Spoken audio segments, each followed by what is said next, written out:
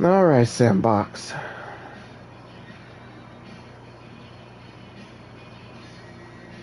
I'm about to say, what the hell is California? It's right here. Basic settings. Custom. All buildings. I like how you can still choose to have only a certain amount. Yeah, I want all buildings. We about to go crazy.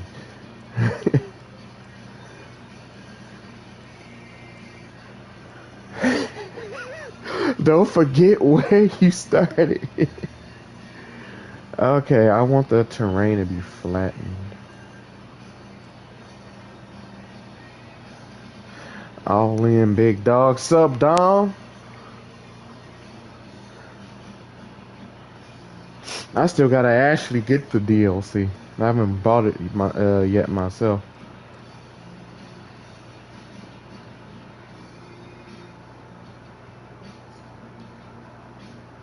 Gameplay, contrast off, flat terrain. What are you, a chicken? I gotta do flat terrain for this. It makes it easier to work out all the assets. During some of this though, the terrain is going to end up getting dipped and whatnot anyway. At least I believe. Scientists. No, no scientists. We don't need none of them interfering. That building operation limits off. Now we can have more than one build. Oh my God, yes. Oh, so for to be so good. I am looking for because it said custom. What does it say the terrain was? Where does it say the terrain was flat at though? Oh shit! I think I turned scientists back on by.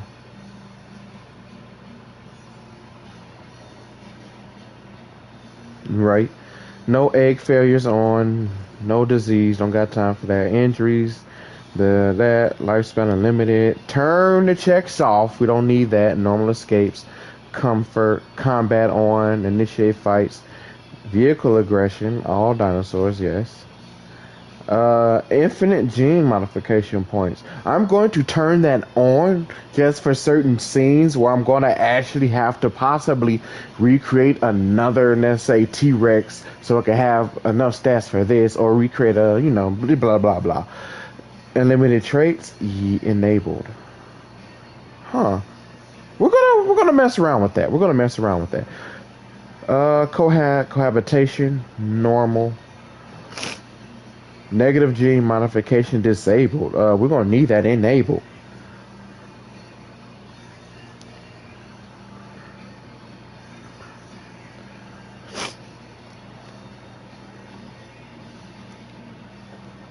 Land only, air only, all just everything fucking aggressive.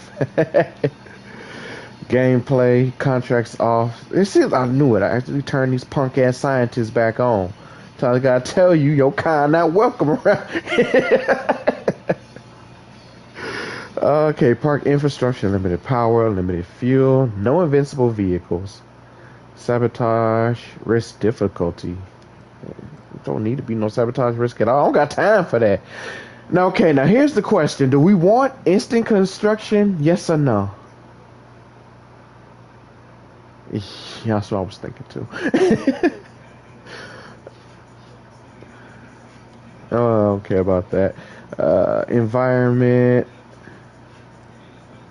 no weather for right now. Terrain, flatten. JW Master, Taiga, Alpine, Jurassic Park. Yeah. Yeah, that's what I normally leave it in. I don't know. I was tempted to do Alpine just because of what a map is, but let's get into this. If you're in chat, we can't hear your other person. Oh, they can't. Oh, they can't hear you, Deck. I don't think you got your voice set to be shared.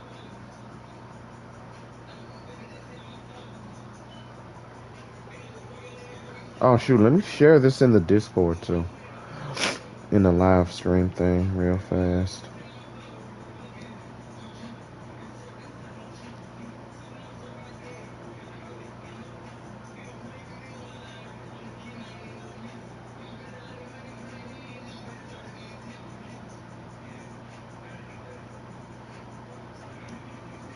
The pause menu?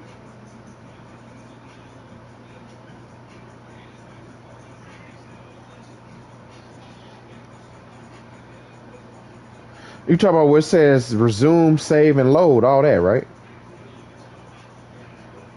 Are you talking about the what? You talking about the thing that actually pauses the in-game events?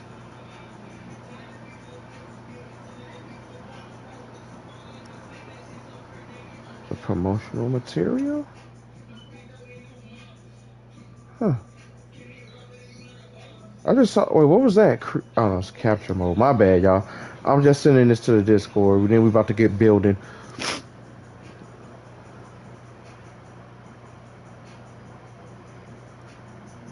And sent. So if we go to the gallery so I can pull up the image for this area, what we're going to end up doing is putting it... Shit. Hold on. Okay, so this ended up being surrounded by water, and the T-Rex enclosure was up around here. So, yeah, and there's this natural dip right here. So that means I put the park... I either put the park starting here or starting here. I can't fully remember. I really can't fully remember.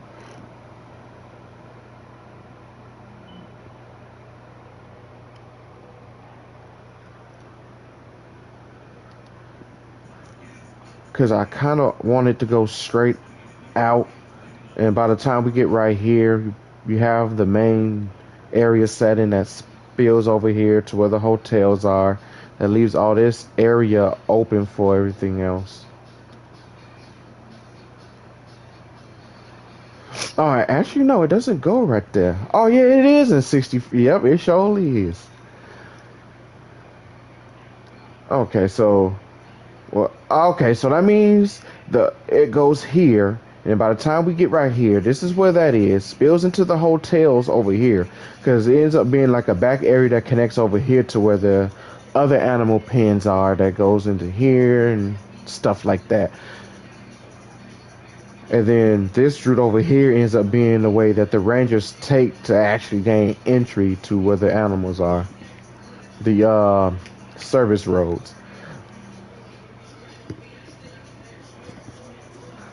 The good thing about this is that now that we have the PlayStation 5 and it has mixed eras, I can actually make the aviaries cages again instead of glass domes, which will probably be hard to explain in the continuity of why the hell the aviary keeps fucking changing. First it's a cage, then it's a dome, then it's a cage again.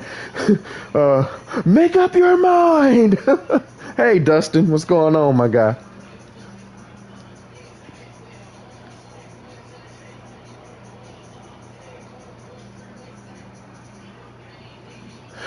Wait, Deck, you did set your voice to be shared so they can hear you too, right? You gotta let them hear your voice, man. That way, when we start talking about other stuff, they could be like, you know what? Deck Tunis is making good points.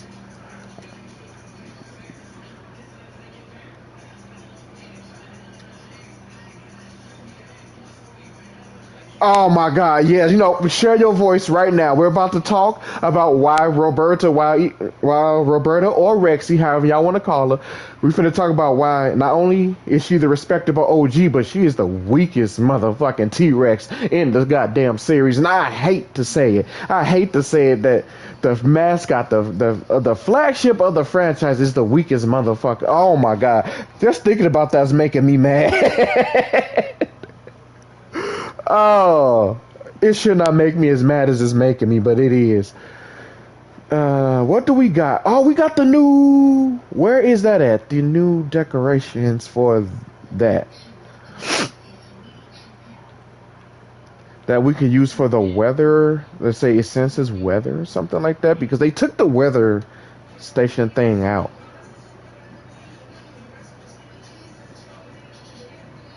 Hey, Primal, just in time. Deck is setting himself up. You're about to hear him talking. We're about to have a good conversation, and I want y'all to get in on this too.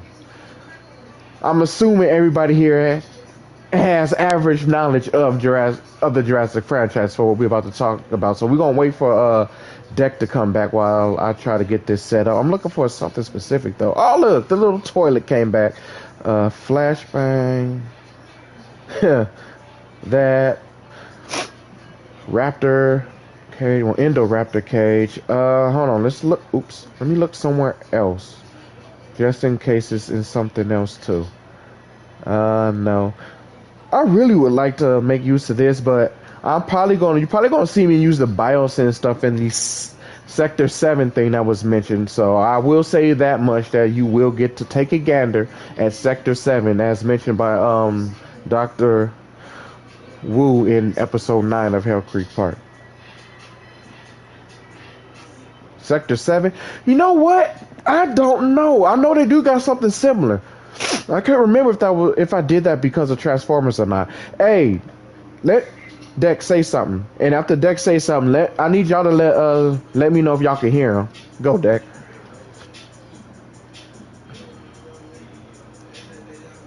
Okay. Can y'all hear Dex?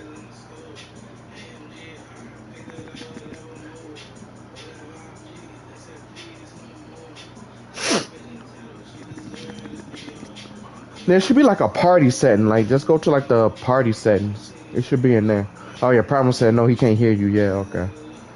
Yeah, so it's in the party settings. You go to party settings, and you know, let me do it myself. I don't think it's gonna close out the stream.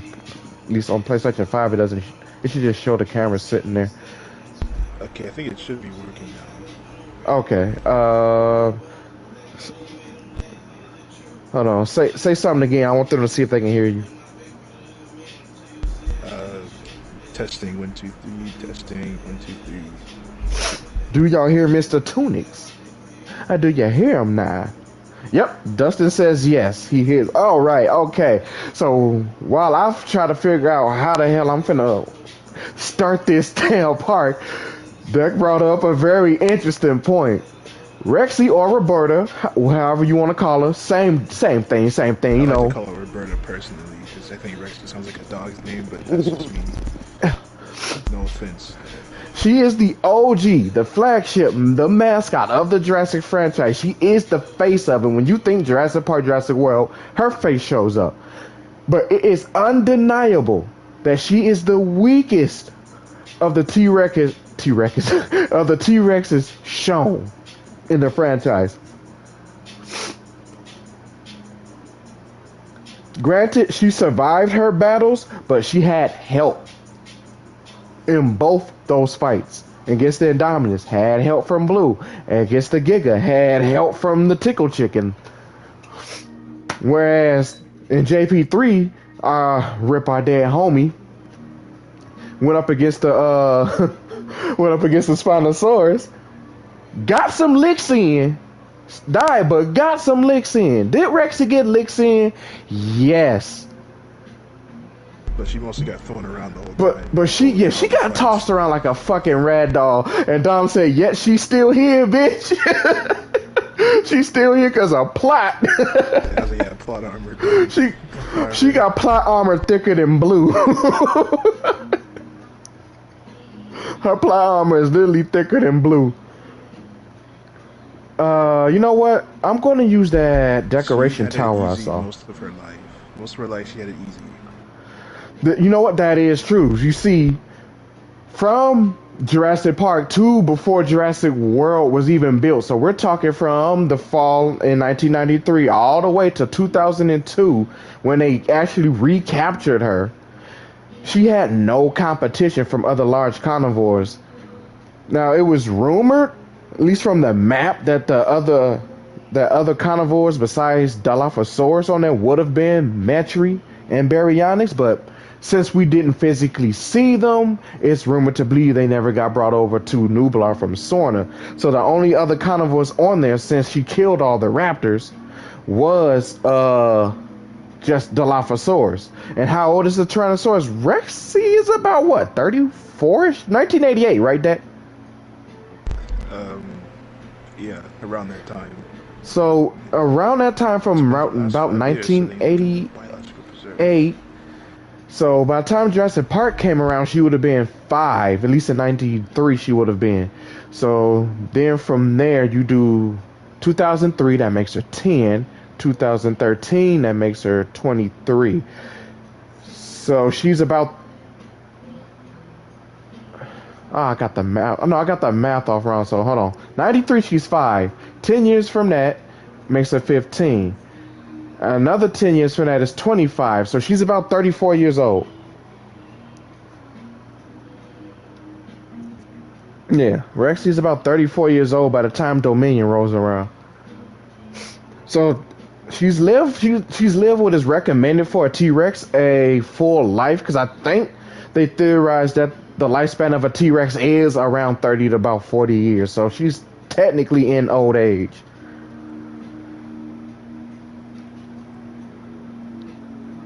What did I do with it? Well, even then, Buck and Doe are probably around the same age.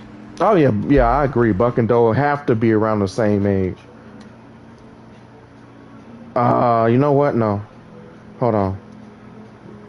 First, let me put this fence foundation down right here because I read some of the documents about the 1994 cleanup, and apparently there were no other large carnivores on the island that they discovered. It was only compies, Dilophosaurs, and the Rex. well, shoot, there y'all have it. Those were the only 3 carnivores that they found. The LA Tyrannosaurus is literally the most recognizable dinosaur in the franchise. So you are right about that. And the biggest for some reason. Yeah, she's like 40, she's either 42 or 44 feet in length. And Buck and Doe barely scratch 40. Or they're either 40 to 41. Like they're just like in that size. And then our dead homie was like 39 feet. And then they got the nerve to say that's a subadult T-Rex. Nah, don't you lie to us. We're not stupid. He had it harder than she did. Right? They all did. Everyone on site did. Shoot, as you call it, the hoods of Sorna. She grew up in the hood. The Buck and Doe and them, they grew up in the hoods of Sorna, man. You don't want to be caught in the wrong neighborhood, man. Get rolled up on by the Dilos, man. Yeah, compared to the suburbia of using Nublar. Right? You know. I keep going in the wrong thing. I apologize. She had it easy. She didn't have any competition, Nope. And you do that for like 10 years, you're gonna stagnate. Yeah, she didn't have no competition, bro. That's crazy. And that persists even after Jurassic World failed, because by that time they had Carnotaurus, Metri, Allosaurus, Baryonyx, Suchomimus, 2 of which slipped back into extinction. And presumably, whatchamacallit was there too. How you say it? Teratophonius apparently was on the island too. I never heard of that name ever before. Teratotonius? I never heard of that before. Yeah, it's a species of tyrannosaur that was supposed to be on the island too. But yeah, Rexy literally had no competition. That chart is criminally inconsistent. Oh. The little DPG chart that they had. Yeah. For which ones are extinct and alive. I don't think Monolophosaurus was on there, was it? I think Monolophosaurus may have been on there. I'm gonna have to check again, but to my knowledge, I don't remember seeing the name. And yeah, you're right. She only had to deal with those medium carnivores, if they even want to put up with it. See, what I theorize is that most of the medium carnivores, pretty much like Rexy, would have tried to go after the non-armored herbivores. Like they would have stuck to trying to hunt Corythosaurus, Parasaurolophus, and things like that. Only hunting the armored ones like Trike and Stego, maybe even Anki, upon necessity. But with the way how dinosaur territories were established would have been, they would have definitely had to cross into Rexy's territory at one point or another. Meaning she would have to have chased them off numerous amount of times from her area. Meaning they made kills and she got free meals. I don't think anyone dared attack Ankylosaurus. And see, that's what I would like to think. You That'd be have to death be sentence. really desperate to want to attack an Anki. Because if you get hit by that, your life is over. I'm sorry. It's gone. What arrival point should we use?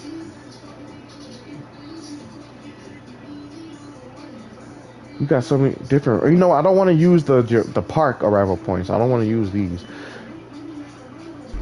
And Maybe, this maybe that's seems why a she lot was of chosen fun. to be brought to the park, because I guess she was the biggest, maybe, of the juvenile Rexes that they had.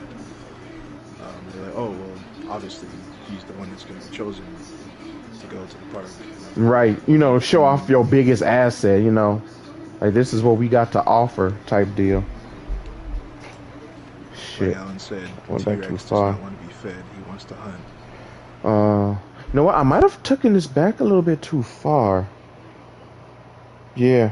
Hold on, because for what I'm seeing, if I put this right here, then I'm gonna have to put the Ranger thing here.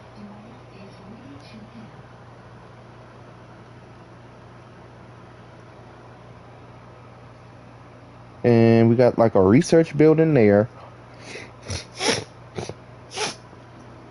Oh god, science center and all that. We might have to rethink this. We're gonna see how it looks first. You know what? We're gonna see how it looks first. What if we do it like this? Because there's literally nothing right there. No, what? No, we gotta do it like this because there is a path that cuts right in front of it. And just to make things clear, we don't hate the original Rex. Oh no, no. She's cool. She did some cool things. I give Rexy her props. I do. She's like I said, she's the OG, and that has to be respected. But at the same time, I acknowledge the bitch can't fight. Well, she can't fight things that equal her. Right. I mean, she can take care of raptors, no problem. But I mean, even Why then is they give this her a different trouble. color now?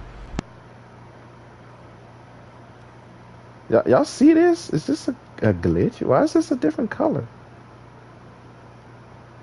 Maybe it changed when I place it. Hold on. Oh yeah, yeah. Okay, it changes when I place it. Okay. I was literally thrown off by that. Like, well, why does it look like that? Okay, so a little bit of path that extends from there. Then you do it like this. Yeah, but like Dex said, we don't dislike Rexy. Like we have no hate for her. It's just we acknowledge that she is the weakest one. At least what Colin has showed her to be. She is the weakest one, and it can only be summed to the fact that she has no battle experience against animals of her size. Shoot, you can say And that she's just it old goes back too. 66 million years too. Oh yeah, yeah, hell yeah, she's old too. That's like an old man trying to fight somebody my age. It really won't go over well. Operations. We Well, I think it want could have she played it right, but she kind of this one. she just kind of always charges into battles, and it usually doesn't go very good at the start. Like you She's said, too she headstrong. often needs like assistance to take care of something. Right. And I really don't think she should have been done that way. Like I really think that fight between her and the Giga should have. If it should have really. I don't see. I don't know how I want to word it. I feel like it should have been, you know, them two, especially with how they showed it in the prologue. They made it seem like Rexy was gonna get her like her weird genetic memory memory revenge or something like that. That's how they made it seem, and she ended up getting folded and have to get saved by the Chickle Chicken. The whole genetic memory thing, which that's a can of worms in Yeah, of itself. I, But yeah. Like I do want to say genetic memory is a stretch, but in a way, it kind of isn't because when you think about it, it is technically a real thing in animals. When they, when you have animals that what's the word? When they're born, they come like back to the same instinct. place to nest. I like to think of that as genetic memory, especially if they've only been there once. guess an example could be that spiders just naturally know what materials to use, Yeah, like yeah. for You can like argue building that. webs and stuff. It was still a weird card to pull. That I will admit, it was still a weird ass card to pull. But I wouldn't say it was completely out of the box. It's definitely something different and something new.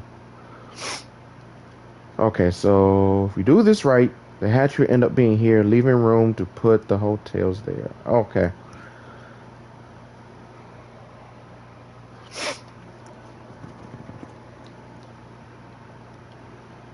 Another conversation that we had on the Discord, a fun conversation, was between Blue, the big one, and the matriarch. Which one of those raptors would y'all have said was the most dangerous? And I initially started out with saying the matriarch because I'm like, she led a whole squadron of raptors, but then everybody else had good ideas and everything that made me change my thought process to saying it might actually be the big one.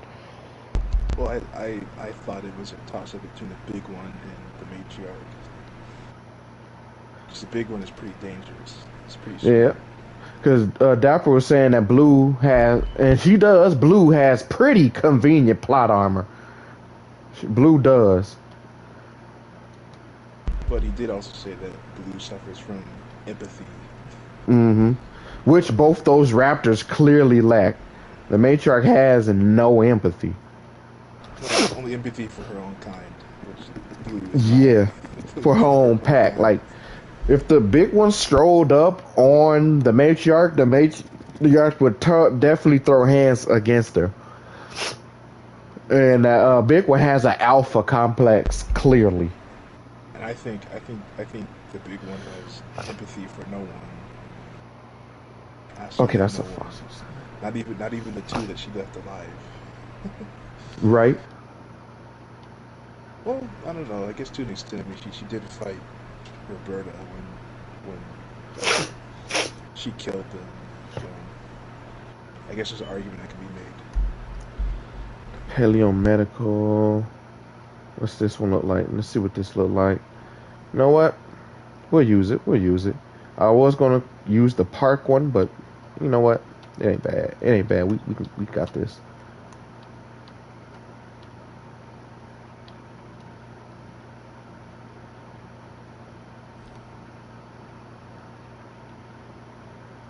So this will allow us to keep this path going like that.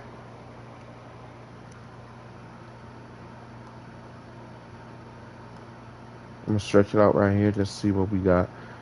Then let's take this like that and bring it down like this. And let's see what type of research center we want.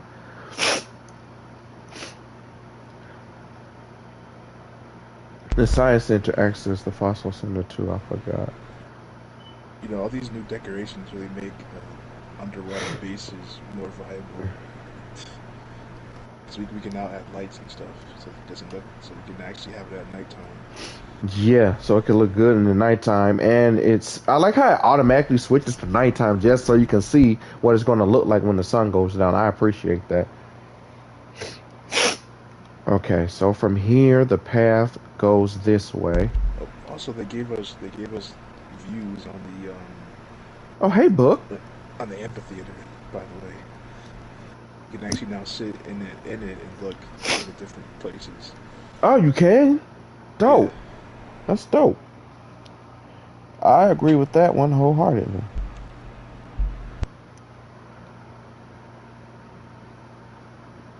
I'm trying to figure out if I'm doing this right because we take it back far enough for what I'm seeing.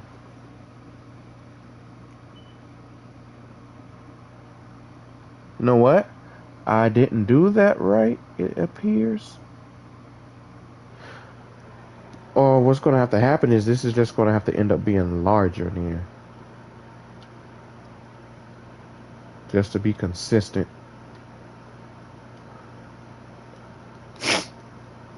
It's interesting now that we have like a feathered T-Rex. I guess you could do something with it. I was thinking of trying to actually find a way to work that in with Hell Creek part.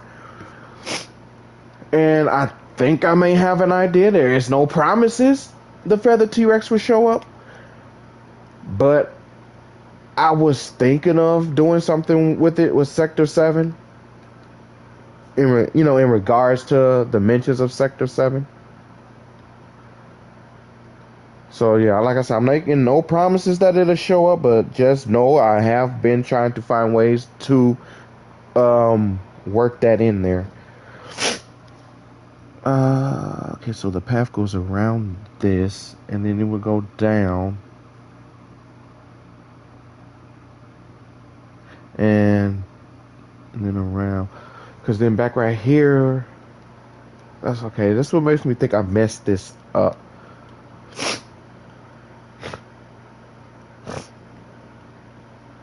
So the best thing I could do is delete that like that then.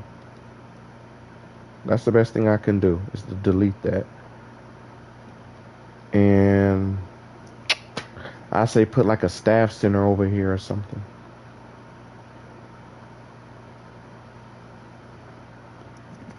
Just to feel this void that I've basically created now.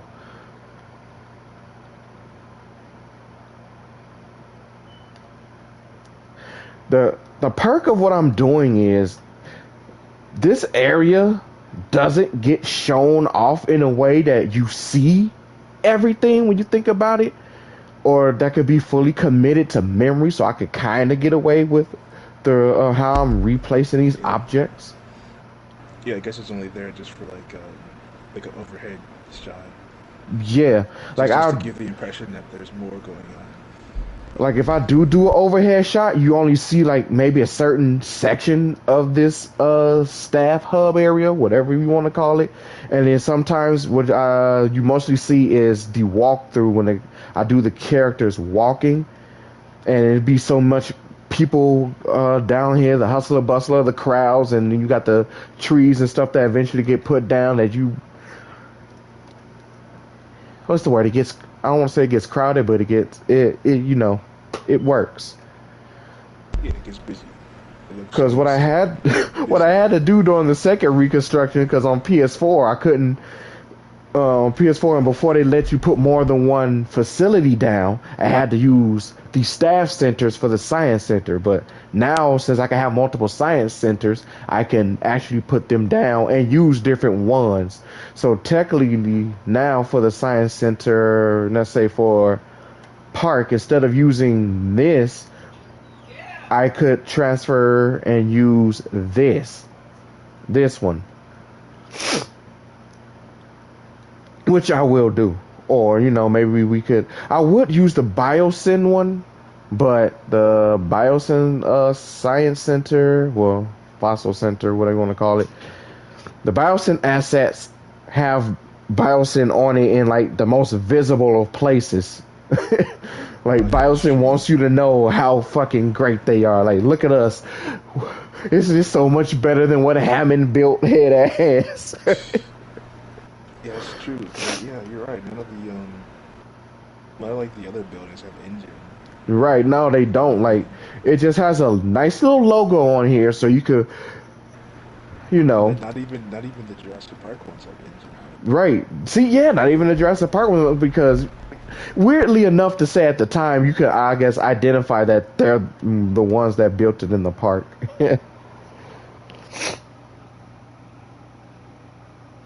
You know what? Yeah, it'd be good to build it like this because the path goes around its side. It would be nice to have something. It would be nice to have like an engine sign, You know what? It would. Like a little engine sign. It would. And maybe we could talk to Frontier about that. Like, give us like a little sign, engine, we build your future type thing. Something that we could put on the buildings or around the park if we want to advertise for engine, so to speak. Engine, we make your future. In the digestive tract of a dinosaur. I would never forget that. He was like, yeah, in the digestive tract of a dinosaur. Like, you tell him, Malcolm. Okay, so now that we got that built, what I'm going to have to do, I feel like this gets longer, because in the first one I did on JWE1, this water section right here was never this long. It was about half of this. It stopped about right here because the area I built it on. It was built on what island was that? It was built on. It wasn't the original. It was built on Nublar 93, JW1, and it was about half this length. I'll say probably about right here. And then when we tried to transition to this game, and I had to build it on this map. It was probably about right here. So it extended a little bit longer. Maybe no. No, what? No. I think it came about to a little bit shorter than here, and now it's about to be right here. I feel like with each reconstruction, this thing gets needlessly longer.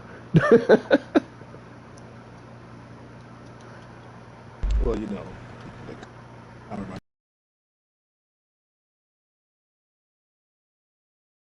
What Hammond say? We spared no expense. Oh yeah, yeah, we spared no expense.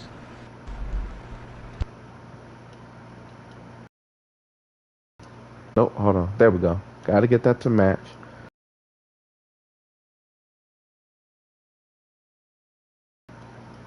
Boom. Delete this. Boom. Give me the water tool back. Now, what I am waiting for Frontier to do, but I don't think they're ever going to do, is give us a deep water tool. I don't think we're ever going to get one of those. That way it can connect to the lagoon so the lagoon creatures can break out and try to grab stuff, you know? It wouldn't be hard to do. It's just making a tool that makes the water as deep as the lagoons are. It's really not that hard. Yeah, I guess they could do it. It acts just like the water brush tool, but the water is now lagoon depth. It's not that hard. Not to mention, I mean, they can pretty much make a swimming animation for like all like the basic rigs. Just Exactly. across the map. Exactly. Like it's not that hard. I don't know what they're waiting on, but I think they should get their act together. I now I don't want to sound ungrateful. Well. That's the thing. I want to throw out there right at the rip. I don't want to sound ungrateful. It's just little tidbits that I think that they could implement. Like the stuff they're done and have given us. Oh my God, I'm loving it. I am. I'm loving it, and I do appreciate it. But Like the balloon tour. if they ever decide to give us the balloon tour back, I'd be psyched. I couldn't use it for Hell Creek, but I could possibly use it for a potential sequel to Hell Creek. I wish I had a scene in mind using a balloon. I can't use these. We'll have to use the actual food I feeders. might just have to keep it. I might just have to keep that in an audiobook and not in like one of these type of things. I wonder if we will ever get some kind of crocodilian and duck. You know what? I like to think there's hope now that we have Dimetrodon in the game, and Lystrosaurus is also, with it and Lystrosaurus being given some recognition, and Camp Cretaceous throwing in Smilodon and even mentioning that they have mammoth bones, and I think they even mentioned that somewhere outside of Camp Cretaceous. That Doctor Who said they have mammoth bones or something like that. Point is, the odds for crocodilians to show up like Sarcosuchus and Dinosuchus actually became higher. At least in my opinion, especially with the fact that what was it? Dinosuchus was supposed to appear in Fallen Kingdom, right? I never heard that before. One of those crocodilians was supposed to show up in Fallen Kingdom, but they scrapped it. You were supposed to see like his skeleton, and I think if you look closely, you still can see it or something like that. This actually felt quite nicely. I know Spino was supposed to be in the movie. Yeah, Spino was supposed to be in the movie, and I do like the reason why he didn't do that, because he felt like he would have been still fanning the flames of a debate that should have died 20 years ago. It should have died as soon as it started. So I do respect that decision to not do it. Oh my God, I was a big part of that dumbass debate. I was Fucking on the two. side of the T-Rex fanboys arguing why the fuck the dinosaur shit would have tanked the fuck out of that out of Spino, and I was in that chat not every day but almost every day because you know how YouTube notifications was back in the day. That shit pop up. Oh, motherfucker, still talking shit. Click, clack, click, clack, click, clack, click, clack, click, clack, click, clack, click, clack, click, clack. Oh my god. Oh. I was so damn toxic. Oh my god. I think if I was to go back and look that and actually commit the time to actually finding my comments, you can still find it. Now I can't. Now I don't think it was on the movie clips version of that fight, but it was on. If that actual video was still up, I think you'll be able to find it. Get some kind of deep water to place would make some sense. Some dinosaurs could swim, and swimming should have its dangers. Exactly. Like just imagine you set it up right, and you set up to this ecosystem where you see some parrots drinking, and then boom, Chronosaurus comes up, grabs one of the parrots, pulls it in the water. Boom. I'm just saying. The movie clips video, or those videos in general, are so nostalgic to me. Oh yeah. It is. Funny thing is the fight between the Spinosaurus and the T-Rex my most watched fight out of the whole franchise. And if I had to order the list of dino fights, and it's only what 5, I think, because I don't yeah, it's 5. It would be the Spino versus T-Rex takes number 1. Then it would be the fight with the Endom. That's number 2. Number 3 would be the fight between Blue and the Indoraptor. Number 4 is Rexy versus the Raptors, because be honestly, it wasn't really that much of a fight. And the last fight is the fight with the Giga. The fight with the Giga is the weakest fight out of all of those fights cinematically. And even though I just said it was pretty much the same thing as the fight against the Endom, at least the Endom fight was flashy. They started off kind of equal, then Endom overpowered Rexy, then Blue showed up with her plot armor, saved Rexy, and then they started tearing up Main Street. That's what puts that fight in second place for me.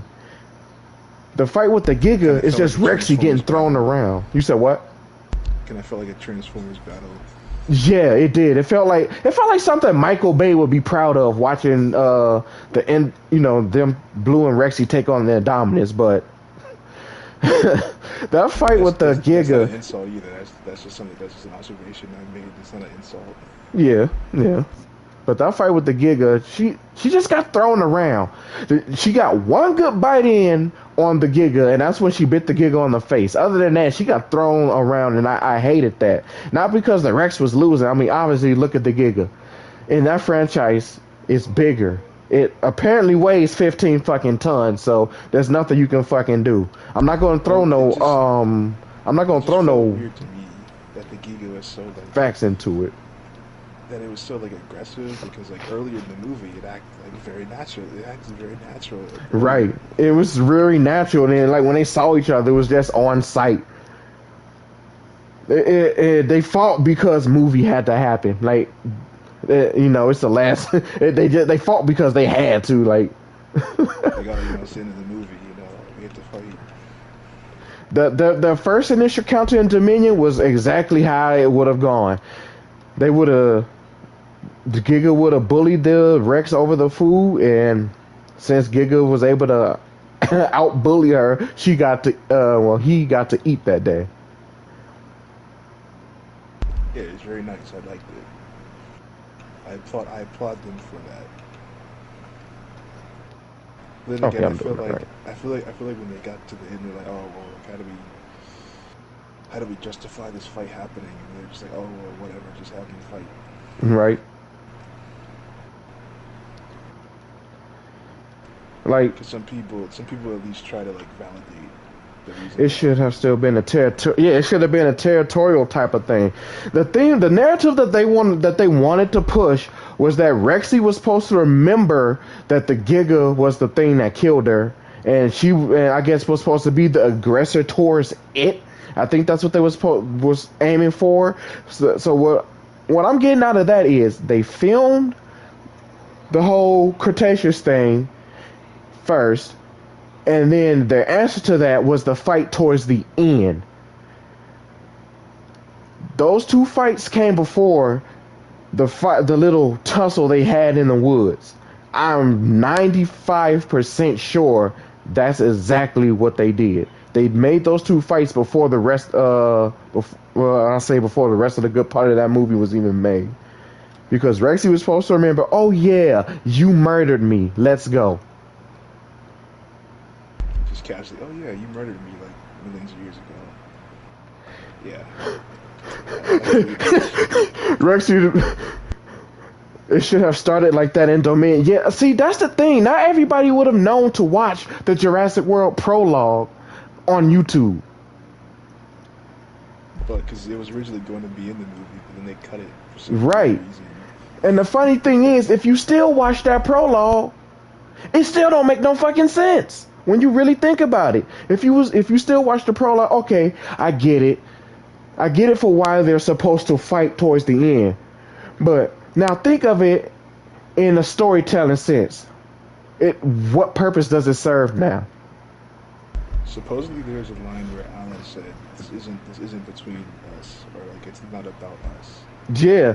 Yeah, it's not about that. See, and that further supports what I was saying. That the Rexy was supposed to remember that the Giga killed her. And we don't How get Alan knows no this? inkling of that in the movie. Because they scrapped that idea, but the final fight was already done. Possibly, you know what? I'm not even gonna say they didn't have no time to reshoot it because they delayed the movie a whole year, so they had time to reshoot it. But they stuck with what they had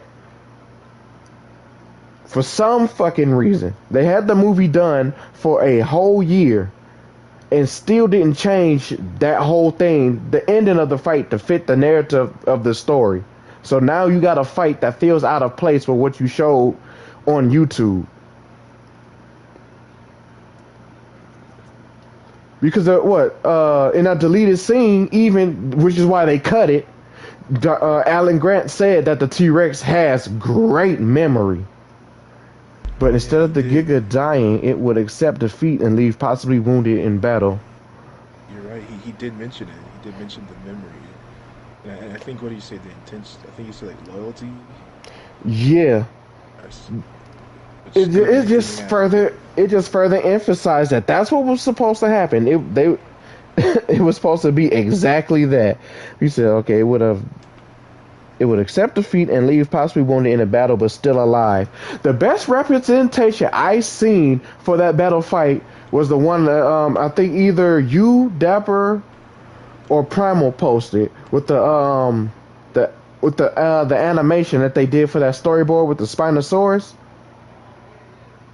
Oh yeah, that one. That was the best representation I've seen to come out of that, because you get you I like to think you get the best closure from the franchise that way. You get the Spinosaurus coming back, which acknowledges that JP3 exists in that universe, which they have vehemently been trying to sweep under the rug. Honestly, Well, I mean, they I think put. Dex said they tried to do it to both movies. I mean, they did put the resonating chamber in the background, so that exists. It's Yeah. there. But I do agree, seeing the Spinosaurus show up at the end would have been dope. It would have been dope to see it show up at the end. But but like you were saying, I did also say that yeah, they tried to sweep Lost Road under the rug a little bit by ignoring that Hammond did not want another park open, but that apparently he gave Jurassic World like his approval, and I was like, Right. So basically, what they're trying to make it say, that you trying to say no? Y'all calling? Are y'all trying to say that Hammond only cared about making Sorna a biological preserve, and and still saw fit to make Nublar a resort. Because let's be honest, Sorna's ecosystem was fine. It was not falling apart. If any ecosystem would have been in danger, it would have been Nublar's. Because eventually the supply of herbivores would have ran out. And Rexy would have starved because those goats, she couldn't live off a supply of goats forever. That's what I'm trying to get at there.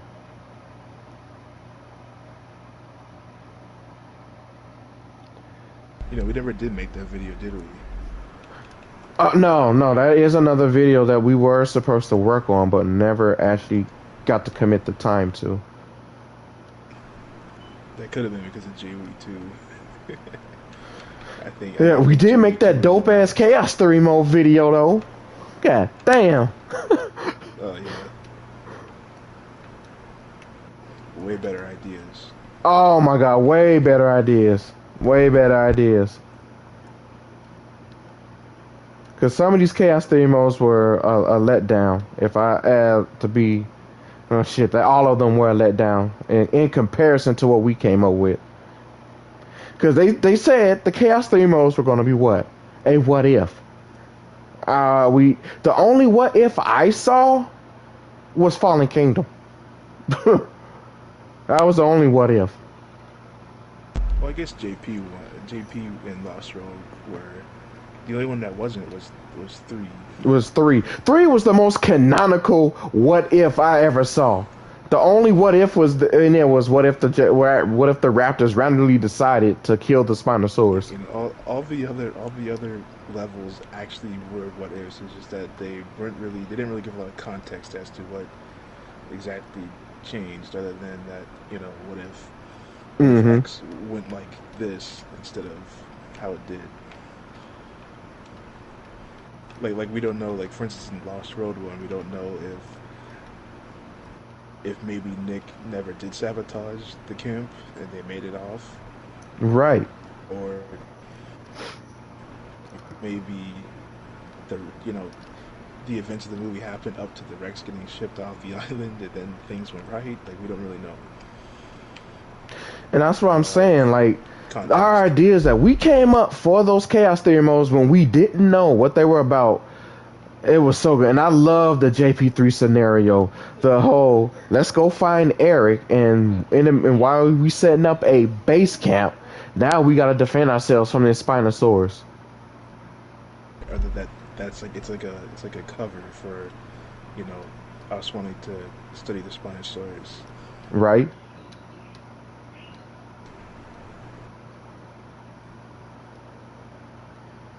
I'm just saying, like, the Chaos 3 modes could have been implemented way better. But yeah, I agree wholeheartedly. Maybe Frontier needs to hire us to write some of their stuff for them. I mean, I feel like they just didn't really know what to do, like with the third one, and I can understand, like, you know, why do sauropods exist in JWE2 as giant snake? I don't know. I hate the fact that they still can't defend themselves. I really do. Diplodocus should be tail whipping the hell out of everything that comes at it. The fact that it doesn't bothers me so much, Primal. Like, the degree that it bothers me is a very uncomfortable amount. It's immeasurable. Definitely immeasurable. Now, and the thing is that they said, it. I don't know if they deleted the screenshot, because apparently they're doing that now.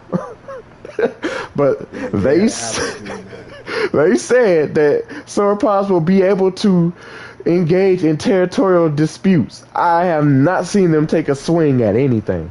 Not even another sauropod. I've seen Dreadnoughtus yell at a Patasaurus, and that's all I got. Yell. Just yells at him. Well, I mean, they say a lot of things, and they kind of, you know, they don't take what we say literally. Yeah, it's a weird type of reneging. it's like what Ian said. You know, you want some good parental advice? Don't listen to me. Don't listen to me. Yeah, they just stomp aggressively. Like a toddler. Right, like what? Okay, that's fine, but let that be the warning, and then next they either swing with their tails or use their necks or something like that. Like Like, giraffes. don't leave us hanging. That's funny. I can imagine that like giraffes just swing their necks at each other. I think they do that, don't they? They actually do that. I think. Don't Yeah, quote me on giraffes that. do. Yeah, giraffes do that, but it would be funny to see. It'd be funny to see like a sauropod do it. I can't remember if this gate was made of steel or not. I think this gate was steel, actually, instead of concrete. So we're gonna just change that back. Also, another thing that was strange is that characters were also kind of missing from the chaos theories. Mm-hmm. I mean, Like admittedly, there's they only kept the ones they could have the voice actors from, but that that didn't stop them from replacing Chris Pratt. So they actually could have probably done it for Nick Van Owen. or Ludlow. Yeah, or Like Lolo. they could have got the guy that did it, J-Pod. You know, that would have been funny. They could have got the J-Pod people to reprise their The roles. Rose. The guy who voiced Muldoon, the guy who voiced Hammond, you know, they could have done that. But yeah, I'm surprised in the first JWE when we got the Return to Jurassic Park DLC. I'm surprised they decided not to traumatize us with a message from Dr. Sattler. But just imagine if they decide to bring back the Alberto screen.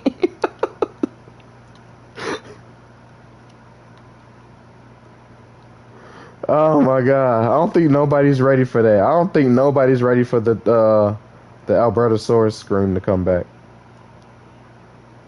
I'm pretty sure there's a mod out there. I'm pretty sure.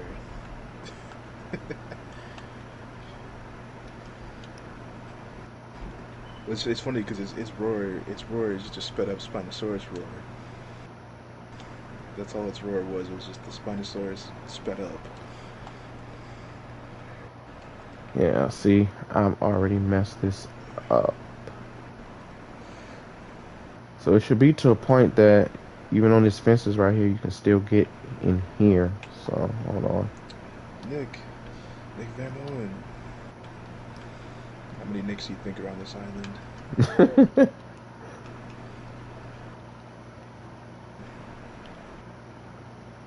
Okay, so what I'm going to do is leave enough room now because I honestly don't even show this hatchery off that much. That people watching the series most likely won't even notice this change, but we're going to do it like this. Because this goes around it. Possibly the most recognizable roar is the classic Allosaurus roar. It's just that sound it makes that I just like. Hold Oh, on. from Walking with Dinosaurs? That I just like to hear. I think that's what he's talking about. It sounds like a sheep. Oh, he's talking about the one from Yeah, he's talking about the one J-Pod. from J-Paw. I think that's a bear noise, actually. I think it's a bear noise. I don't know, but I think it is.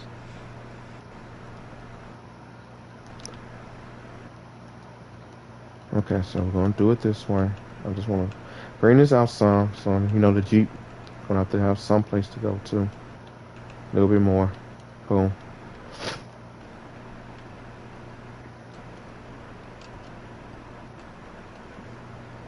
Boom.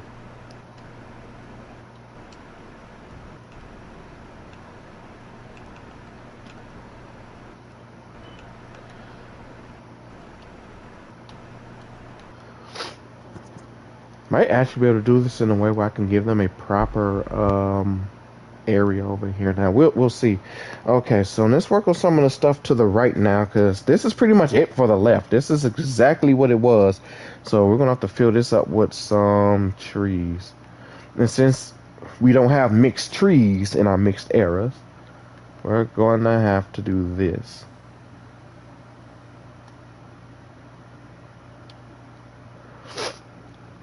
What I like about this, though, is that it works. This works quite nicely.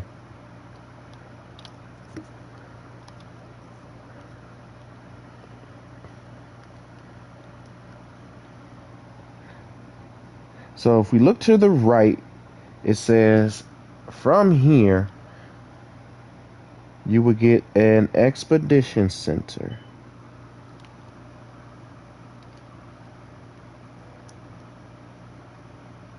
So let me just give me this fence real quick. So we take this fence and just have it work its way around. We will end up with that. An expedition center about right here. Show. I want to see where is that at? Okay, no, the expedition center is sensing its fancy little butt right over here. Oh God, I better not be getting sick. I swear. I swear if I'm getting sick, bro. The best detail I did, like it was just after a dinosaur dies, they slowly decay and leave a skeleton behind, which is something you don't see. They did? They left a skeleton behind? That's true, yeah. I'll have to pay more attention. I don't even remember that. See what happens when you don't pay attention? You miss out on stuff. Hold on now. I gotta make sure I'm doing this right.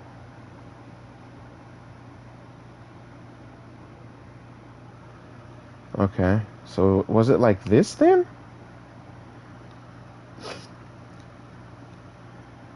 Because when I did the whole Cheryl Logan scene, no, it was like this. Yeah, it was like that. Because she got off, walked, and came this way. Okay.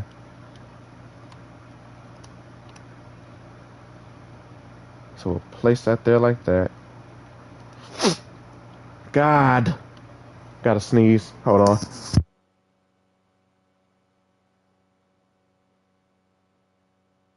Okay. Apologies. So yeah, she came, got off like that. So you're gonna be like, why is there more trees in between episode 9 and 10? Well, you see, what happened was, and in between there, give me another path.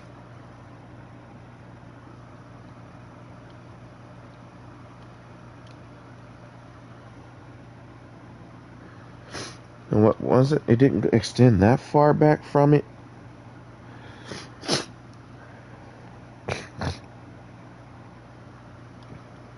But it was enough for it to fit around here-ish or so. Enough that we had the Rangers over here.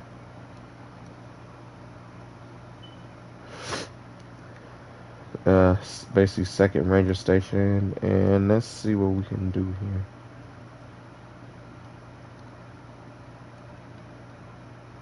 I mean, it wouldn't technically be too far out of place for it to look like this. For us to have this type of Ranger station, would it?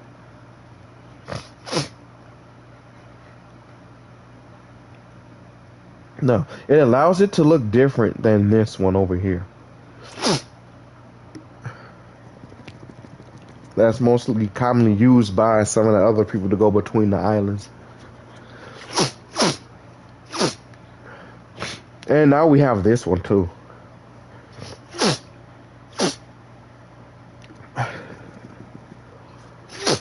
Oh my God. Oh, I'm sorry. I don't even have allergies, but it's something going on. It's like something in my goddamn nose.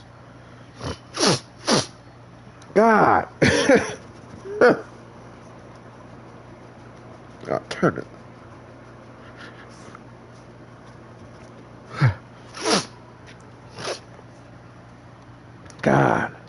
I do apologize.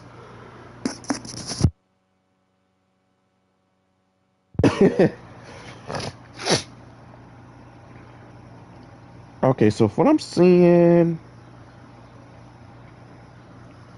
then we put down. Okay, so here we have the the dome. Jesus. The aviary dome, which we will shift to the world because these aviary dome serves and functions as the building for the Oh yeah, paleobotany. the paleobotany. Actually, but I see an error in the design that we're gonna have to fix. So let's do that real fast. That's too far over.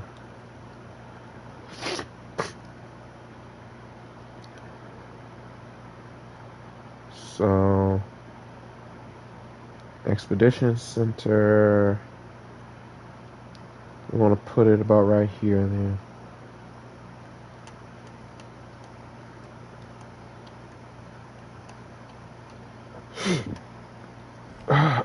I missed when if you put these close enough to the path, it just connected and didn't need a path to the entrance. I actually missed that. Okay, now give me this path. A little bit too close. Do it like so.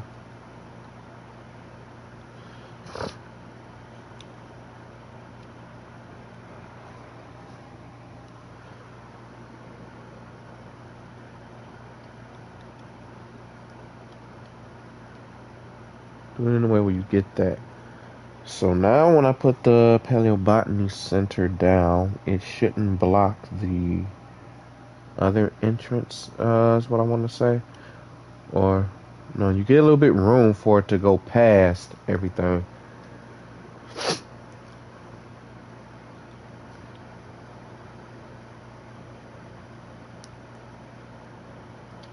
Or, you know what? No. I remember now. Sacrifices have to be made because of the Paleobotany's building.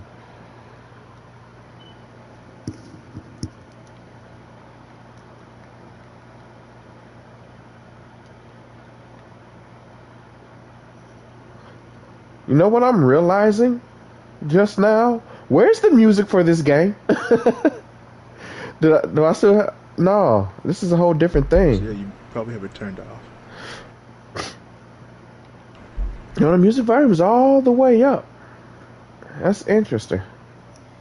That's very interesting. Okay, so let's just keep this pushing. Give me this. We're going to put that there. Turn it so that's facing about right there. I think that should be right. Let's see. Nope. That looks about more right. You want it in the way that when you place the aviary hatchery.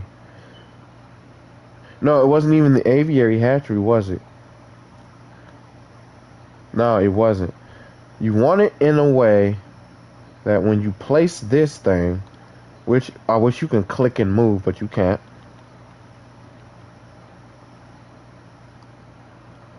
Boom.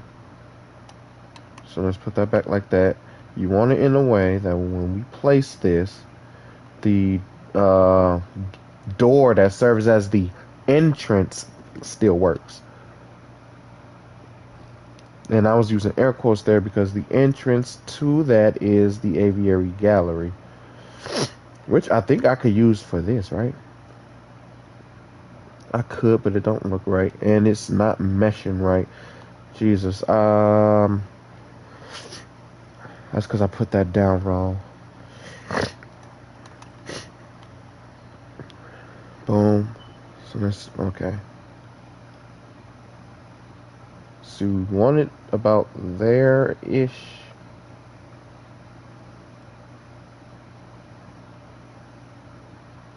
Yeah, about there-ish.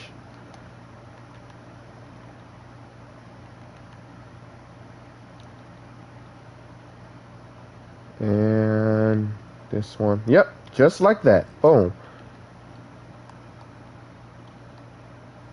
Now let's just dip inside here real quick, because what we want in here is the food that the dinosaurs eat. So we know the trachs, and I think the Amantos like the fiber. So we're going to put that in there. Oh, well, that's ground leaf. Apparently I can't read. Uh-huh. Now, then we put some ground fiber down. About right there. We know that the Draco Rex is like this. So, a little bit of these towards the end. And then we know that the Ankies like these. So put those in there. There we go. And a little bit of imagination. Now we got our paleobotany little center to keep the animals fed and boom. Do it like that.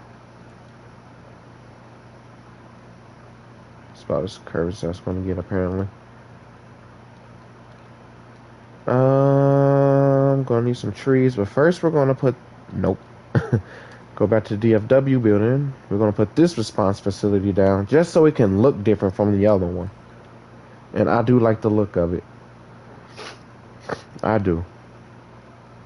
Now this one has 2. What about this one? This one has, interesting. This one has 3 Jeeps. This one has 2. That's interesting. It's going to be an interesting little dynamic. So I think I could still change them. Yeah, I could change the Jeeps, so.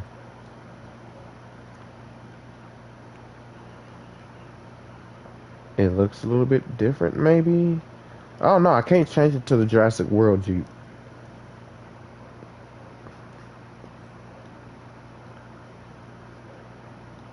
We'll work with what we got. Working with what we got, people. And then further down this way is the Science Center, which we can actually use a new one on.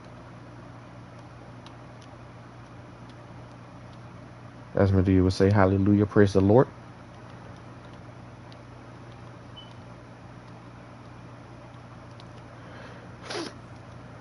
But yeah, y'all kind of being, oh damn, hold on, shit. But y'all kind of being kind of dry in the comments there though. Like, I want to hear y'all thoughts on some of the stuff that we brought up and talked about too. There's 4 people. Not really, but now there's 3. It keeps fluctuating.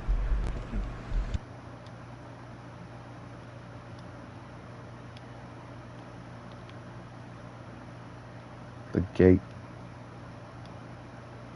Actually, we might need to. Yeah, you know what? Instead of putting the gate through here, since we got all this room, the new way that they go into the area will be back here somewhere. But first, let's see how this is going to look. Now, what I think I will keep, though, is the staff center, so the staffs do have their place of rest and whatnot. Because I do like how that looked in the second revision. So let's go to Park real quick and grab this Science Center. Put it about there.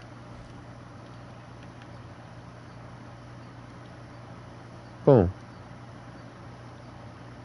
And then 2 staff centers from World. Because I think this one looks a little bit out of place.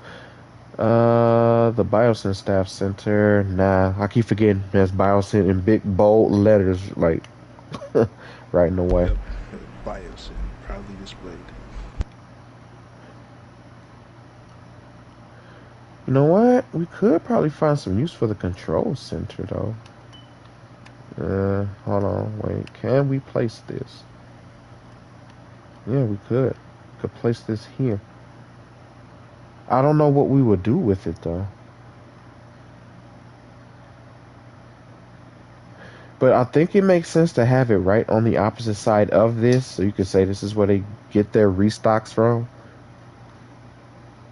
that they got stuff that the Rangers and all that they got tools and stuff at the ready in their Ranger station over here, but then in this building it has just the excess supplies at inventory for better word usage. So we got a new building here,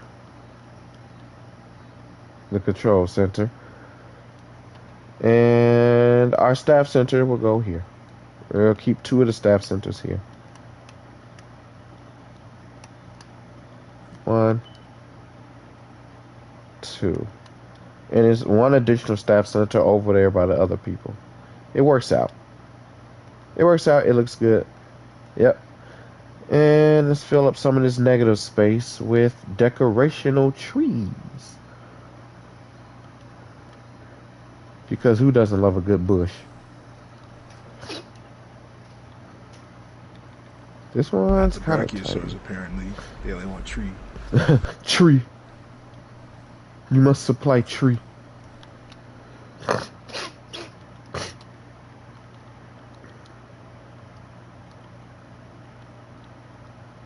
Okay, good news, everyone. It's pretty much done and dealt with. So what I'm going to do is take our concrete fence and we're going to bring it like so.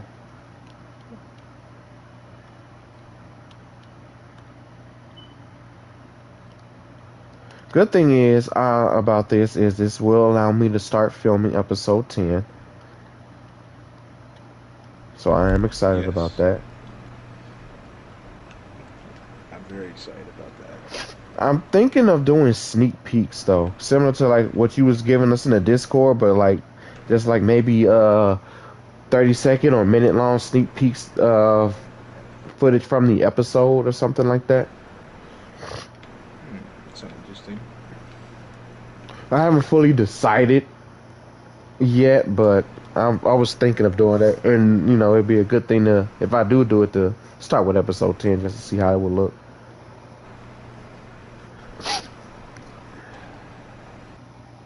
I think I'll have this episode. The Simpsons predicted the Queen's death. Oh God. Yeah. The Simpsons predicted everything. I'm really starting to think the dude that wrote The Simpsons is from the future. So yeah, now here comes all the videos about how they predicted everything.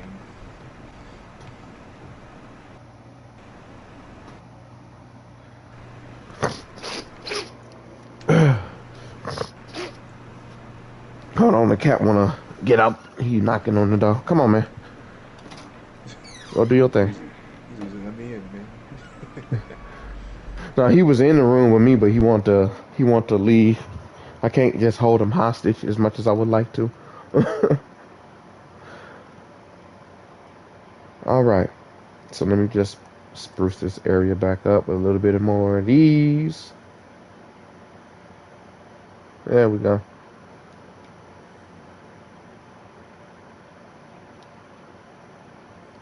There we go.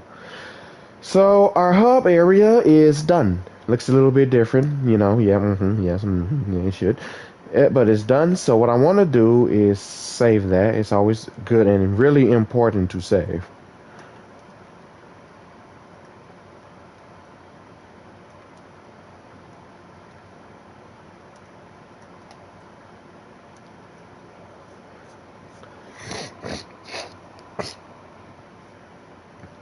So we got our hub area done. So next is to actually work on the part that leads to the actual park and the little hotel areas we got. So this is where it's going to get tricky, is trying to find out the right layout for this. So what we do, we're going to have to make a path that extends just about right. So I say about here-ish, maybe? About here-ish. And then give me this to replace some of this with. About there. Replace it about there.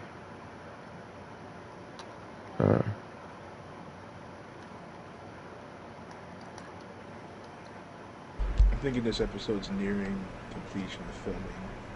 Oh, dope. It might be out like Sunday. maybe not Sunday, maybe like Monday. I don't know. Okay, give me something to watch while I'm at work. But it's like it's already 50 minutes. Well, no, shit, I got a charter at work, so shit. I could I could try to get it done by Sunday.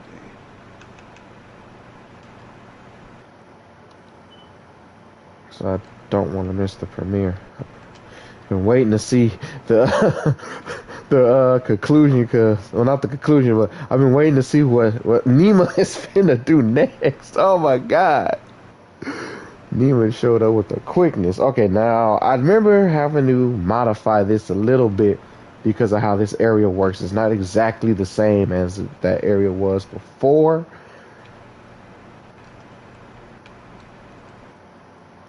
So I gotta extend this path just by a tidbit, I believe. Right? Shit. Well, I'm just gonna say it's a long episode. It's long, but I guess that's to be expected with me. The Dectunix Inc. does not do short episodes.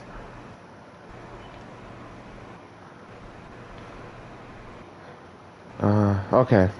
Bear with me. This is going to take a little bit of time to nail and get right because this thing is huge and I want to make sure all these points are being made correctly.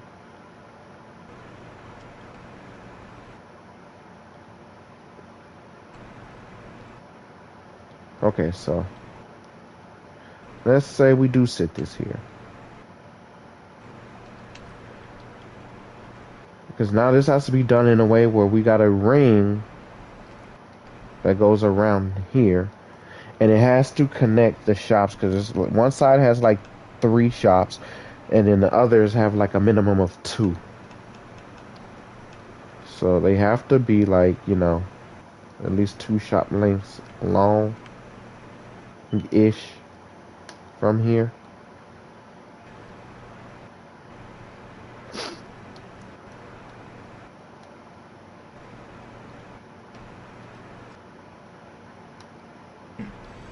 So Yes, let's do that real quick. Nima will have her. She will have her chance. She will have her time in the light.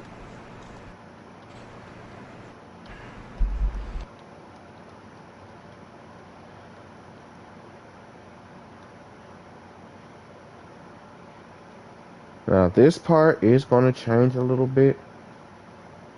So, because I got to curve it and then we got to get the whole aviary thing going. I might actually end up making these a connecting path or something. I don't know.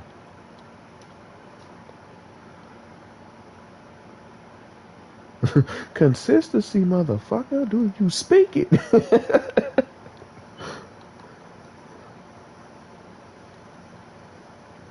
Colin certainly does not.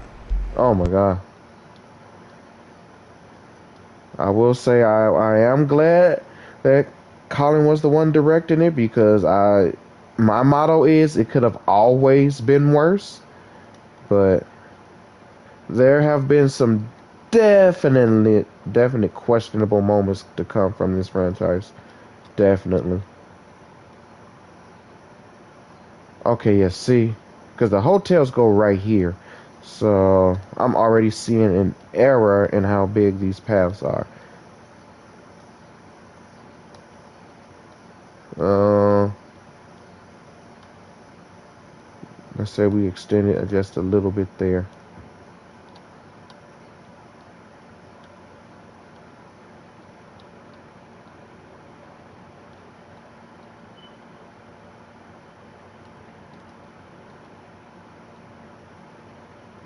Oh shit.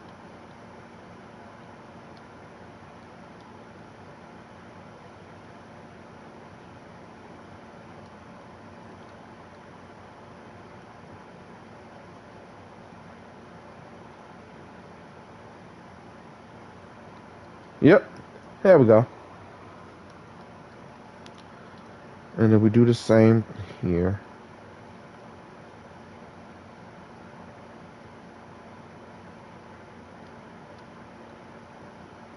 Now this path is the exception because this one leads to the aviary, so that one technically gets to stay its length. And this one might be fine too. We're gonna have to see. Because I'm gonna have to, it looks like I'm gonna have to mix and match the size of the shops, which is fine. That's totally workable and, doable.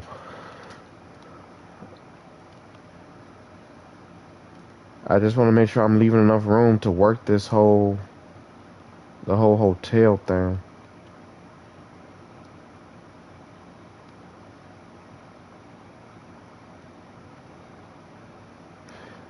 You know what other attraction I would like to see come back from J-Paul?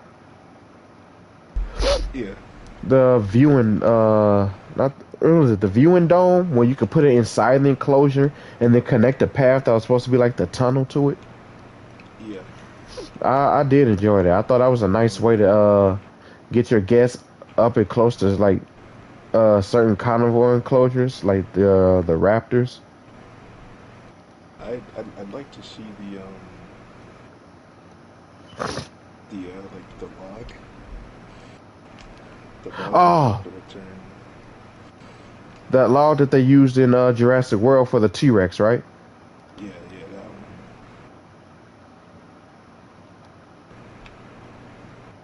That would be cool.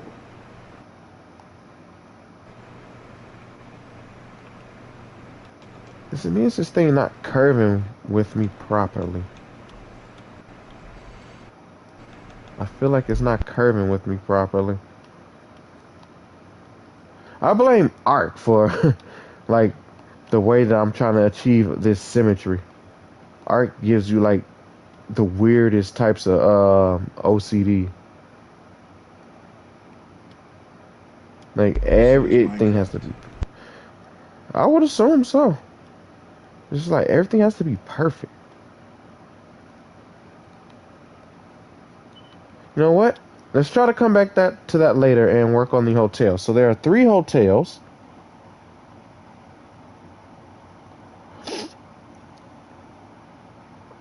And in those 3 hotels, I thought I had a screenshot of those hotels. Did I not? Did I not download the screenshot of those 3 hotels?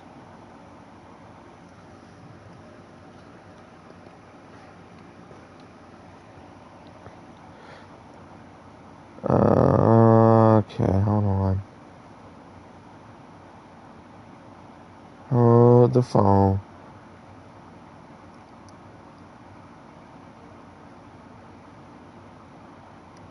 Hold that motherfucking phone, people. Okay, see. There's that one. There's that shot I took of that from near. But I need this aerial view that I know is on here somewhere. And we have confirmation. Here we go. This is what it looks like. So it's 3 large hotels. Honestly, let's see what we're looking at here in terms of hotels. Oh yeah, these are their hotels, boo. And Biosin doesn't have any because they never planned for it. Okay. Of course they did. They planned for everything. So they say. Yeah, so they said. So you're gonna do it like that.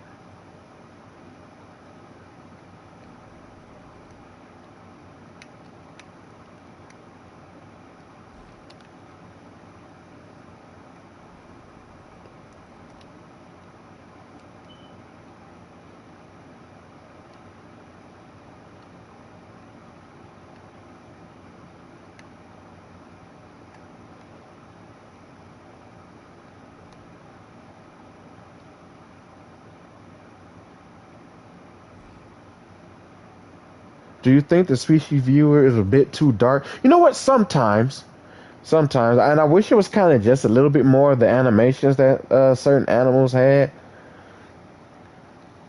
like across the board.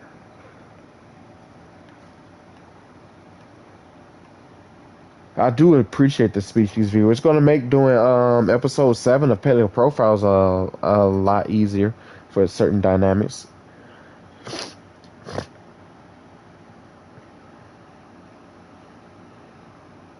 I can click this remove building, right? Yes, I can. And I'm going to move you about here then. Keep you with that. And then put you about here-ish. Give me this, because I'm going to have to smooth this out now. Or what I'm going to actually, no, what I'm really actually going to have to do is delete these and then push this whole terrain back.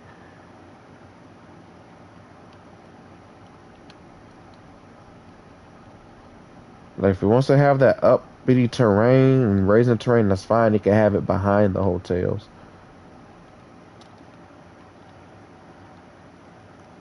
So as I remember where they are. There we go. What are your ideas on pack hunting for larger dinosaurs? Okay. I believe Allosaurus should have like a pack hunting of 3. Like if you put one Allosaurus in there with sauropods, and this is assuming that they give sauropods the ability to defend themselves. If you have one Allosaurus in there with a Diplodocus, its chances of bringing it down are pretty much abysmal. There's always that percent chance that he gets lucky and succeeds. Why is that still lifting up? I don't get that. But other than that, it's abysmal. 3 Allosauruses, it improves the odds, but it still gives the sauropod a chance to fight back and defend itself properly. And I don't think every bigger carnivore should get it, just certain ones. Like, it'll be interesting to see Cryolophosaurus do it, 2 T-Rexes hunting, you know. I mean, they could give it to the Spinosaurus if they want to. But since they pretty much are supposed to eat the fish, you know, viewer's choice at that point, I guess.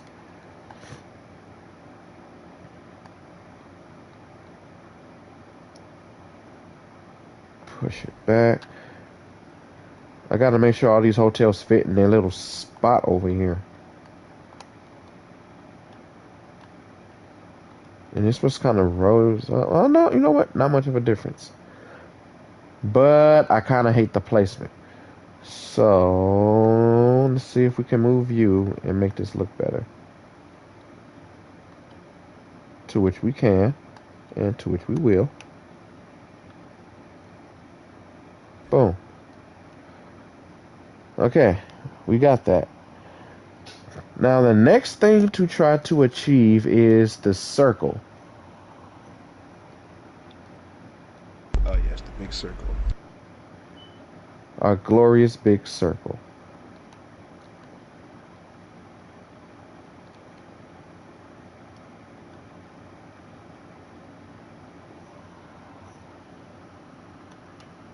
Oh God. That's okay, that part is fine, but I suck at making big circles apparently.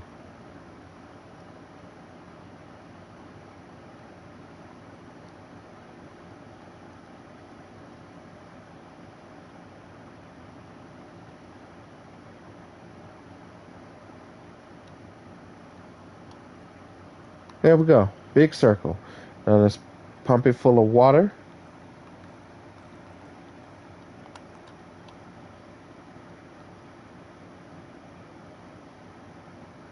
Oh shit, accidentally put a ring around it. Hold on. Huh, there are guests showing up in the park and there's no dinosaurs. Frontier, if you're listening, we would also appreciate instant hatching. Just throwing that out there. If the large carnivores can attack the jeeps like the pterosaurs with a helicopter, there should be an animation where the ranger, I think he's going to say the ranger gets pulled out. Yeah, when the Ranger gets ripped in two, like that special meat feeder animation, they get the Eddie Carr treatment. You think they'll do that? I feel like they say it was too graphic or something. And that's the thing.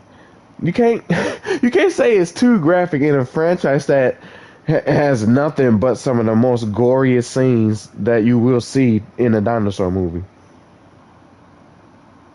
So Plus, they really can't pull half the that. movies are rated PG-13 Yeah, also. yeah. So Yeah, like Jake said, they're already PG-13. So, well, what's going on, Frontier?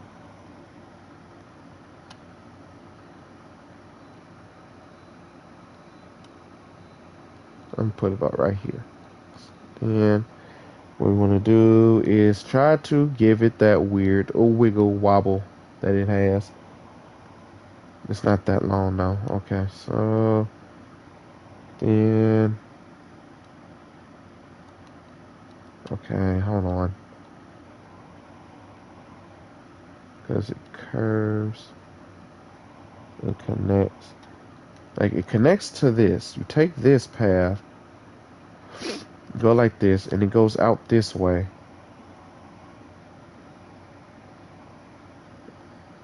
Actually, we could take it in a little bit more, and then bring it around town like this, and then let it do its thing going this way, and connect it to the path over here.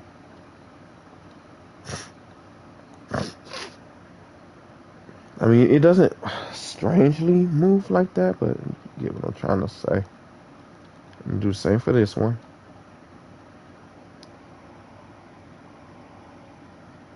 Where we let it move in like this,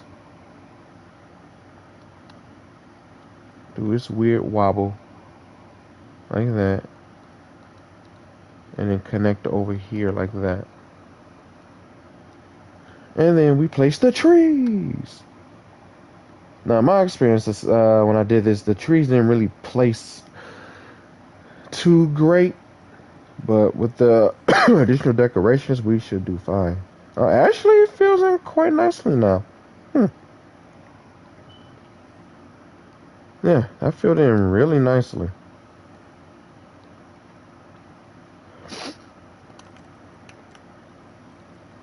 Let's get these trees off of here.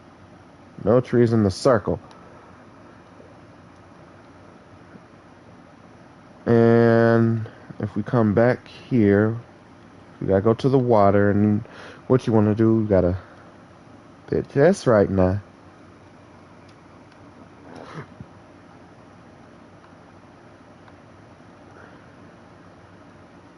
Uh-huh.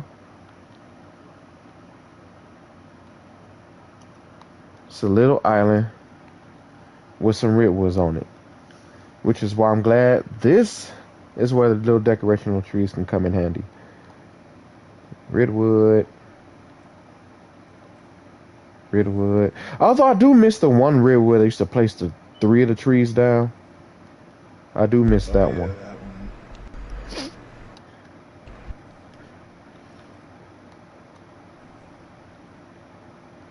one. And put this one in the middle. Like I'm trying to randomize their appearances and stuff, but we'll see what we end up with.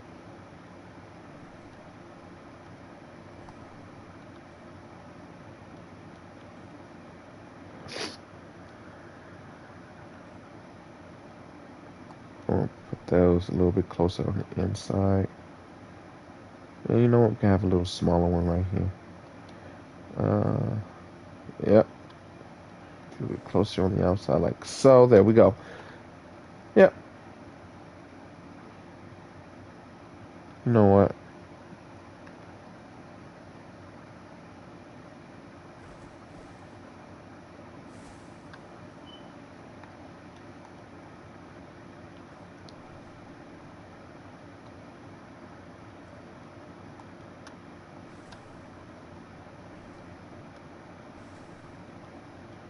And give me something like this. Then give me like these little ones.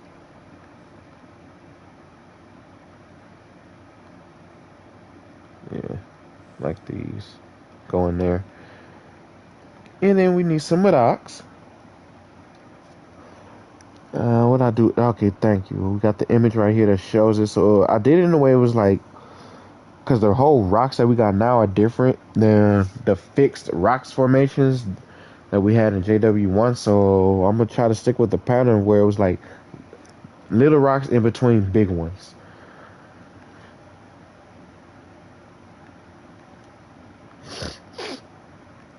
God, this is just a really ugly feeling I got. Throw these in here.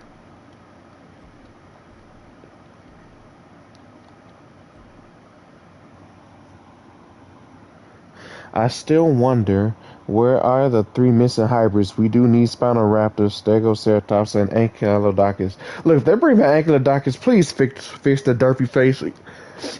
Oh, every time I looked at Ankylodocus, I saw Aladar from Disney's Dinosaur. Every time. Me too. The lips and everything. See? Glad to know I wasn't the only one.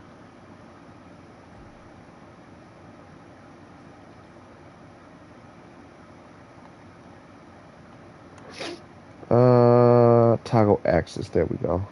I forgot this how you do it. Yep.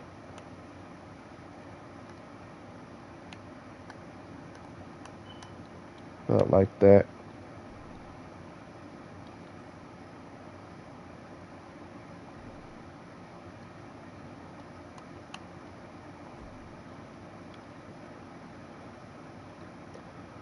Like that.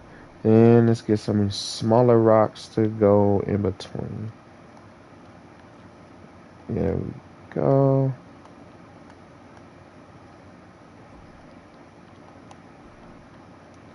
There was a mod for Ankylodocus I've seen for JWE that looks very well and looks exactly how I thought it would look like. I'm surprised they didn't bring it over. Maybe it's not easy to port some of those mods over to the first game. I don't know. Maybe it isn't.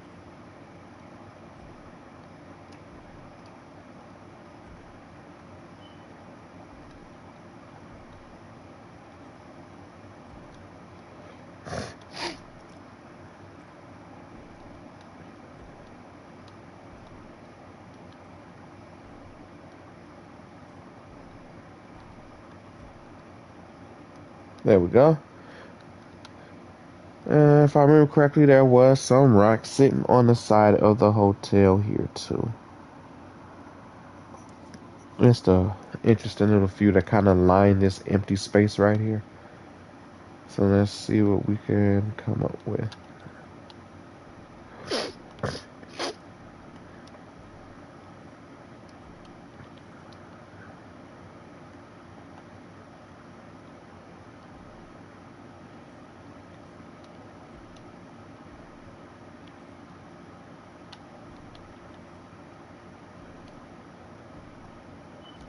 Yeah, there we go. Now I want to save this again real quick. I like to say we're like halfway there. Because after we get this part done, it's just about doing the layout for the fences at that point.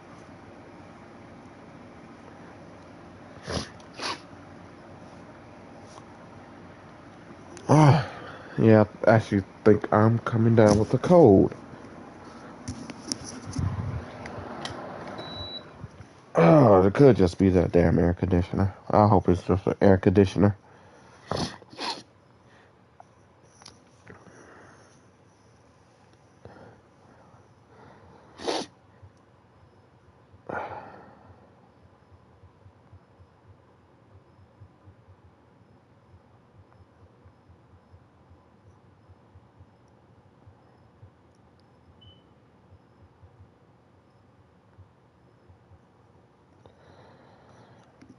Okay.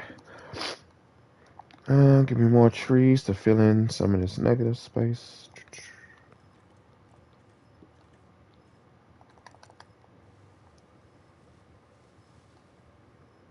A little bit there. There we go. Looking good. Looking good. Yeah, yeah.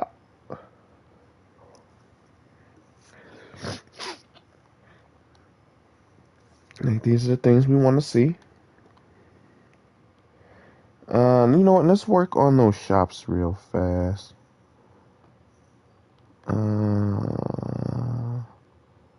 Where's that layout go? I think that one was in the gallery. Yes, in the gallery. So if we look over on this side, we would have. Can't make the stuff without properly connecting the rings. See if we can get that done.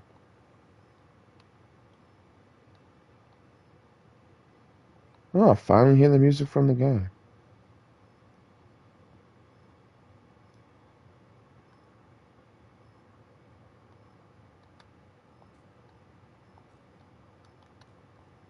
Okay.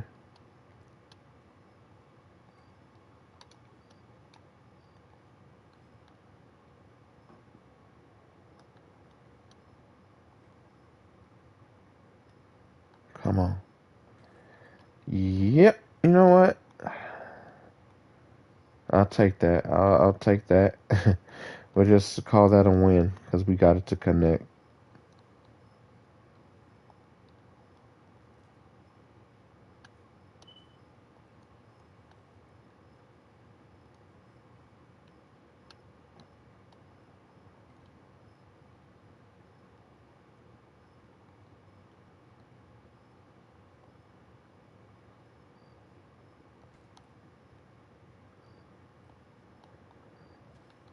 God.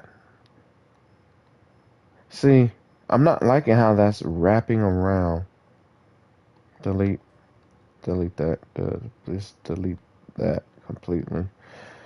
Fuck. You know what? Let's see how we get these shops on here first. So what we have closest to here is a toy. We got the toy shop. So it's an amenity. We're gonna do medium here.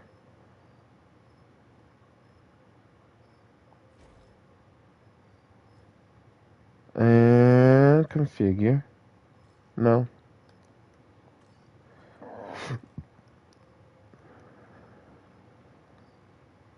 What y'all think? Jurassic World or Park? You know what? No. I want the world panels. It's a toy shop, so on the roof style doesn't need.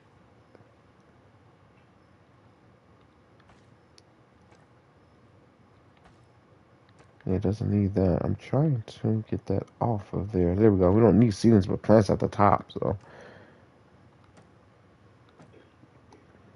that just looks weird. Yep. Let's see what we got here. Nope.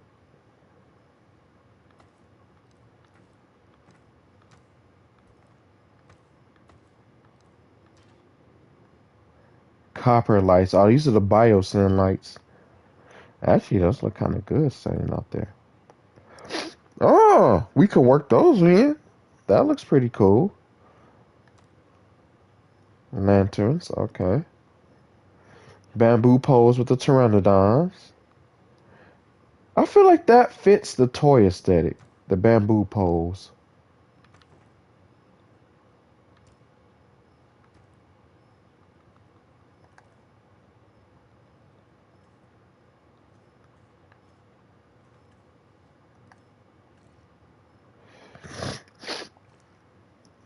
I know I'll probably just adjust these off screen. And then from that we have what looks to be an arcade.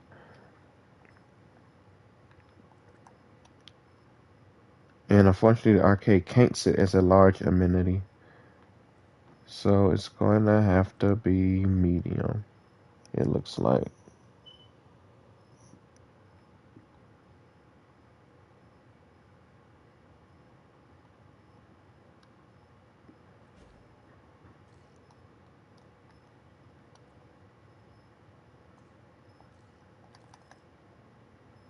Oh, I forgot. Oh, shoot. I forgot.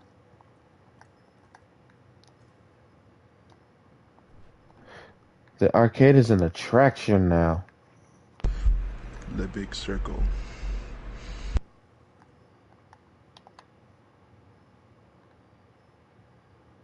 Oh God, that's not gonna fit in there. Okay, so we're gonna have to fix the path. Yes, that ain't gonna fit.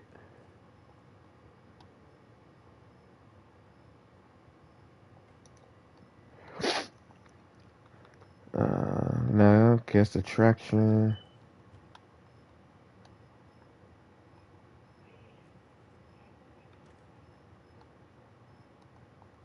Boom.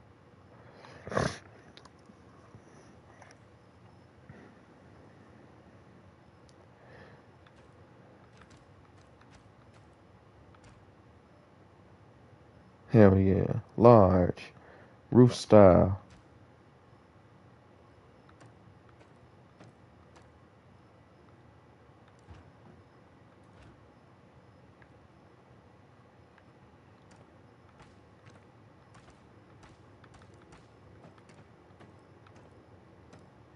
You know what? I wouldn't mind if there was a door right there. I would actually let people sit out on the arcade balconies, but no door, so it don't make no sense. Yeah, it don't make no sense of how they would get out there.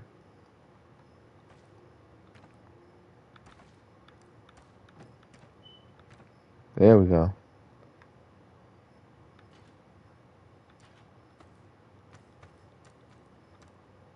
Hmm. Only because I can't remember what I put there for the other people in the second revision.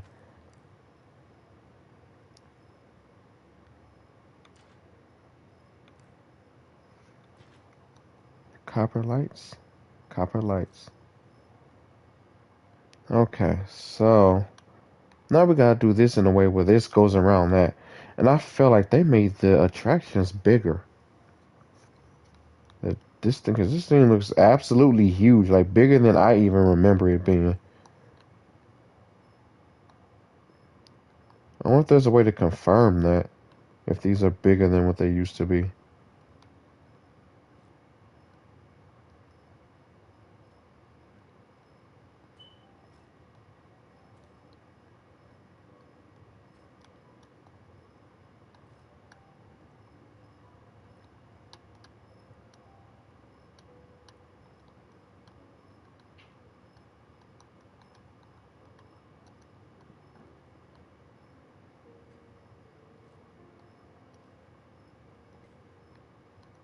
Okay.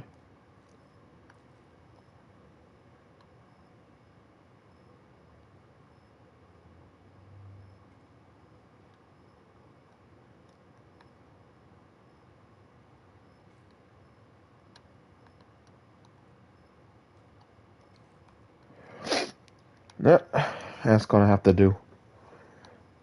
I could just fix that with some quick brush editing.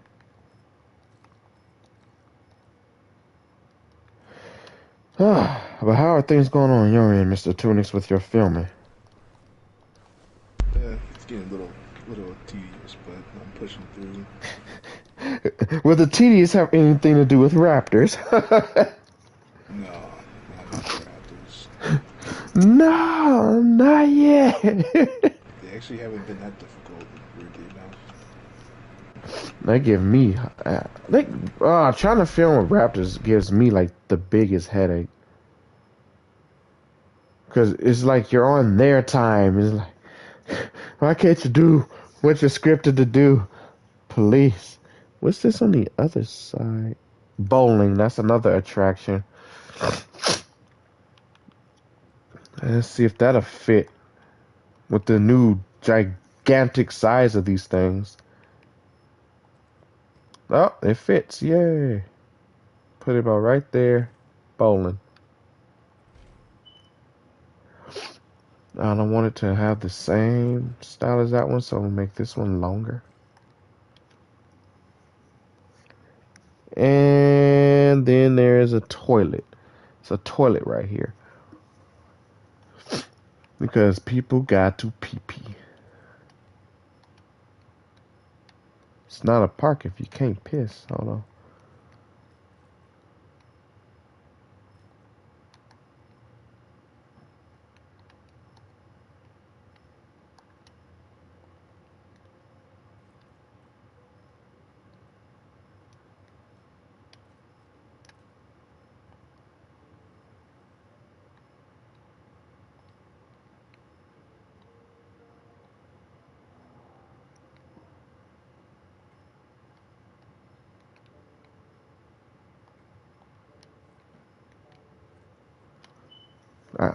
I guess that worked out right. We'll see.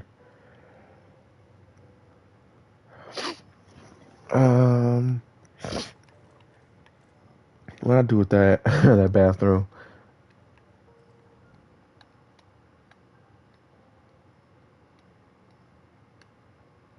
Boom. Now did I put down? Well, from the looks of it, I did. Looks like there's a little guest area over here that I put down. I'm gonna have to reinstate that because this is a lot of negative space just sitting right here.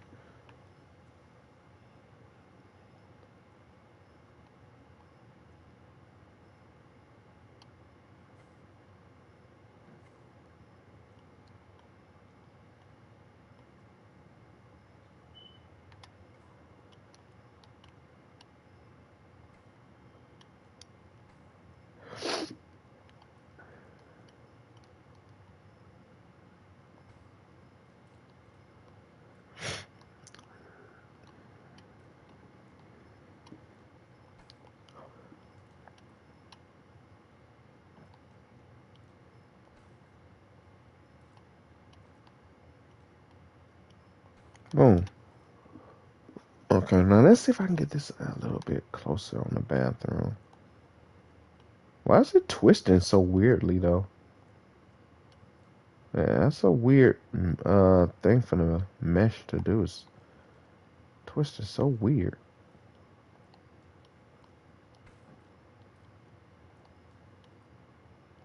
Damn. Oh, that'd be nice if it connect just like that, but you know what? Take what you can get. Give me those planter trees.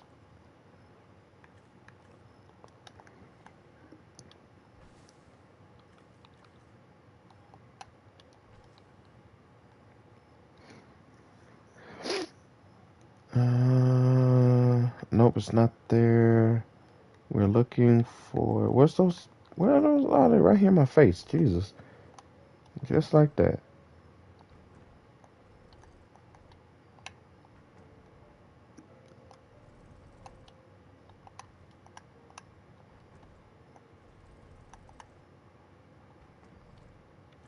Then you want some that are closed.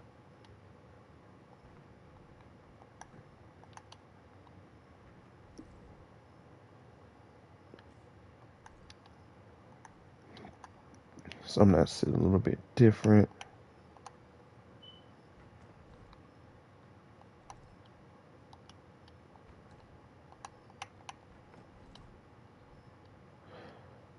Uh, there's something like this just to stand out.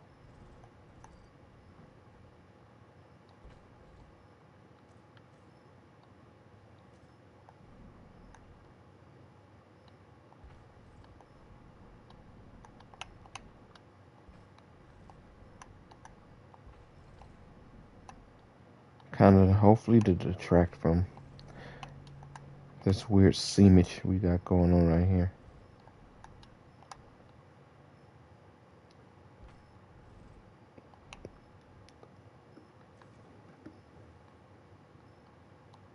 Huh. Actually, bam! Biosand fountain. Okay, okay. Yeah, there we go. Oh my god. Mixed errors is just a life. Yeah, it changes everything. It really does. I feel like it's like this breath of fresh air that you get put in you.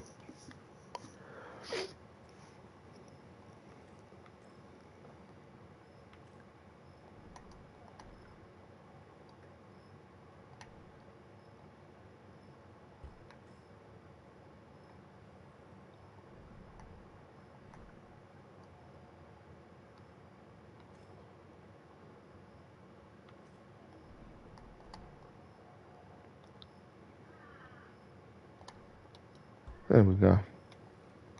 There we go. Looking good. I feel planet trees won't hurt to have to. Cat and they're being bad. I mean, what are you supposed to do?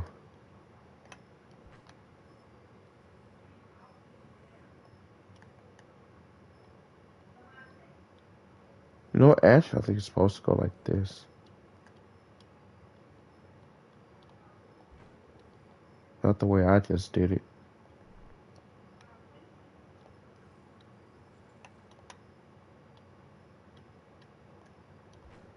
There we go.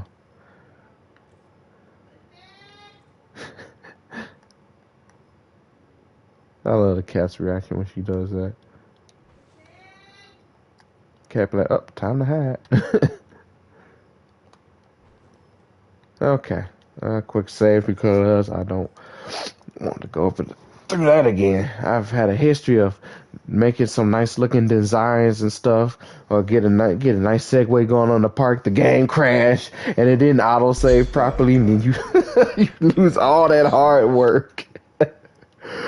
Oh my god. I'm so glad they added that feature that you can now set the interval and how much it auto saves. Mm-hmm. I would have it set to do it at least every 10 minutes.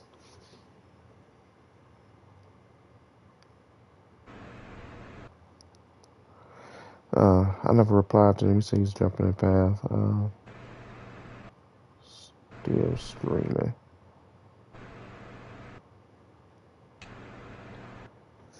All right. So according to this gallery shot, the next thing we need to work on is, since we're over here, because this is that where the tour goes out at? Yeah. Yeah. Okay. Let's work on trying to get this shit connected here.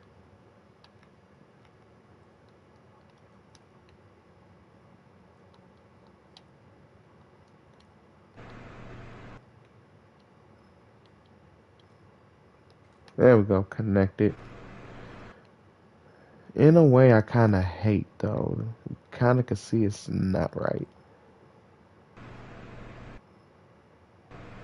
Hey, there go Clay. What is going on, you jive turkey? You. That still looks fucking ugly.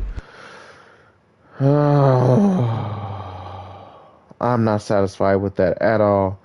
I'm not satisfied. No, no. I can't convince myself to be satisfied. And I just tried. Like I just tried my damnness to convince. To be like, it's fine. Leave it alone. You get over it. I really won't. It's fucking horrible. I should be appalled and ashamed for even trying to convince myself of such a thing. Come on.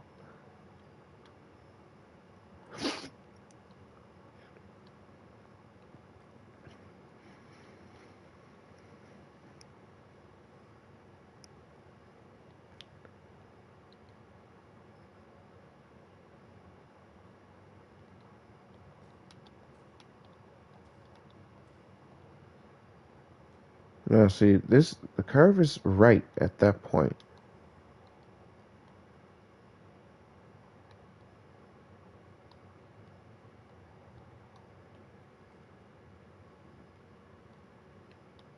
There we go. Come on. Come on. No. Just no.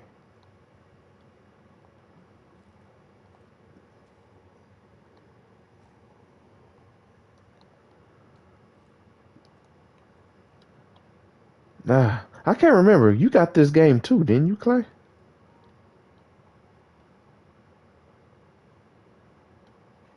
Cause I know you had the first one. Cause I remember me, you, and Ferris, we all played through it. Jesus. Oh, I think I'm gonna find a way to fix it off screen. But the general consensus is you got this nice little circle, and it's supposed to be filled with shops and things for the people to do. But as you can see, not everything goes to plan.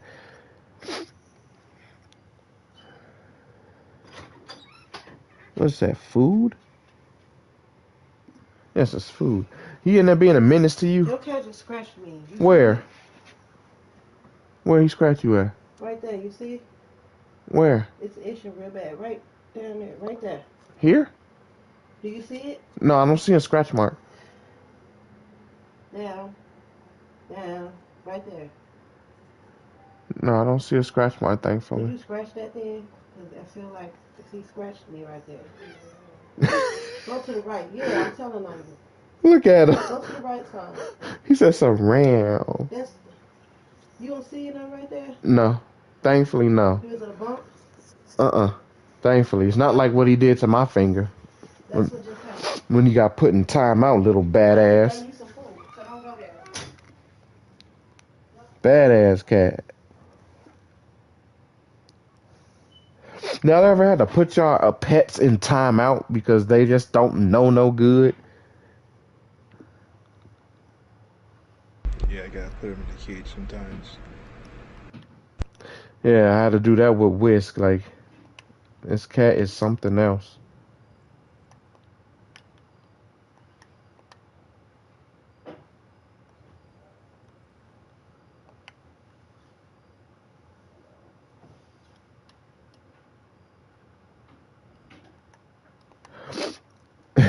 It was funny seeing. He said it was funny seeing Fab act like himself. He been going a good long time without trying to say what the though. He's been trying to do that for a good minute. He was doing good. Habits are hard to break, and that's one of them.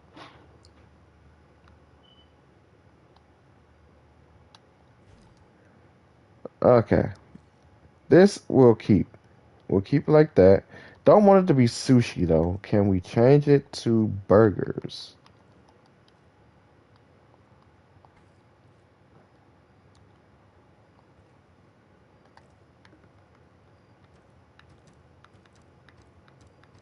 There we go. A damn burger. It was funny that we both screenshotted. I forgot that y'all was even in a party. I thought that was a different party that just had me and him in it. Oh, I forgot I made a party and brought him into it. It was the last time I was streaming Elden Ring with Dom. Yeah, y'all about to get y'all damn drink. Shut up. I need to put the gift shop down.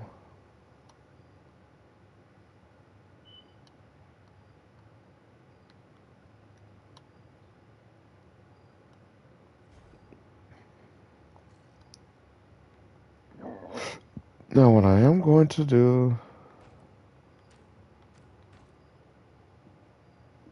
is that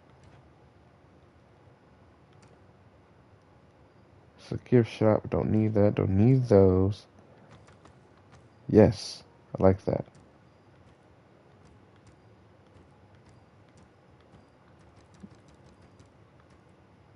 Okay, so they don't have something like that. Oh, we'll put it like that. This way you come get your books.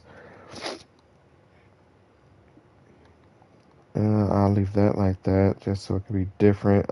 Actually, but I will change the ground decorations. Yeah, to something like that. Yeah, something simple, you know. And then if we go on this side over here. Oh no, I think it's right here actually. Yeah. Then we have a bar. And what the heck is that? Oh, bar in the fossil zone. Okay. That's since the guest attraction is huge, we're gonna have to fix that. Hold on. I need somebody to corroborate corroborate that with me because I do feel like they made the guest attraction even bigger. Fossil zone. I want to put this more towards the yeah that way.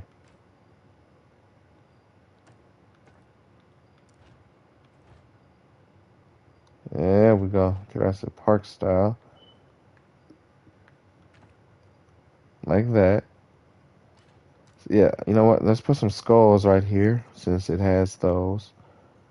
Since it's the fossil zone, skull.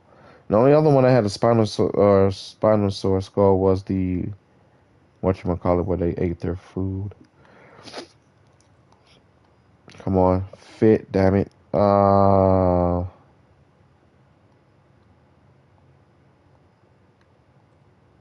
Damn it, you really doing that, huh? Little bar.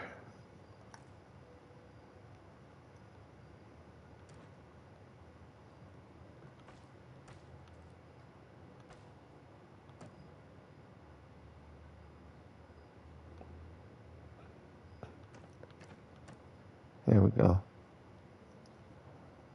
Inconvenience, middle location to the right, to angled.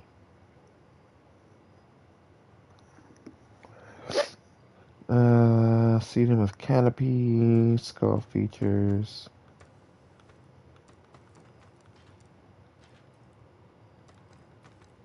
I did like the trees, so I guess we have to stick with that. Something like this, yeah. And on this side was the restaurant, and on this side was the shirt place. So since this is the little restaurant, I want to make this one the biggest shop.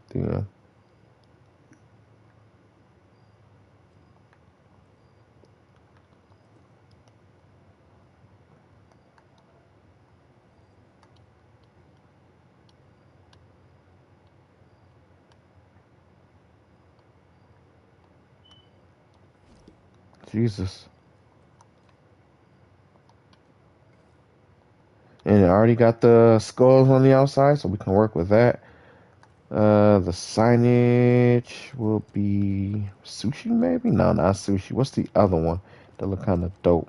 Barbecue. Barbecue. Yeah, I always did dig this style. Jurassic World concrete, Jurassic World panel.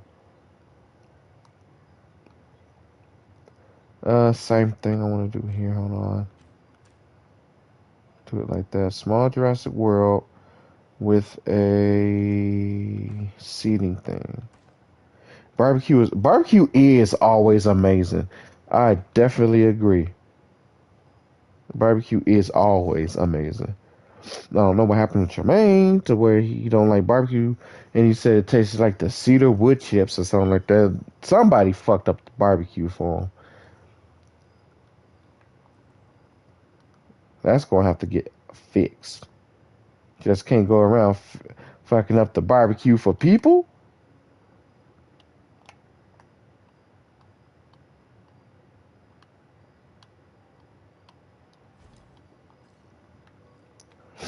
I wonder why they all start with that skull feature. Not mad, just curious.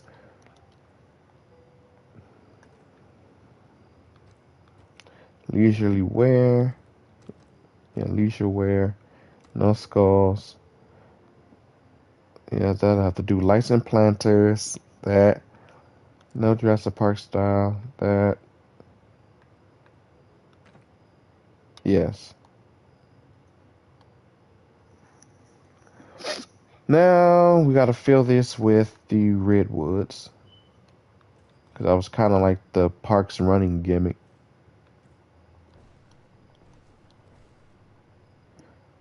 Actually, I wonder.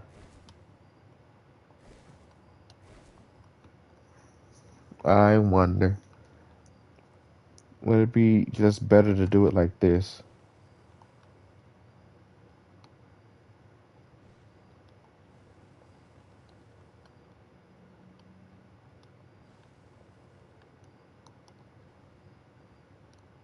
Yeah, and then wherever I can't put the trees at, I can do the individual ones.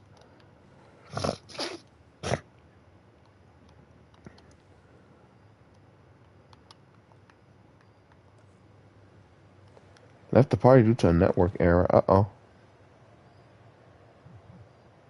It didn't stop the broadcast, did it?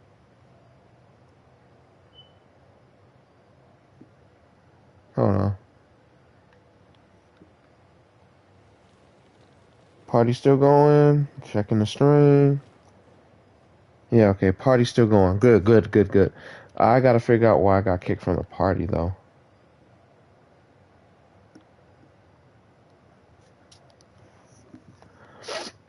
Hello, Mr. Tunix, you still there?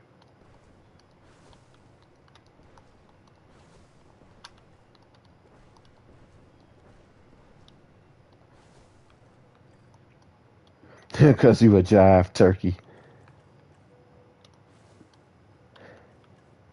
The stream could not handle my awesomeness. Well, the party couldn't handle my awesomeness.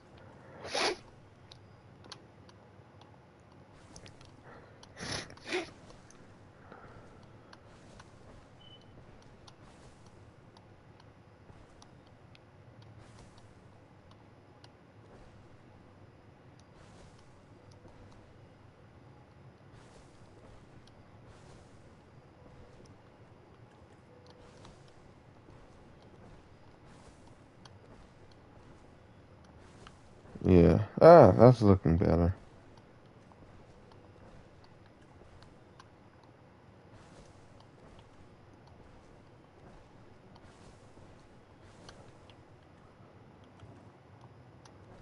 Randomly just place these trees around.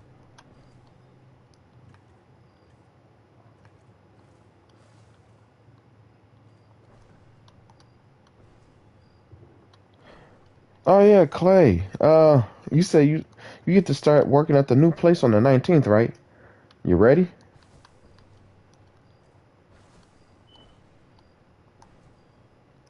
Like, what are they gonna have you doing?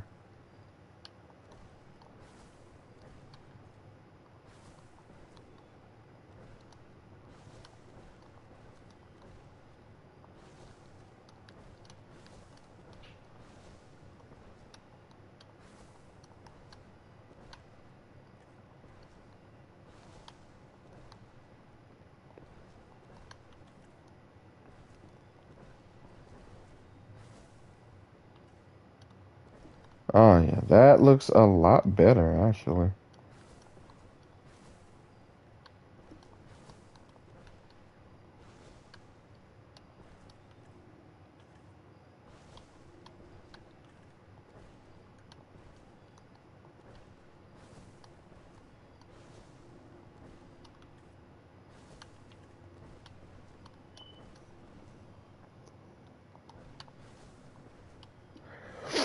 Okay.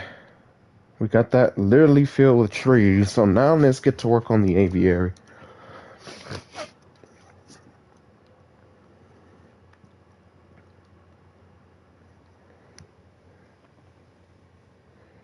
And so, in the original, it was because of how the 1993 map of JW1 was situated.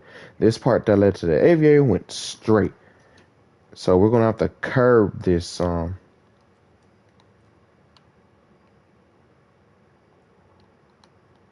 curve it. Starting right now, doing it like that, and letting it go out this way. I do believe.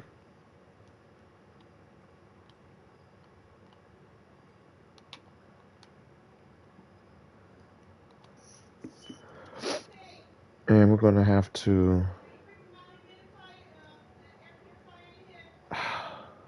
Yeah.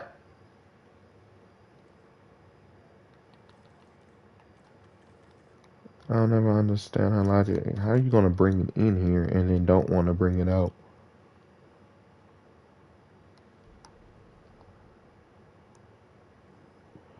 Okay, hold on. Give me a second, guys. Hold on.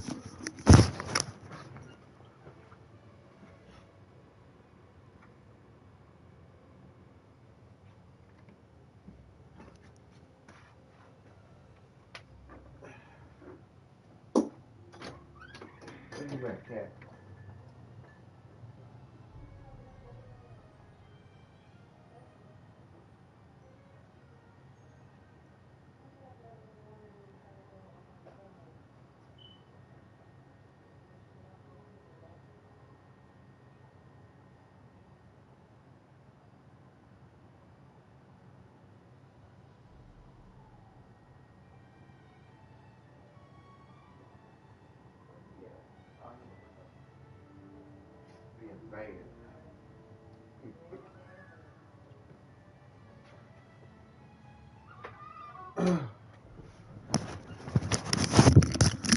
All right, we are back. We are back. Okay. So what I wanted to do is take the aviary, make it the park style one.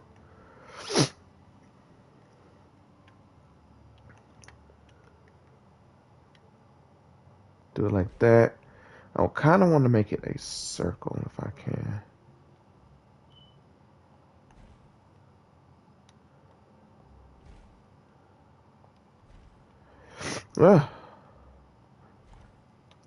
Apparently I don't know my shapes because we just ended up with a triangle.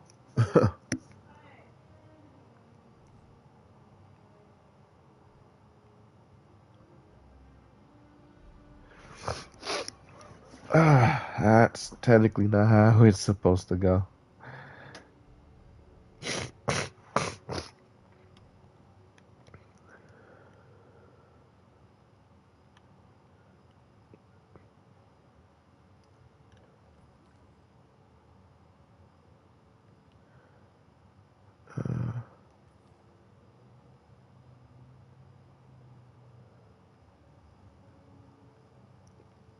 Brontosaurus, water, T-Rex.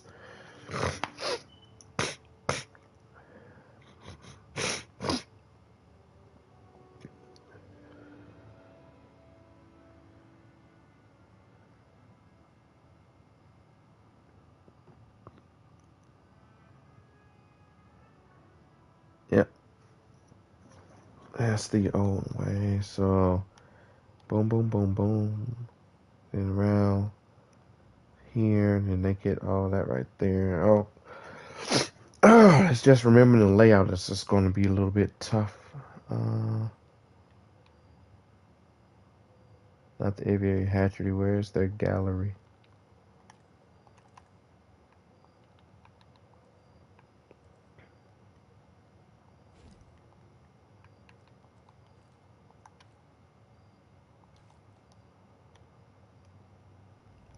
Yep. So I'm going to have to add an extra layer to it, though. I kind of don't want to, but it ended up not being a circle. I don't know how I failed that.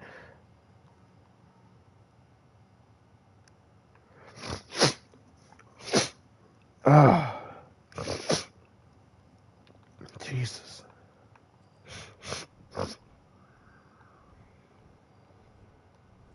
Oh, wrong one.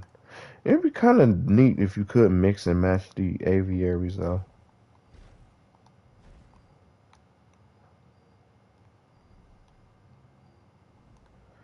And I'll get that situated with dinosaurs off screen and stuff. That's the aviary. And then over on this side, we have the hatchery.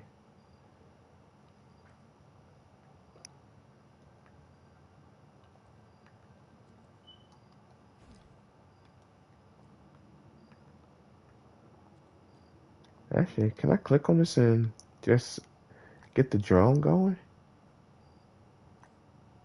Yeah, pilot the drone. Ooh, wee.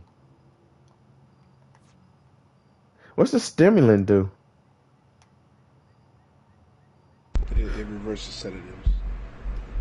Oh, really? Okay. Dude, Dad, we could make some good use of this drone cam. Yeah, I've already got some ideas.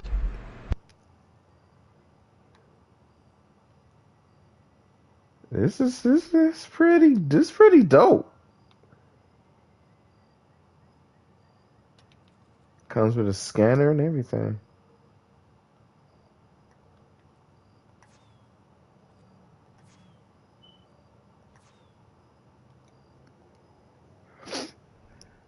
Okay, enough getting sidetracked.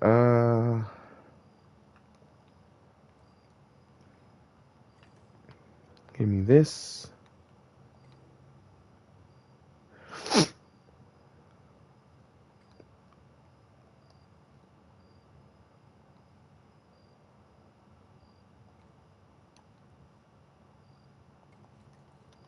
You know what I think I will do that I didn't do in the initial one is add an extra aviary viewing gallery. I didn't do that one before. We're gonna do it now.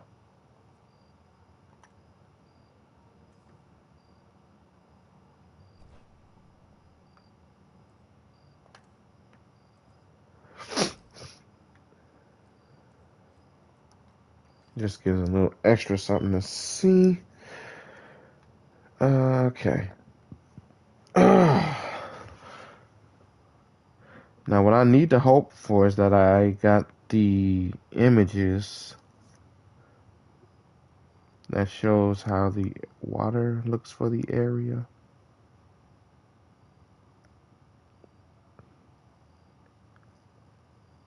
Which I may or may not have done.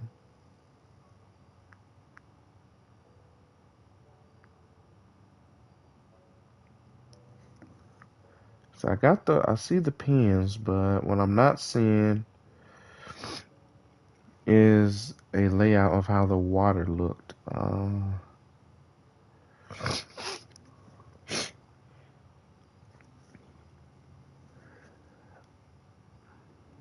So let me check my PlayStation app and see if I still have the photos on there.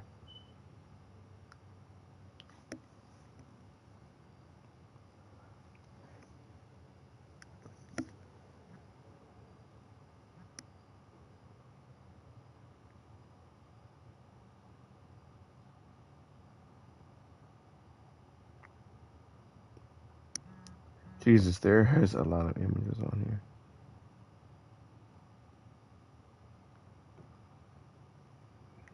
Trying to think of when I started doing that.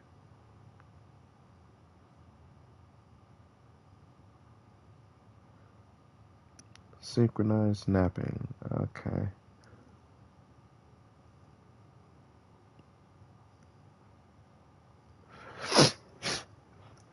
Yeah, that's when I moved everything over. Aviary is getting close.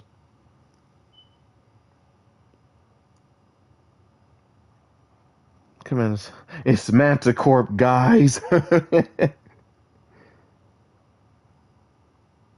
Our cover has been blown. Cheese it. Damn it, that doesn't show it either.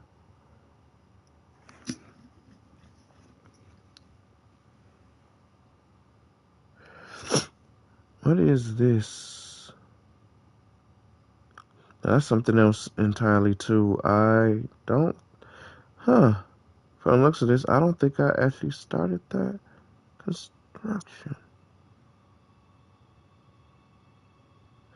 No, no, no. Here we go. Here we go. Here we go. Okay. So there's land surrounding the aviary. There is some land that surrounds the aviary.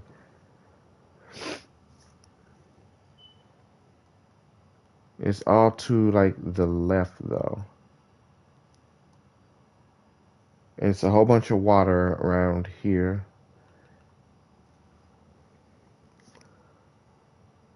I swear you might as well own a pet cricket. I hear it in every stream. Oh dang. I can't hear it with these headphones, but when I removed the headphones, yeah, I heard the crickets. Oh, they sounding off.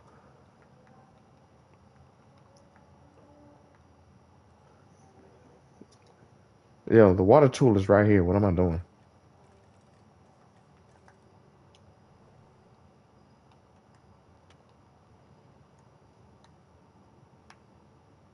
So this is what we're gonna do because we noticed a little bit of land there, so we're gonna do it like that. And do we have any more images to show it? That's going the other way. That's going towards the parking around.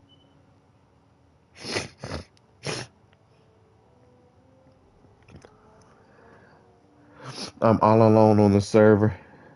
You know, until somebody hops in and decides to make you lunch, Clay.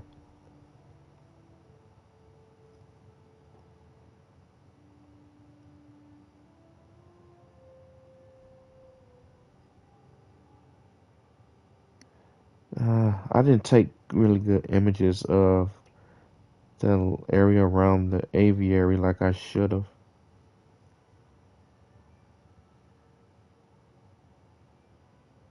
Oh, nope, there you go. There you go. Okay, so it doesn't come this way. I thought it didn't. It doesn't come this way. It goes behind the aviary and then like around to his right.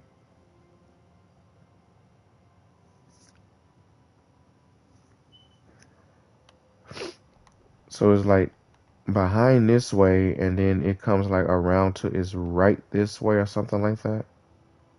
For the ceratopsid enclosure. We will see. Should juvenile dinosaurs exist in JW2? I wouldn't be opposed to seeing it, but I'm not stressed that it's not there.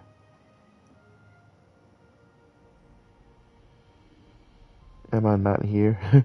My messages now seeing. I'm seeing your messages fine. I notice a delay in between when the messages get sent and everything.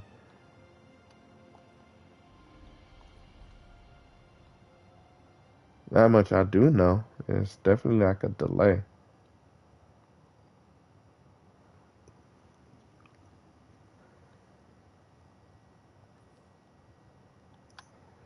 Okay. So here's another thing we do know. Fences.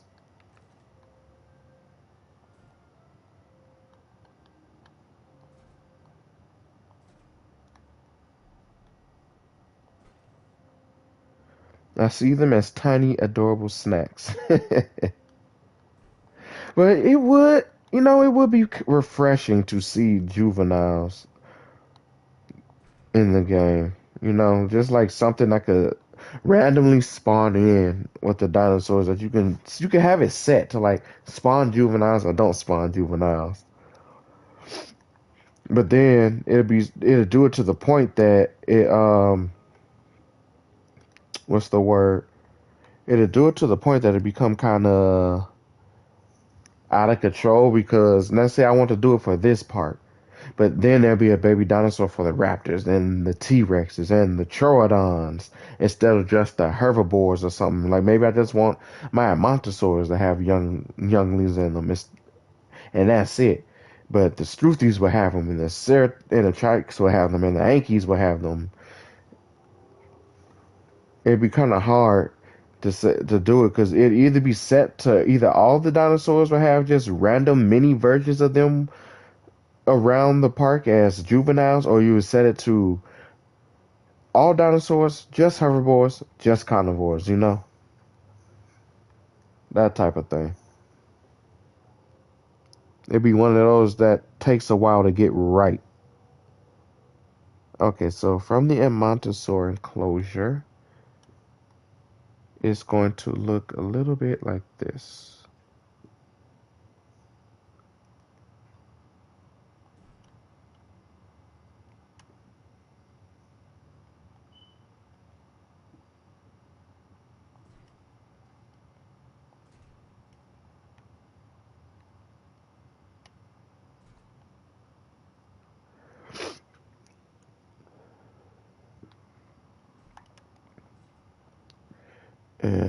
And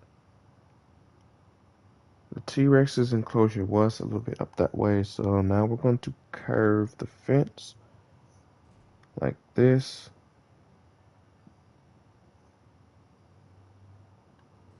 Take it on around like that.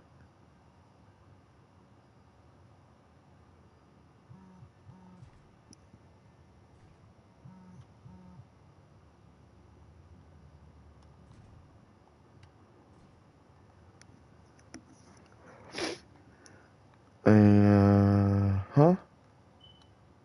do it like this and like that. Alright, I'm not as delayed anymore. They really just added underwater decorations and nothing else significant for water mechanics. We need JW. I agree, we do. The aquatics need a significant update. An update that makes it feel like it's an overhaul. Like earlier, me and Deck was saying that what they need to do is make a brush tool that It's just like the brush tool for the water, except it does it at lagoon depths. It will be the deep water brush tool. It has the same property, has the same property as this. You just do like this, but now this will be lagoon depth. And you can actually place these outside, outside and around your lagoon. So if your marine creature becomes stressed, they can damage the lagoon or something, try to break out, and then swim into the now new open territory. It wouldn't be hard to implement, is basically what I'm trying to say. Just make a deep water brush tool. But river cruises as well would be dope. And that's another thing the deep water brush tool would be great for. Just let it function just like this. You can make this as skinny as you need it to be. You make the deep water skinny as you need it to be, so it can be like a little narrow tour area that you go through that opens back up to a nice big section or something like that. You'll be able to replicate the Cretaceous cruise very well.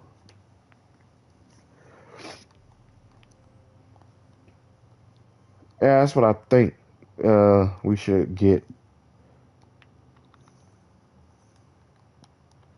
I don't know. And the funny thing is, I would like to think that they thought of that, but for some weird reason, they decided not to implement it. I'm trying to think of a valid reason of why they wouldn't, and I can't think of one.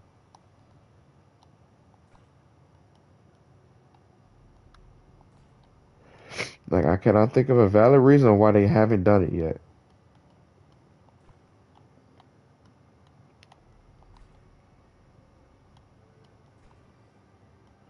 Oh, this fence is pathetic. I did not know I chose the baby fence. Hold on.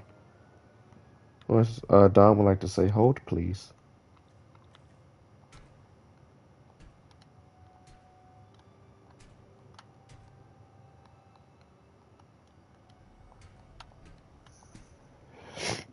Of course, the only other thing they added was aquatics getting angry due to space, right?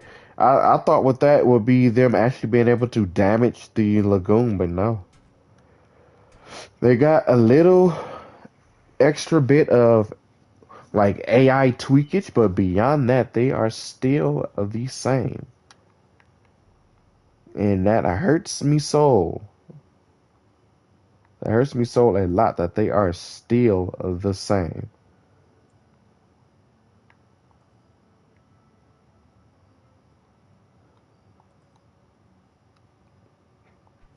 Work on that later. I'm surprised they didn't add a Meg. Uh, I wouldn't expect to see the Meg.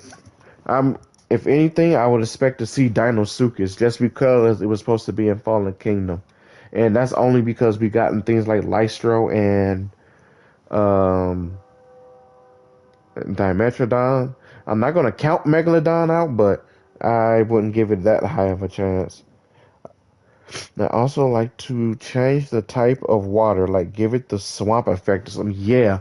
And another thing I still see that they left out is the seaweed or the kelp beds.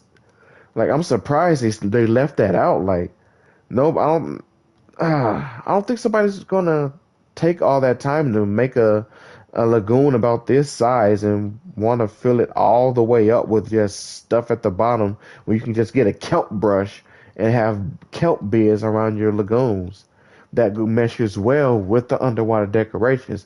Imagine having that the sunken boat for JP3 decoration. I think I could pull that up. But like imagine having that, right? And it's surrounded by a kelp bed. This will look dope. Well, they did say they weren't adding Cenozoics. I want Archelon more, to be honest. Usually one of my favorite aquatic. Archelon would be nice to be swimming around, though. It would match really well with, like, the Ichthyosaurs and maybe the Pleesies if they don't want to eat it. I can see that. I agree with you right there. I agree wholeheartedly. What I do with that gallery picture? Do I have one of the trike enclosure and everything? Yes, we do. So this one's a bit more special.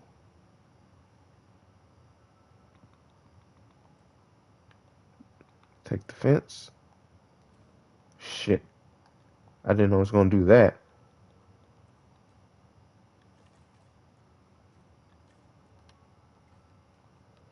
Okay, back to the fence. Same thing, started about here. I will also add a new feeding mechanism. I'm sure they didn't eat just fish, right? You're right. There was more things under the sea to eat, like ammonites, basically shellfish and stuff like that. I mean, it's not out of the realm of, of impossibility to see Dunkleosteus show up. It has a very rare chance of popping up, but it is a Paleozoic, and so are Lystro and Dimetrodon. He said, "Holy shit, we need ammonites." Yes, we do. Okay, do it like that. Like this wrapped around to a good degree. This to where you got to see and enjoy that, and then we're gonna take it back this way, like that. Take it all the way to here.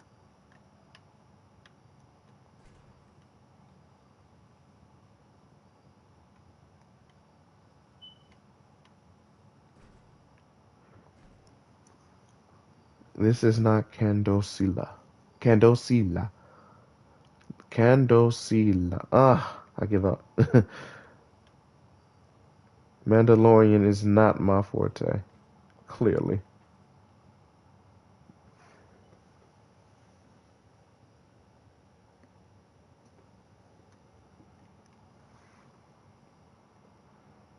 Okay, so yeah, clearly we are making some adjustments here because the way this layout goes or is going, I think for this fence is drastically different from what we had in JW1, but it's only because of the layout of the map.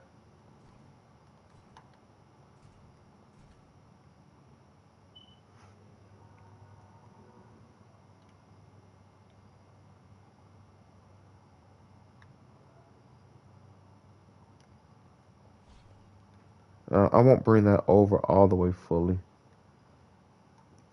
I believe I do that for a reason. I forgot what the reason is, that there should be a little bit of space between the border and this fence. So we're going to stick with that. We're going to stick with that border. Let me come back around this way so I can fix this over here.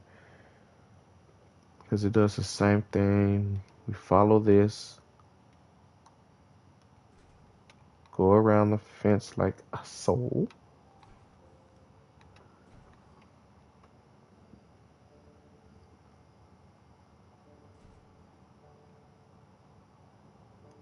Ignore the water. I might have to change the way this moves. Yeah. From the looks of it, I think it is going a little bit out too far this way. We'll see.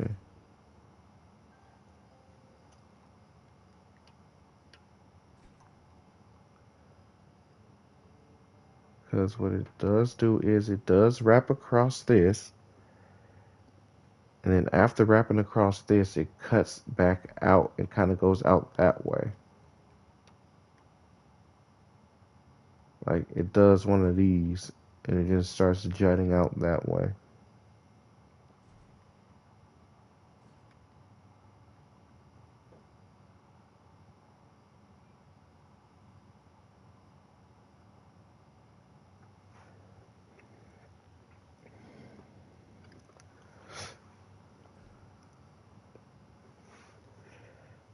So let's keep this moving so we can see the top half of what we're supposed to be dealing with here.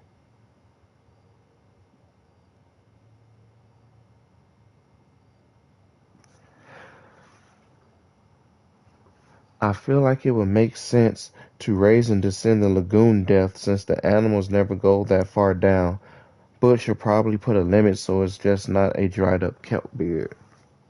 You know what? I agree. I agree. Like I said, none of this stuff is hard to implement. It's just about if Frontier wants to do it or not. If they feel like doing that. 9 times out of 10, they may not feel like doing that. It was sad to see, but that's just how it is, I suppose. Okay, so if the fence is going like that, then we need that one part of the fence that does do this.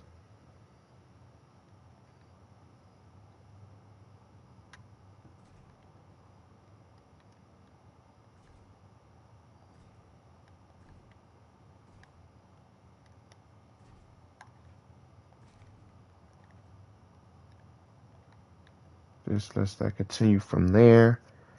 Uh, Let me try to figure out the rest of this layout for the Rexes.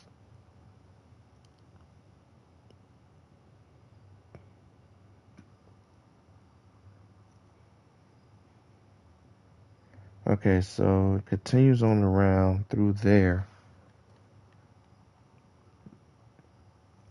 Because what's about to happen is I need to raise the terrain for the T-Rex.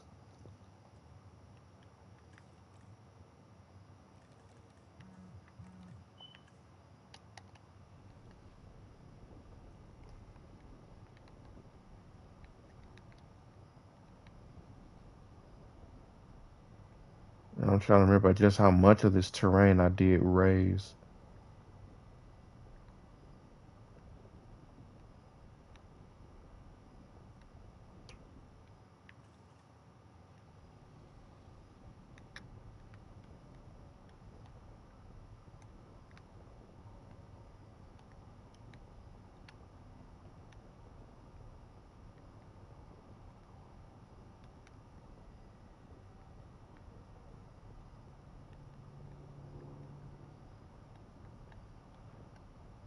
Okay.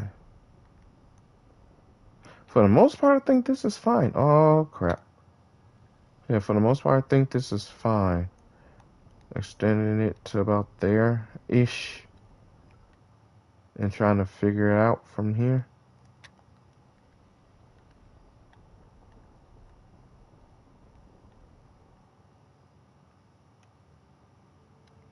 Because then you're at the elevated level. Well, they're at the elevated level. I feel like they can see the rest of the park from there. But if it'll let me just bring this up some more, maybe. We'll see.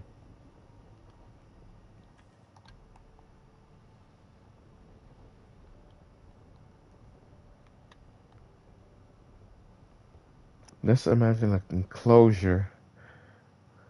An enclosure with a herd of paras next to a lake where Dinosuchus is blocked off by rocks. I was actually going to do that before mods broke. Oh, damn. That would have been dope to see. And it's funny that you mentioned that because that's exactly what we was talking about. Uh, giving the Qualix the ability to come out and do their thing. Oh, no. Damn. I fucked that up. I fucked that up heavily. Okay.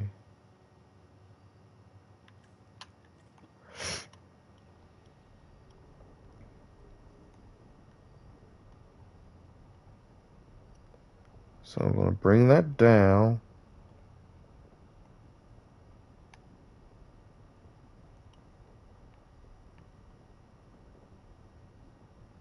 I want to bring enough of this down so I don't overextend it back out of that area too far. Bring this back up. And then flatten this back out. And then that's the height this mountain range is just going to have to be.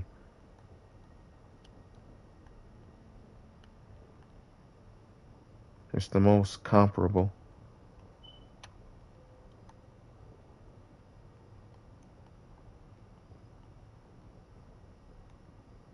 Okay, so this is where the T-Rexes go.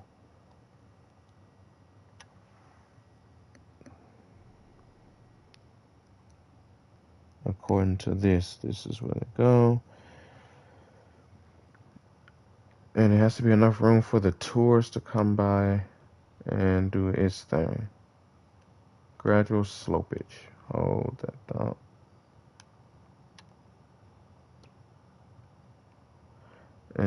has to be done in a way that it looks like a land bridge. Well, maybe not a land bridge, but you know. It's getting there.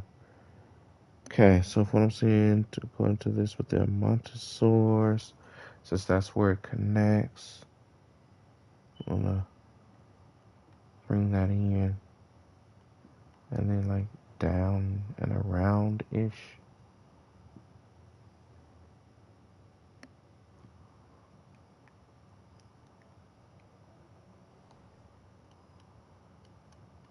On the side of the closure, like about like that.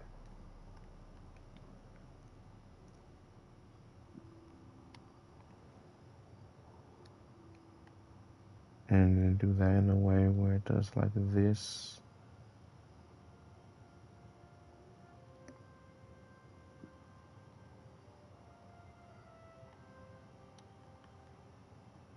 Because, let's see, when they're coming from the tour, they're going to go this way and end up going, they go like this and like kind of end up going around. So, not too far out that way. Because you still want the tourists to come around. So, they see their Montosaurus. Everybody oohs and ahs at them.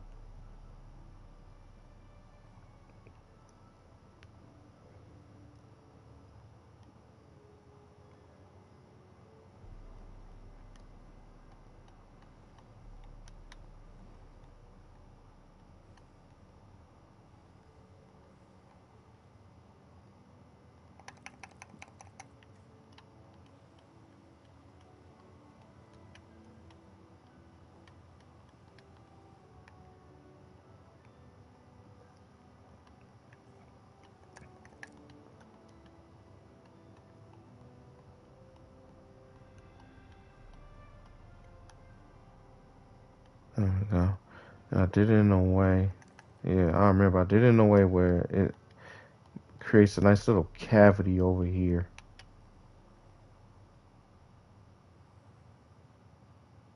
Yeah.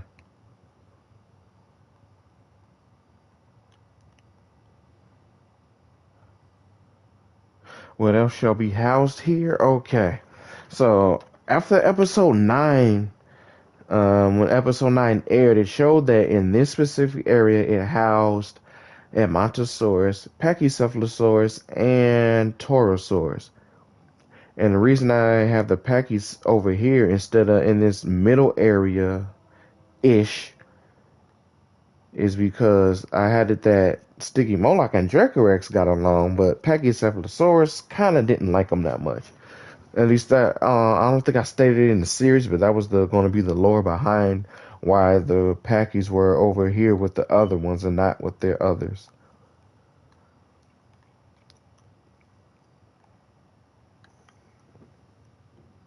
Okay, now after looking at that layout, we got that. And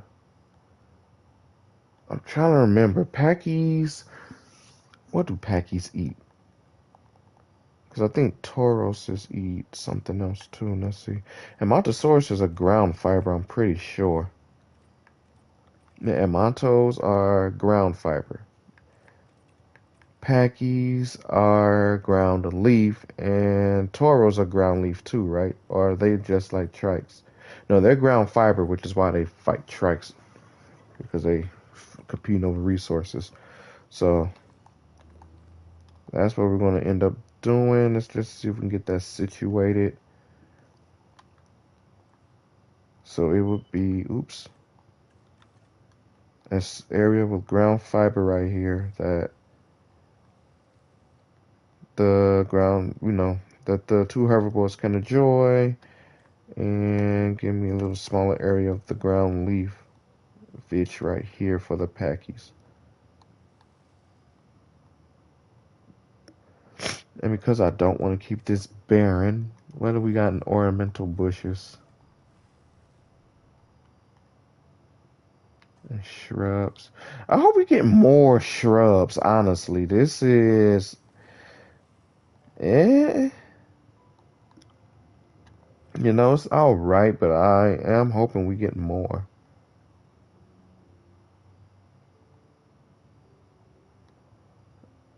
I kind of don't like it.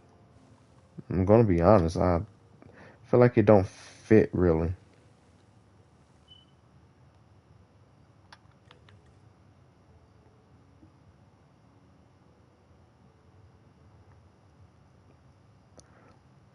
So what I'm gonna have to do is, even before I put the trees and stuff down, I gotta do the tour path layout on everything again. Oh, hello, Matthias Henrique Carvalho Silva. Hi, hello. Torosaurs are exactly like stormtroopers, nerf versions of something much better. Damn. Imagine if Trike was here to hear you say that. I'm pretty sure that would spark another gift war. Oh, we haven't had one of those in a Let while. me guess. Star said that. Yes. Make herbivores separate from carnivores. Oh yeah, no, that's how it is in this park. They're separate. The layout of Hell Creek Park has always been, what's the word? I don't want to say intuitive, but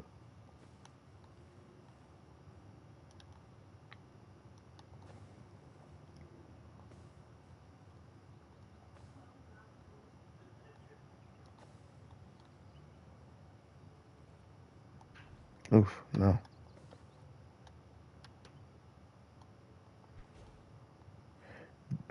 That keeps coming in and out of the shadow realm. What the fuck?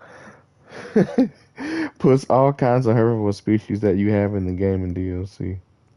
So the VA is already like in the second book. That's good. That's good to hear, Clay. We can talk more about it outside the stream, though.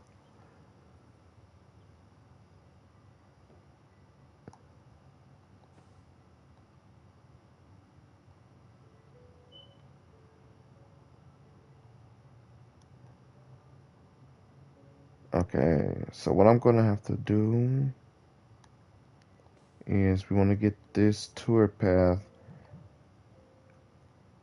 to follow this edge right here without going over it or tilting and teetering. Put three types of meat for the carnivores. Put the goat that is chained, goat that runs free, and the two types of meat. Do we have? Oh yeah, no, there is goat feeders. Oh, yeah, there is goat feeders. Almost forgot about that. Who wins? Scar the Utah Raptor or Scar the Lion? Oh my god. Oh yeah. That's a tough question. I mean, technically, Scar the Lion can't fight. He's not going to challenge something with more bulk than him, because Mufasa be lifting.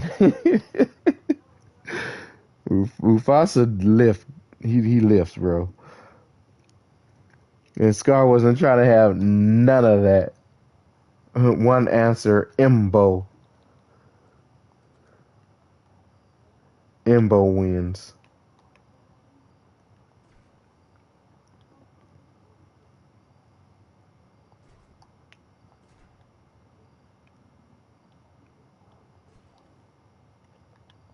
So we're going to do it like this.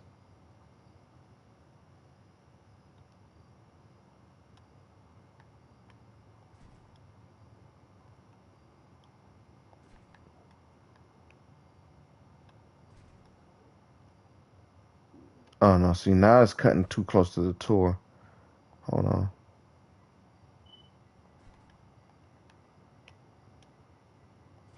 There we go.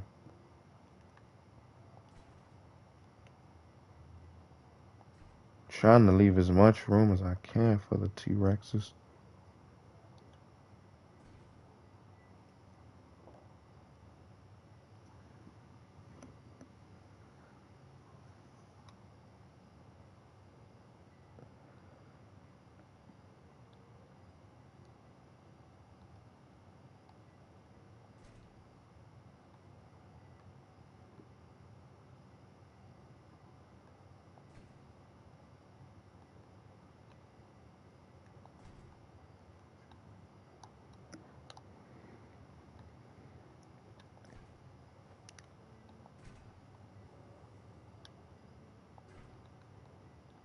Let's follow that around.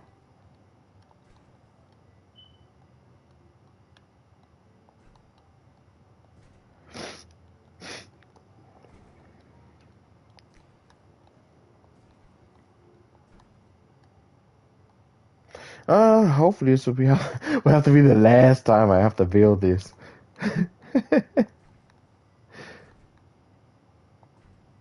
Unless they make a JWE3.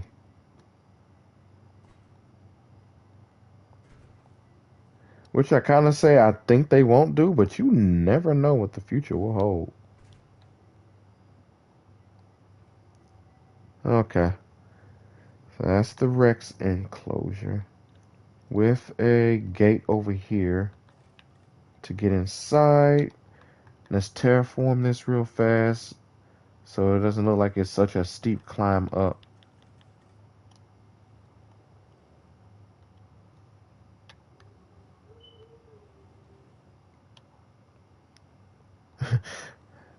JWE3 2042. Oh, wait, wrong game.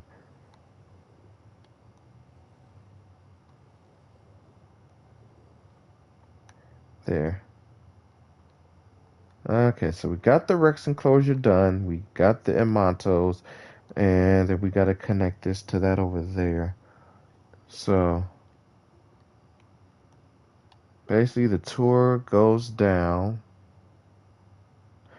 I wish there was an easier way to click onto the tours, too. Just like, I don't know, maybe a thing I can click that gives me the whatchamahoo's it.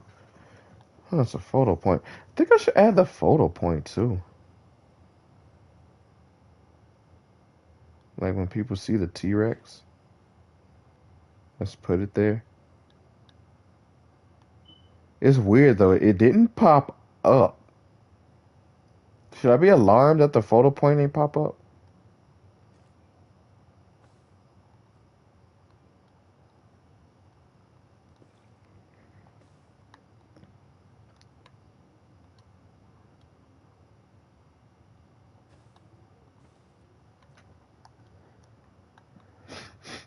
They're approaching the Tyrannosaur paddock. Okay. Now I think I'll start it about right here. Do it like that.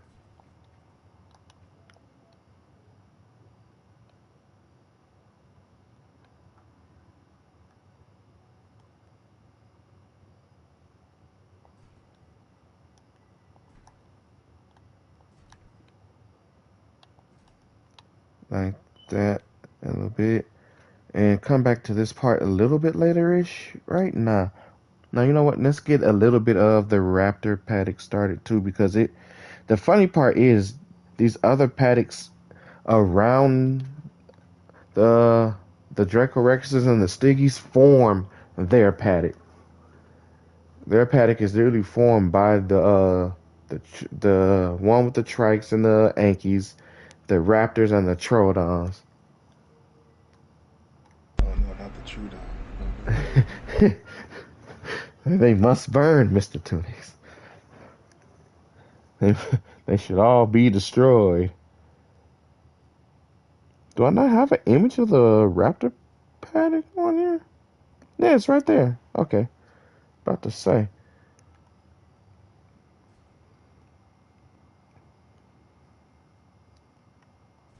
And then do like that. Actually, I don't want it like that. I want it to curve. There we go. Do it like that.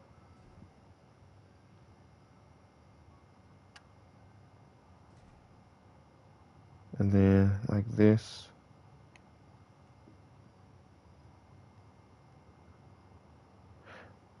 Your Manitrodons will be hunted down and defeated. And they will not be offered any Bacta. Oh god, could you imagine Troodons on Bacta?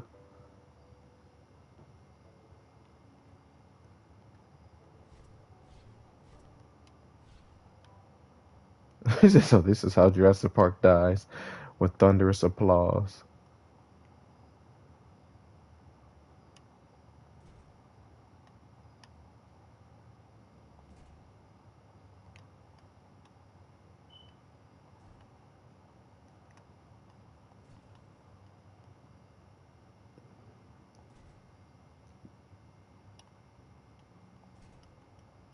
There we go. Gotta appreciate the fine curve on the fence tool. It has a nice finesse to it.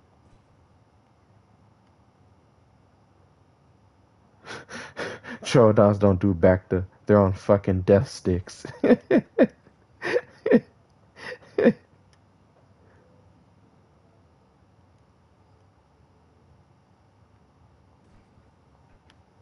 Okay, raptor paddock done.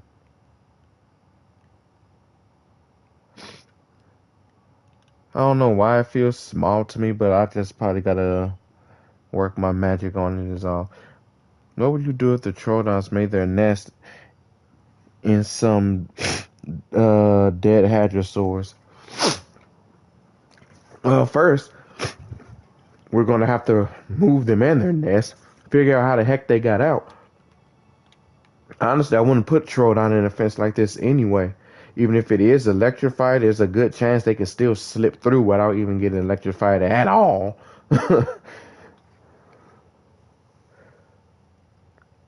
Yeah. I'm surprised small animals like them don't have that unique feature where they can get through.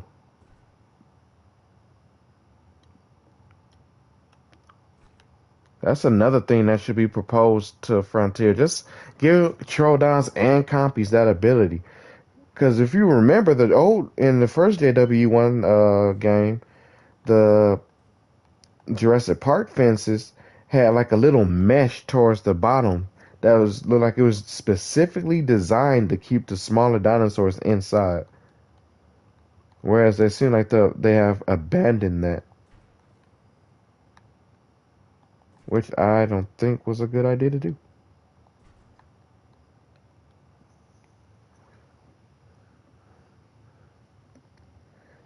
Okay, let's see here.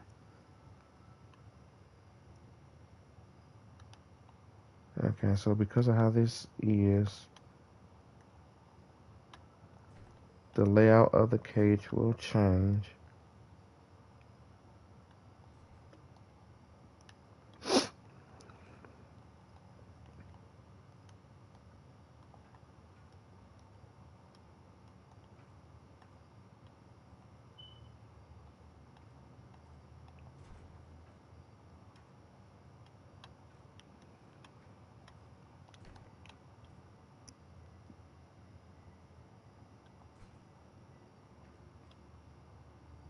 I specifically have the fences not touching because I think the in-game lore is you want to keep well, not in-game, but the in-series lore is they want to keep the raptors and the Troodons from basically touching. Even though technically they can get through these fucking fences, I don't know. I just got to bear with me, people.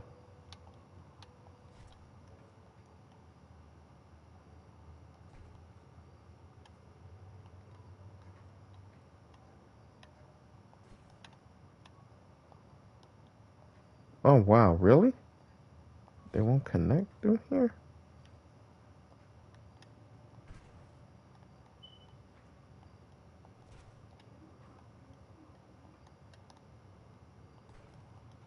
There. Okay. So then through here, we do a little something like this. I'm gonna actually spin the curve on this just a little bit so they can have a little bit more room-ish.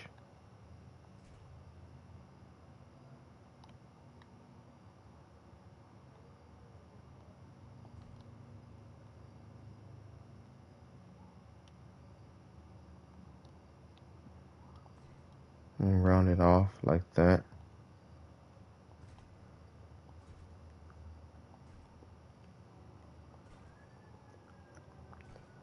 I like how one of the smallest dinosaurs in the whole park has a really big size cage. And are pretty much the hardest creatures to see on the whole damn tour at that. Okay, since they got that right there, and that fence connects them like that. Huh?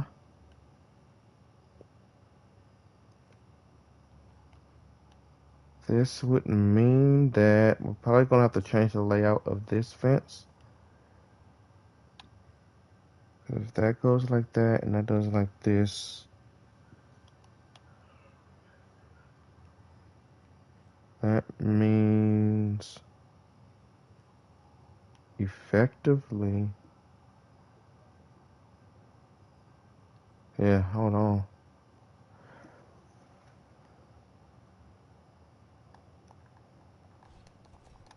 Delete, because I done made a big mistake here.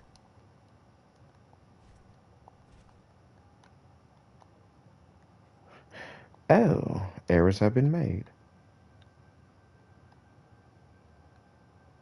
I say do it like that.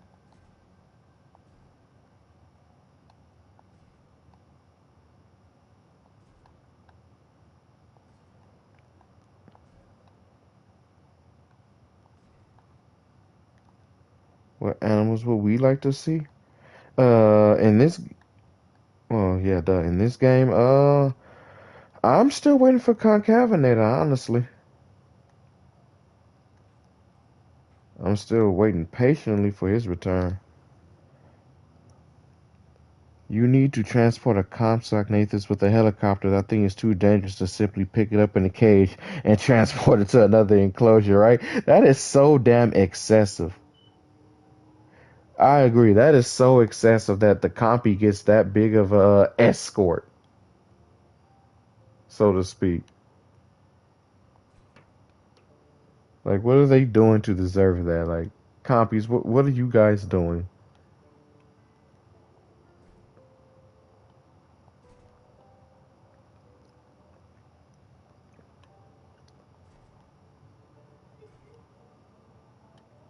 There. That should be comparable enough. Uh,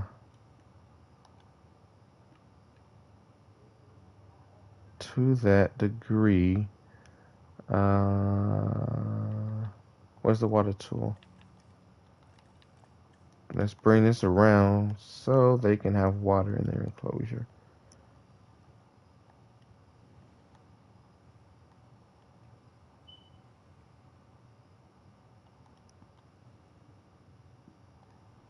Yeah. Not that much. It's gonna interfere with the tour road. About there is fine.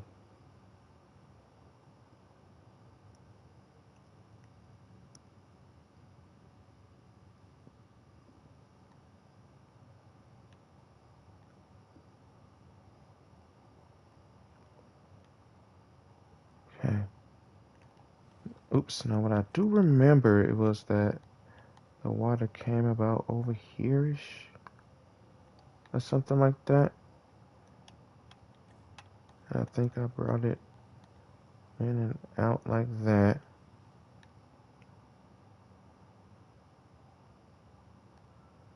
It wasn't that big of a water stream though.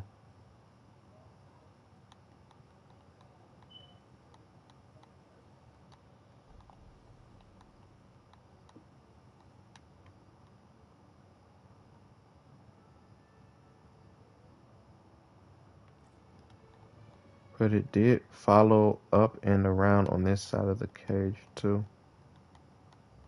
So it did something like that. And then close the rest of this out.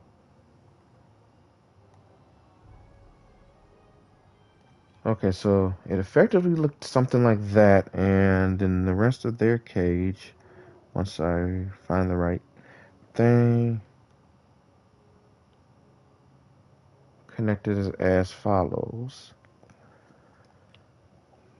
If it was a group of compies, then it would have made more sense.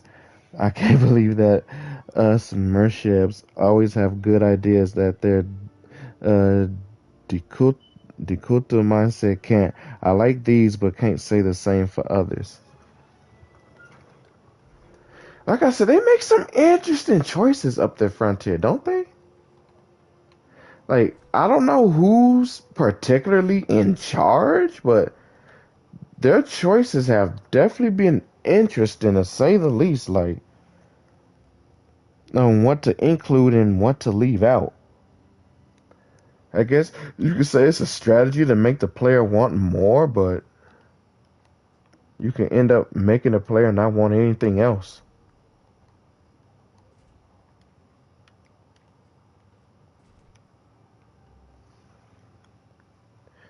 I ran out of room. Oh, damn. Okay. Oh, yeah, yeah, yeah, yeah, yeah, yeah. The water did. It came back around. Okay. Okay, okay, okay. Let's figure out how to rework this real quick. So what we're going to do is this. Because the water came back around, it did something like that.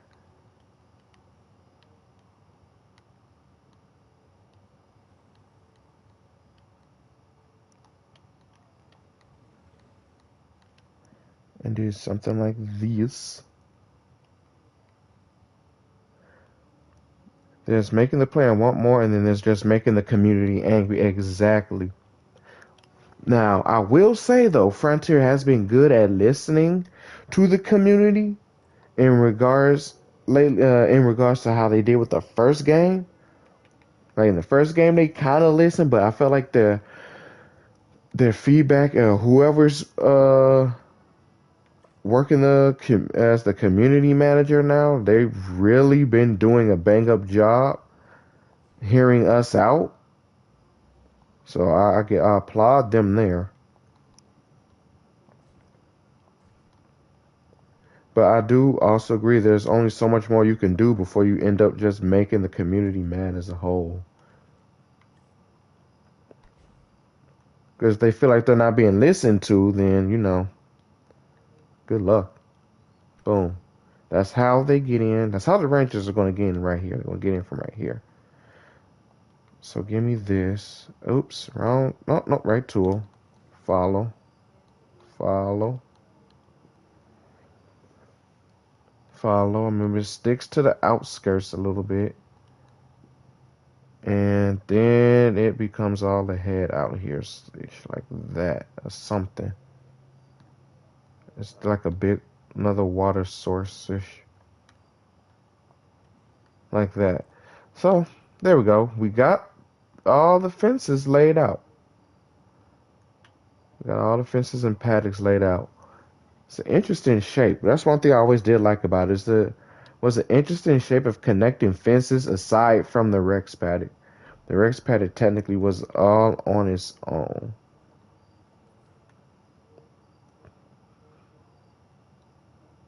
Though I think I should make it connect. I think I should let it connect though. Like something as simple as that. That way they get in from there, go into the raptor enclosure from here.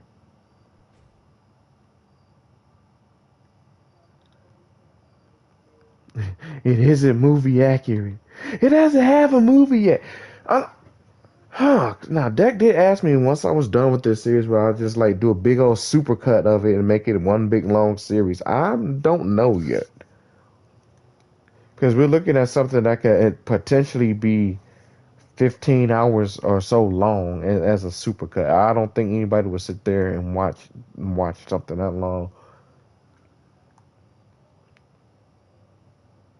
At least in my opinion, I don't think they would. I'm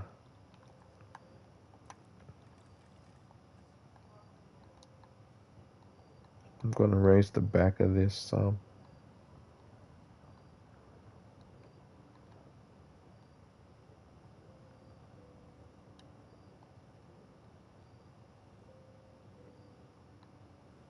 There we go. Let's see, for these guys again, what was their paddock looking like? Okay, so the water seems to have extended. So what we're gonna do Gonna take some of this water. We're gonna extend it in here like this. Let it run its course.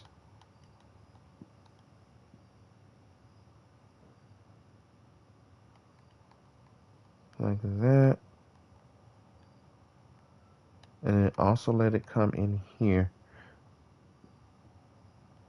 Like so. I don't think it goes all the way in there enclosure. It kind of does something like this. So make something like that. And then we're going to try to close it off some. Hold on. I'm going to make this bigger so I get a better opportunity to like wind it around. Just so I can see what we make of it. Okay.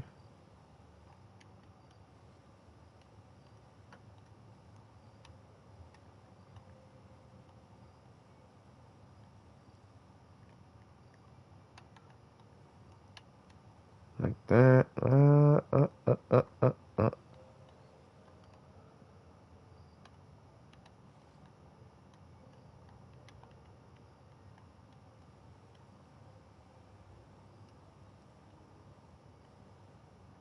Damn, look at it kind of shimmer though. That's next gen. So this is what it looks like on next gen and PC. Just oh my god. I'm so glad to be part of the mixed era squad.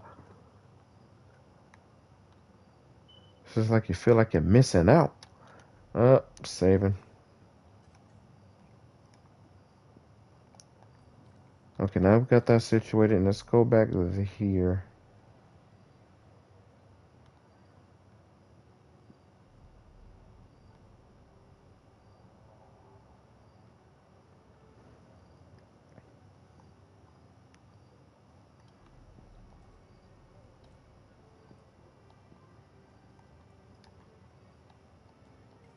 Boom. I think there's a sign for the tour, isn't it?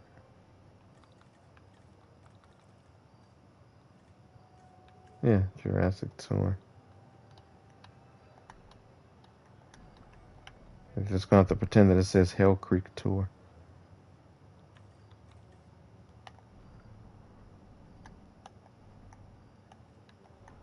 The aviary.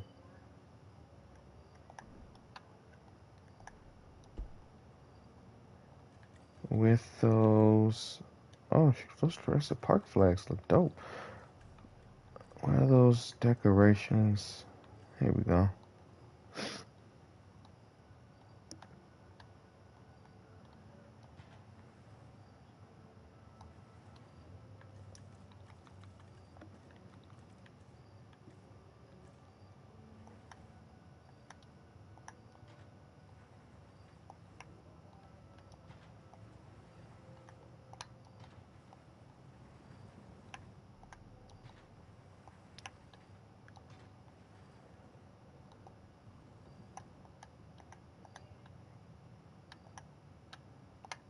Boom. Okay. Yeah. Nice. Dope. Okay. Click this so we can finish our tour layout. This will pretty much be the last vestiges of it. It's just getting this tour in here. Do it like that. Yeah. Then we curve it. And we curve it. And boom.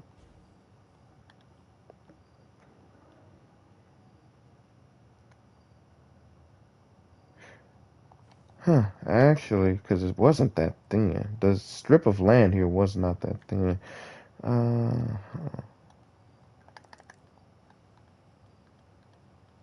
It's definitely a river in this enclosure, but it wasn't that thin.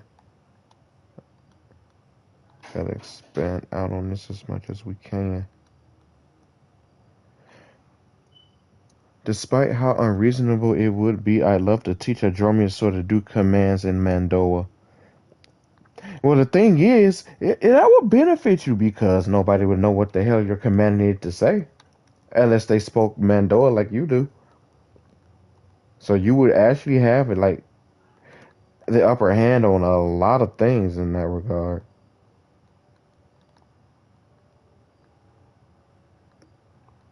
And when you think about it, it's kind of like Game of Thrones when Daenerys spoke her language, which I was guessing was the Targaryen language, when she commanded her dragons to do stuff, which sounds better than just saying attack and all that. Actually having a different language to command a creature in is a dope idea.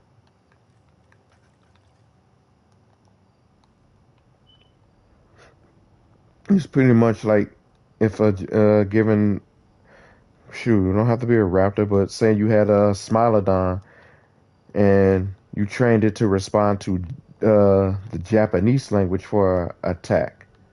Klingon. I don't know much about the Klingon language, but Katira does, Clay. Fleet, she knows about that.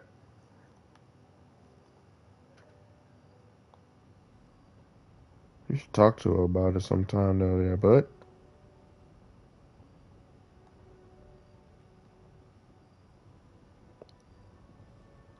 Like, the only thing I know about Klingons is just the way they look. Beyond that, I would be lost. Flatten that because it didn't look like that. Expand this out some more because I'm going to have to push the water in. I have no clue how to speak it. I'm like, oh, you know what? That's why I say it would definitely help to ask Katira. She would know. Remember, she was saying how she was writing a story and stuff about like a whole. She set up basically like a whole world for it.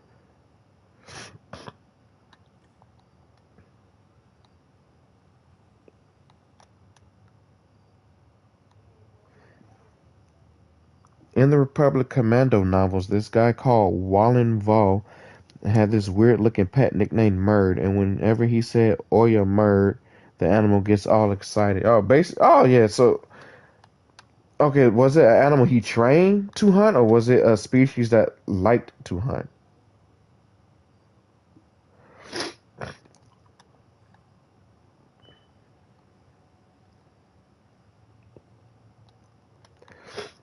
I will say this looks pretty good. The layout has changed some.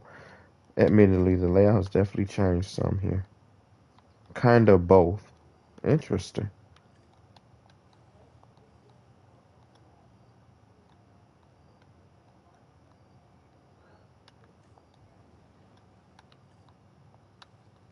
I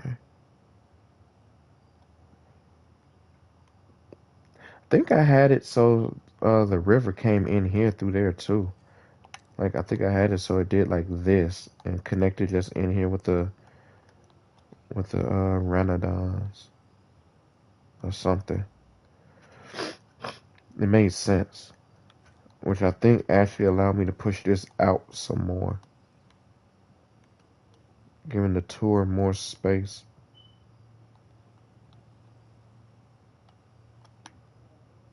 Because it wraps around, goes around, and then comes back this way.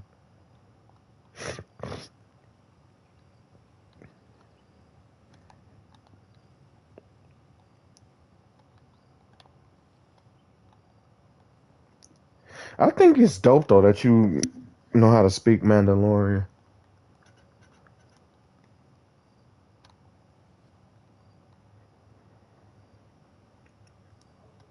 Sure, I think it's dope that whoever came up with Mandalorian made a whole functional language.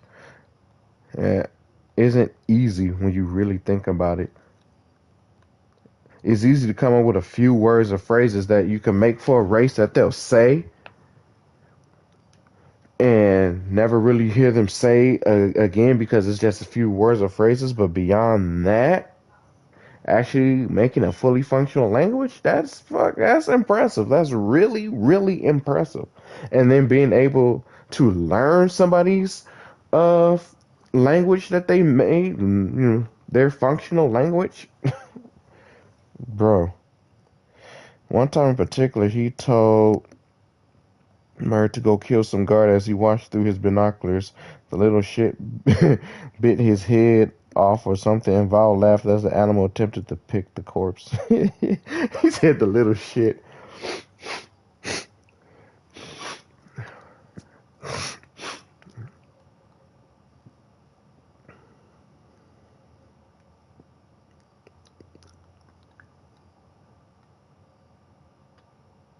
Now, see, Clay, if you would be in the Discord more talking about your book, I think you would gain a little bit more traction there, bud.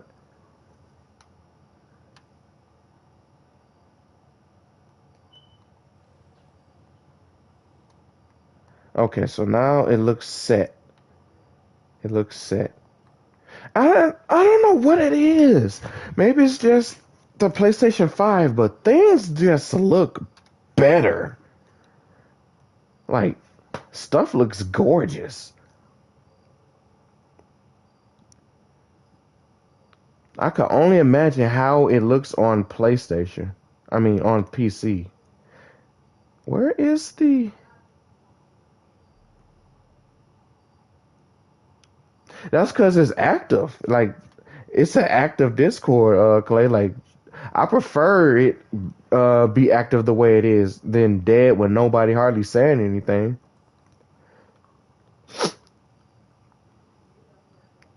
Like, shoot. I know I've said it before, but y'all make this community fucking dope. Like,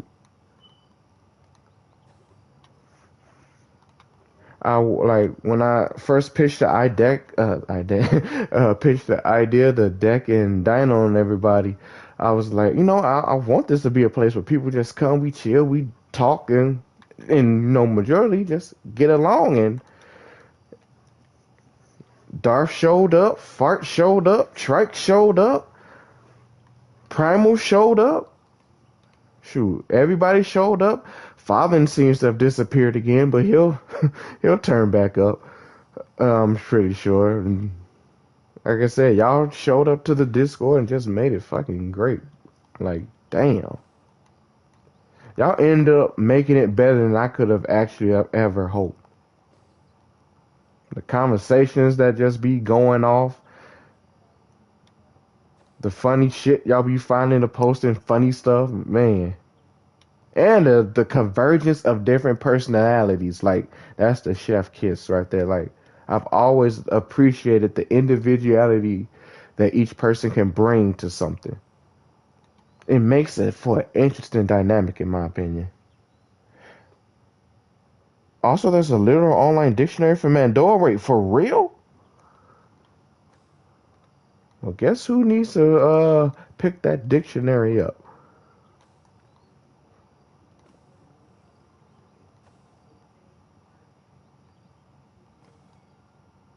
Wait, is it the terrain changing a little bit underneath? Like, I see the rocks that's forming because of the path in right here, but it's like, I don't know. I guess like it's just getting rid of it. Deck found me in a maze of JWE videos, and honestly, I couldn't thank him enough. Dude, Deck is like, damn, what's his name? What's his name? Don't nobody say it, cause I'm mad that I can't think of it right now.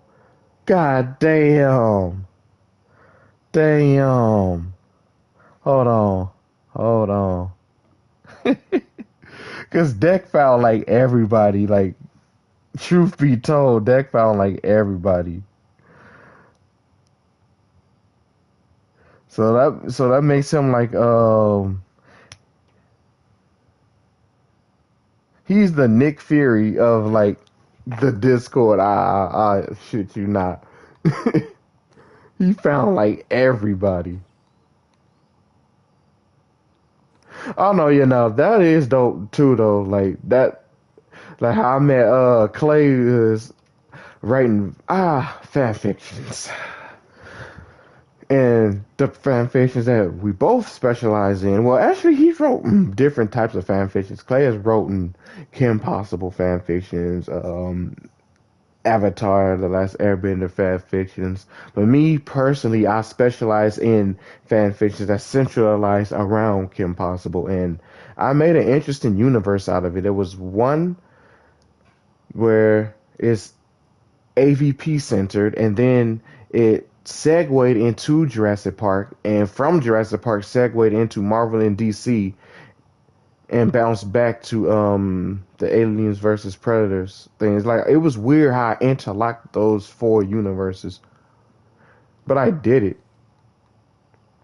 More so with the AVP one kind of interacting, or at least being mentioned more with the Marvel and DC one, with slight nods and references to the JP one. But that's how I met Clay though.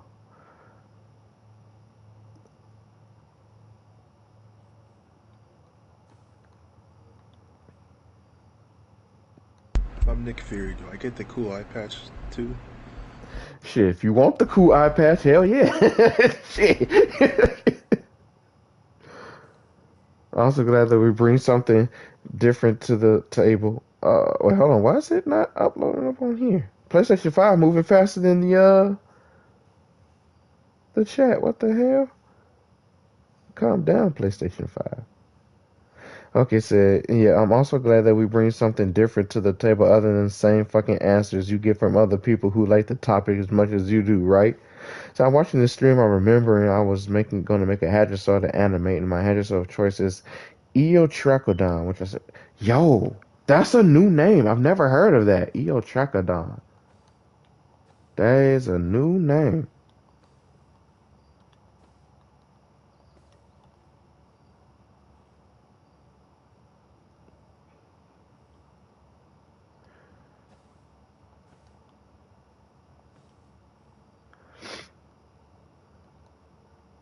But yeah, like, man, like, all you guys in the Discord are awesome. Like, I appreciate all y'all.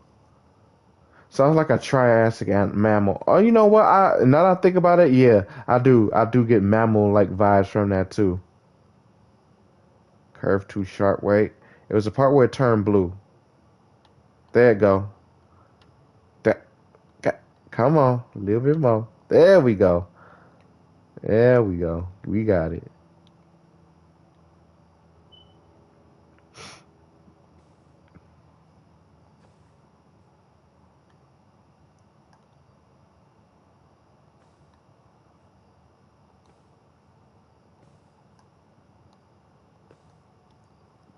It's so weird how I don't really hear the music. Like how much the party mutes the game is insane.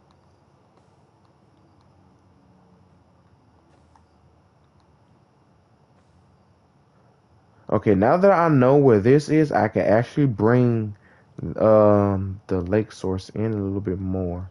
It looks like. Couldn't you place the track over the path?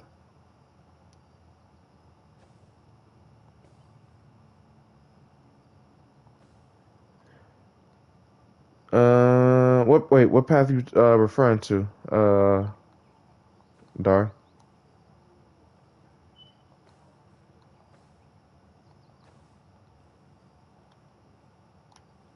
You know what? No, I'm gonna let them go out this way a little bit more, because the herds do move around.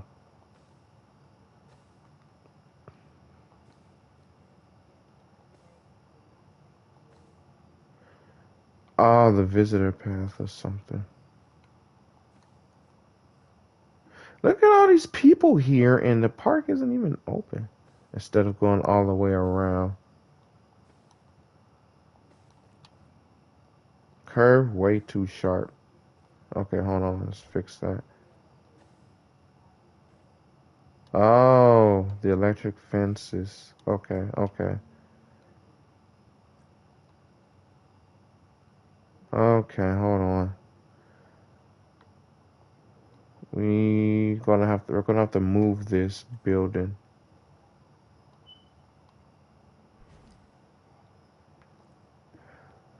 But as for the path, I like to think of it as a design flaw for the series. Cause in the way I was designing this, I wanted to kind of sing functional, but have kind of like a design flaw or something to it. My thing is, why can't these paths go through water yet?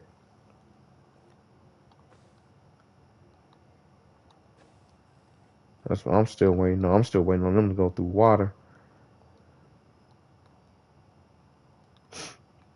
Now, did it delete the? It did. It deleted the Jurassic tour paths thing. Huh.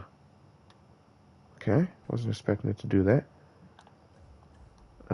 Let's deactivate you because there's no sense of you driving around at the moment. There's nothing in there to see.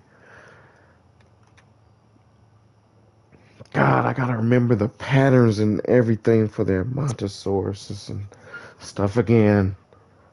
Ah, I can't remember because what the name of the pattern was, but the female Amontosauruses specifically had a purple pattern on their heads and faces with a green skin tone. I can't remember for the life of me what that pattern is called. Oh my god, they could have fixed the 93 Gallimimus in the new update. But they didn't. They left us hanging. They told us we got no choice but to accept it. We pretend this sign says Hell Creek Tour.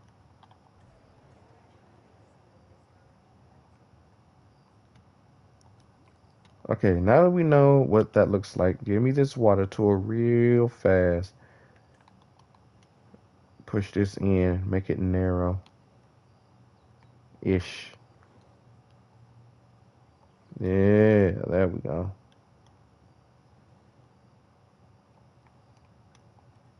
And then give me this fence.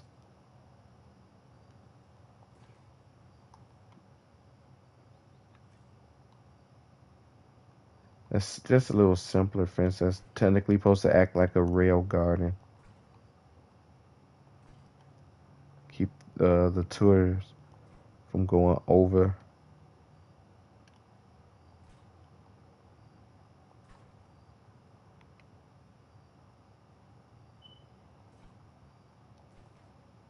The edge there. You know what? I'll let it come down this way too. So there we go. What problem say? If you were any dinosaur, Ghidorah, what would you be?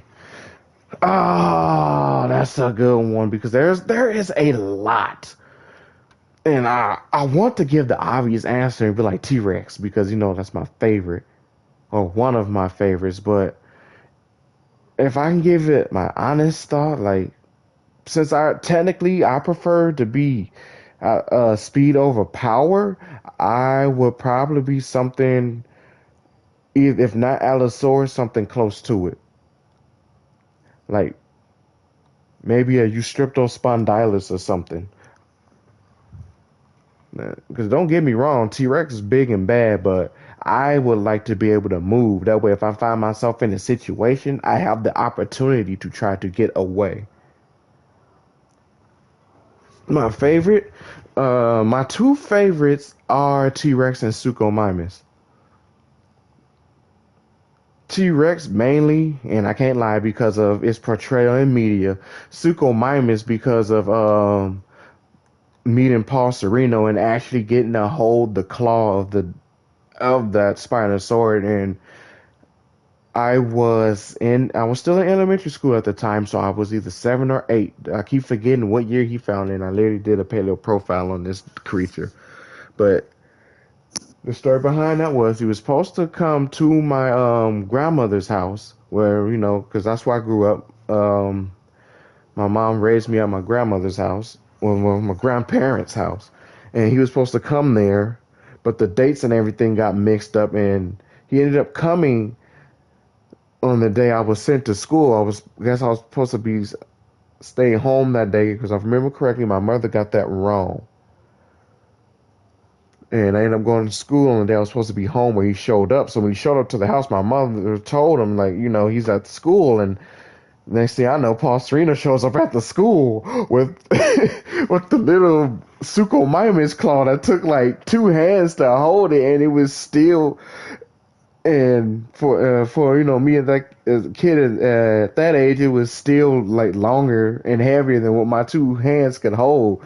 It was like I'm if I had to give it an estimate, it was like holding either a 10 or 20 pound barbell. Those little dumbbells that you start off lifting weights with when you're like fifth grade early middle school around there. About that claw had weight to it, and I believe it was the killing claw, the big sickle that all Spinosaurus are supposed to have on the first digit of their hand, because I remember that claw was fucking huge.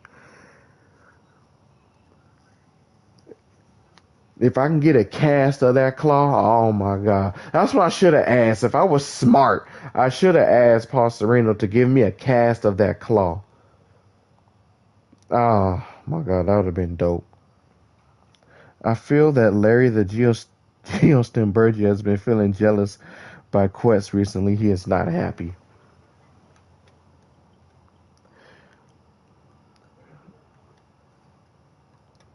But here's an interesting question. To spin off of what Primal asked me, like, besides favorite dinosaurs, like, what would you say you have a favorite dinosaur name? Like me, I love the name Cockrodontosaurus. It just rolls off the tongue and it feels so regal.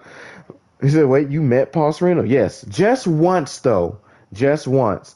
It all started because, and I don't remember how, but it was kind of like a pen pal thing we had going on, and it was like kids interested in paleontology. You could write paleontologists and stuff like that, and Paul Sereno was one of the paleontologists you could write to, and I remember writing to him and talking to him about dinosaurs and what I know, and him telling me what him educating me and things like that, then and next thing I know, I hear that he discovers Suchomimus and stuff like that, and, talking about it and how awesome that is that he found a whole new species of dinosaur, stuff like that. And next thing he's saying that, he could show me like, that, not like he could breed literally the whole dinosaur to me, but he could show me the claw, talk to me about it, and, Suchomimus, and what he does, the discoveries, and, I can't talk, but you get the gist of what I'm trying to say. It was dope getting to meet him. It really was. Oh my god. And that's specifically why I love Suchomimus so much. Like, it's damn near my favorite dinosaur. If it wasn't for how T-Rex it has been portrayed in media, Suchomimus would be my number one. Like, it would be my you know what? I don't want to make it seem like it's second. It would be definite number one. It's interesting. Both of them are sitting up there at number one. It's like, today T-Rex is my favorite. Today Suchomimus is my favorite. It is. I don't know how to accurately put it though. The closest I've gotten is the creator of The Last Jedi being born near me, Markiplier and I having the same birthday. Hey, that's dope. We got the same birthday as Markiplier though. That's legit. Hey, that ain't nothing to scoff at either, though. Who would be your number 3 favorite?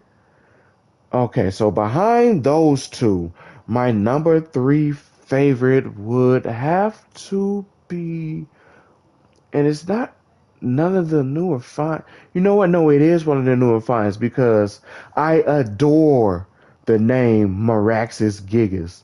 Like, Meraxes gigas, I adore that name. I think it is the most dope dinosaur name right after Carcharodontosaurus. So Meraxes gigas would be my 3rd favorite. I met the lead singer of Flyleaf and went to school with Bad Did you mention Red. Gojirasaurus? What? The Gojirasaurus? I keep forgetting that's a Yeah, thing. did you mention him? I keep forgetting about that one, honestly. Thank you for reminding me that.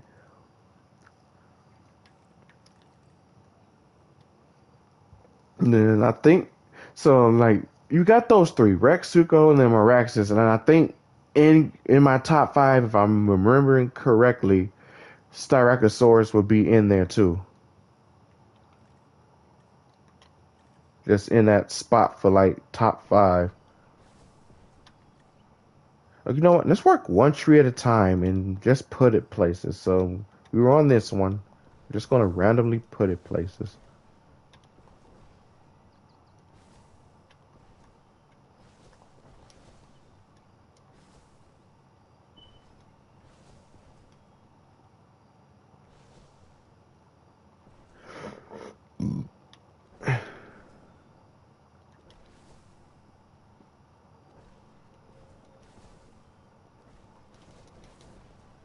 I don't think I should have done it like that. I should have did it like this or something.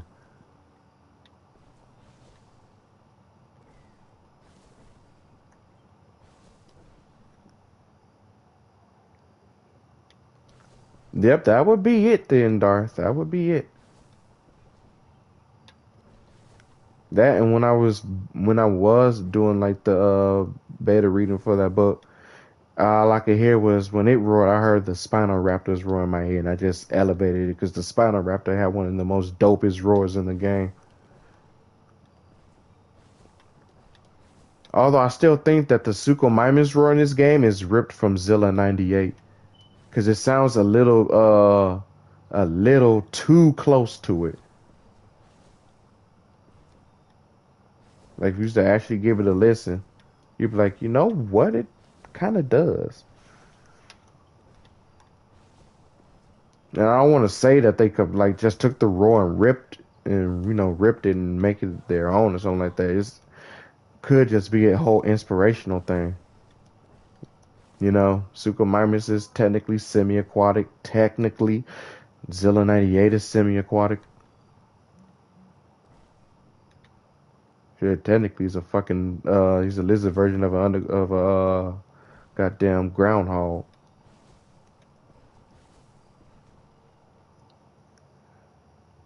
That's because he is great.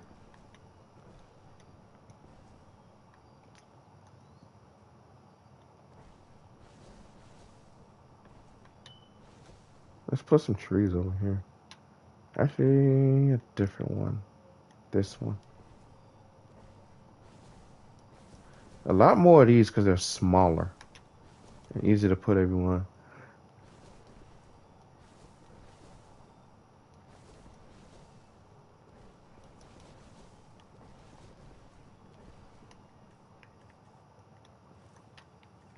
A lot of these smaller redwoods would be nice, yeah.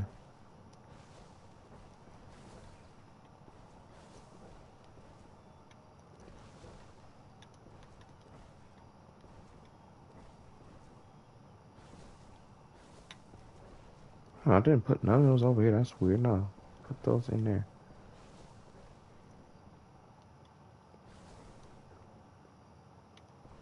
I think what I'm gonna have to do to make this look a little bit more better is fill this with like some more of their preferred foods. We're referring to a character that Clay made for his book.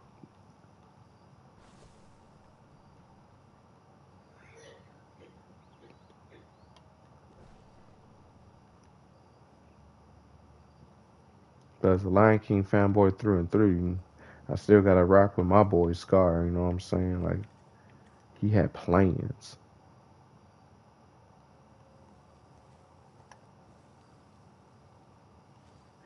Oh, speaking of, did y'all hear that the Lion King is getting a prequel? It's the story of Mufasa, so that's gonna be interesting to see.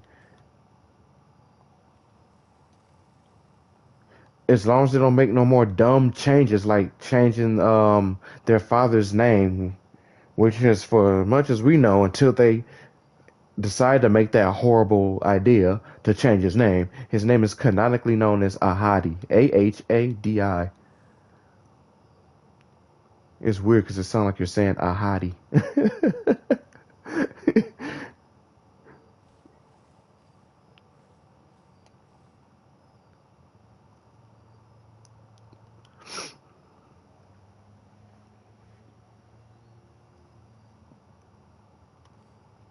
Yeah, if you want to know more about it though, Primal, Clay can tell you more about it in the Discord.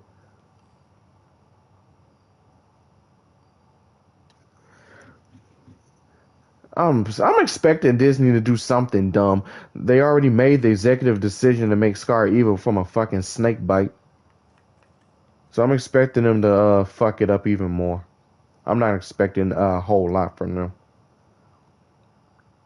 I'm expect I'm expecting them to actually make that event canon in the fucking story. Oh, that's gonna piss me off so much if they do that.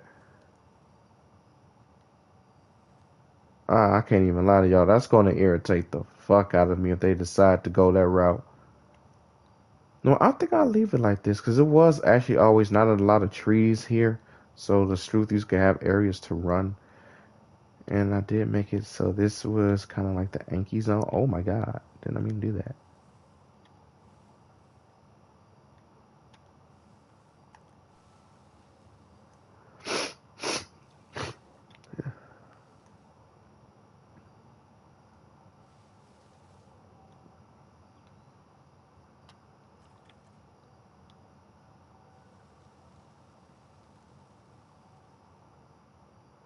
Struthies. The trikes did tend to like to stay over here, so give them that.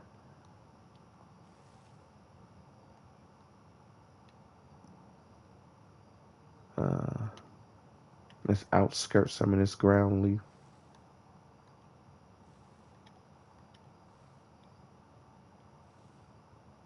Have you ever wondered what is the fastest herbivore species of each type? You know what? No, I've never actually considered that. I keep talking about how Imbo is. What? I don't know how to say that one. What is everyone's favorite bounty hunter?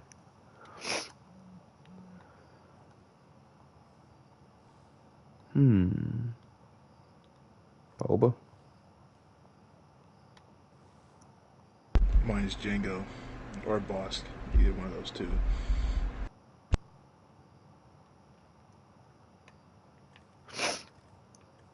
Let's see how this looks if we paint that. Isn't there another rock texture? Is this the only one? Huh, cause one was always two rock textures per map. There's two snow textures though. Interesting.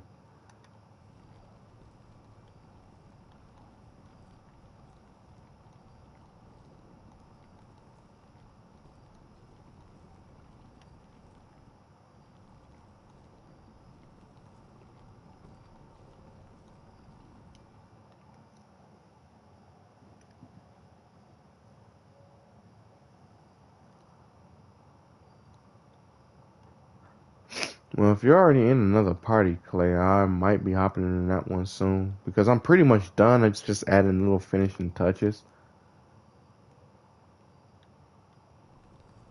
Yeah, I'm pretty much done filming for the day.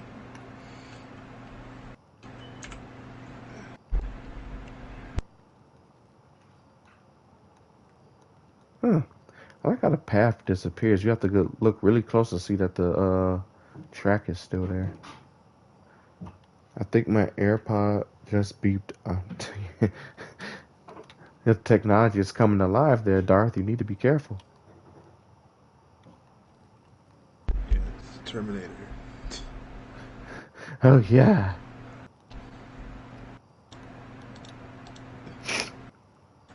The inevitable Terminator and Jurassic Park crossover.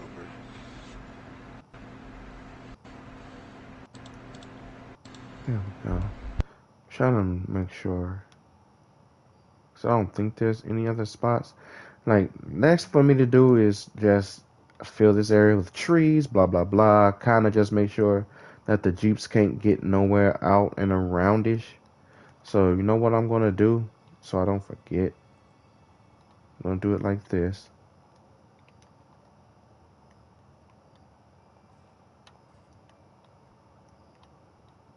Boom. That's just to keep the Jeeps from thinking they can get smart and try to take this a narrow path all the way down through and around to go that way. No. Literally have to block off the Jeep's AI just so it don't try it. Did you know they made a Terminator Xeno Predator crossover? No, I didn't know that. Like I knew there was like a crossover. Batman fought the Predator and stuff like that, but I didn't know there was a whole crossover between those three. Let him in your room.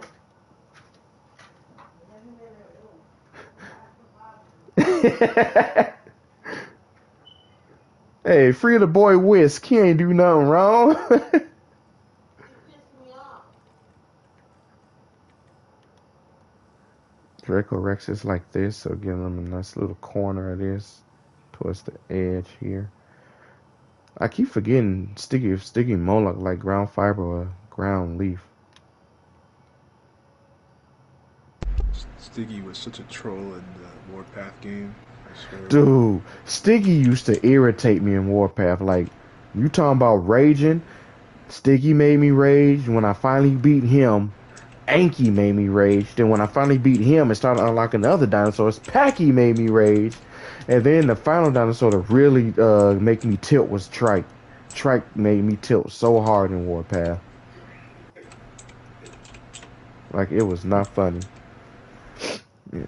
Deck needs help getting out of the Shadow Realm. I remember when I played it on my phone. I emulated it on my phone. Stiggy was really annoying. No, he was. To this day, Stiggy will always be a bitch in that game. Love his sound design.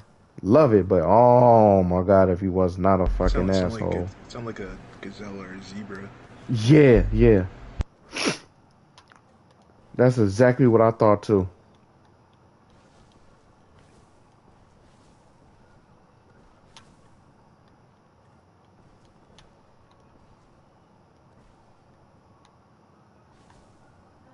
Like you don't want to crowd this too much. I want to make forested like parts though. So we guess we do got to clutter this somewhere.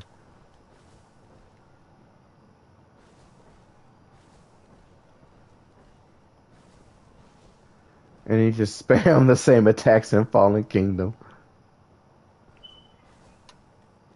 Hit but. I think an interesting project for the server would be like kind of almost like a generational chart, seeing like who got who here, like who invited who and how they invited. That chart would be like 98% you, and then 10% everybody, 2% everybody else. I didn't bring Dapper. I didn't bring Dino Gaming. I think the only one I know at the top of the head I brought was Darth. That's about it. I know you brought Dom and Clay and all of them. No, you brought some of the other Dino YouTubers too. Yo, it's my heel. But the Darth's the only one I know at the top of my head that I remember inviting. Oh, I'll see a Fossil Fool as well. Yeah. It's good to see Fossil Fool getting back into YouTube. It really is.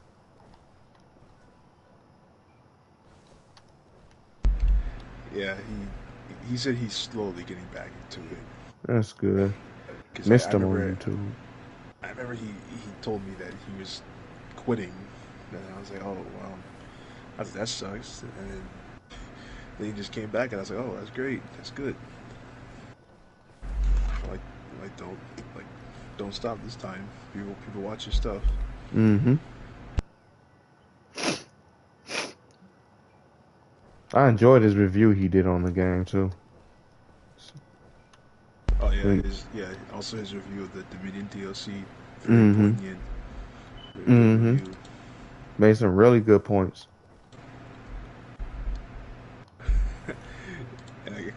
You know, it reaffirmed that everyone's favorite part of that was being able to just ram those Jeeps.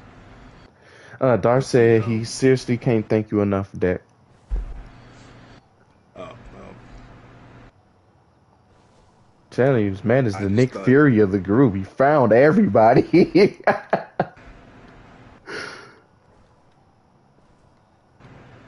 Well, it's because I mostly just wanted to give people a hand to get their name out there a little bit more.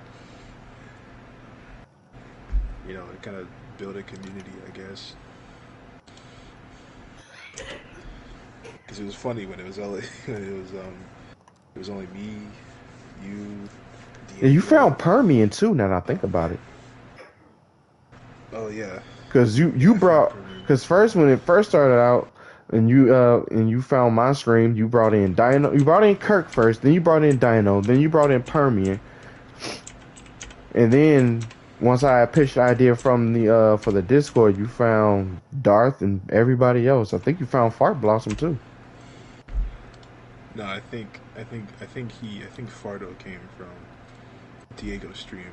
I remember. Yeah, he came from Diego. The map in Warpaths is just great. Giga with the electric fence and the T-Rex on the ship as a Lost World thing. I'm not gonna lie, I abuse the hell out of that fence if I could, especially if I have the dinosaur that can just literally flip you into the fence. Oh my god, I was a menace when it came to that fence. Now they can update it to have like the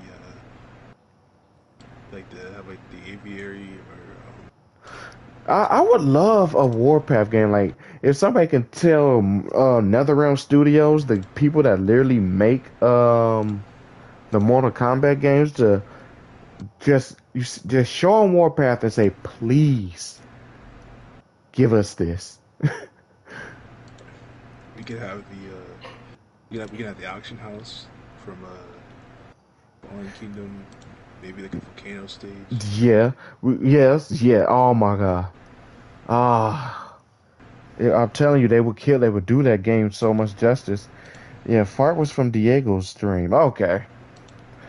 We We could have really the need a Amber modern Mine. day Warpath remake for Jurassic World. Yes, we would. Yes, we do. We could have the Amber Mine. Dude, It's like two maps. They could start out with like two maps from each, two or three maps from each movie or something like that. Visitor Center from Jurassic Park, then like the destroyed version of that, Jurassic World on Main maybe Street. maybe like the Raptor paddock or the Oh, Raptor definitely bring back the Raptor paddock. Yeah, the Worker Village for sure. San Diego. Yep. San Diego, of The course. scene they do this either the embryonic stage from JP3, the aviary, or like a area of the forest, but you got the plane in the background, and as you're fighting, you can like throw the dinosaur against the tree and make the plane fall out.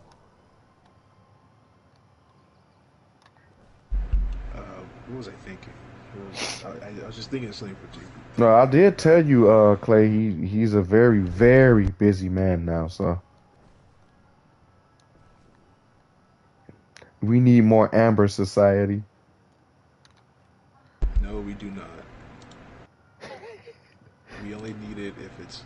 If, well, the thing that annoys me is when they ask very basic questions. Very basic questions. Yeah, very basic questions that I think most people would know. The classic visitor center, yes, we do need that. And like Dex said, Lockwood Manor, we need that. Maybe Of you can course, impale someone on Biosyn. Where actually in the center of Biosyn, where they where Rexy fought the Giga, the Biosyn building.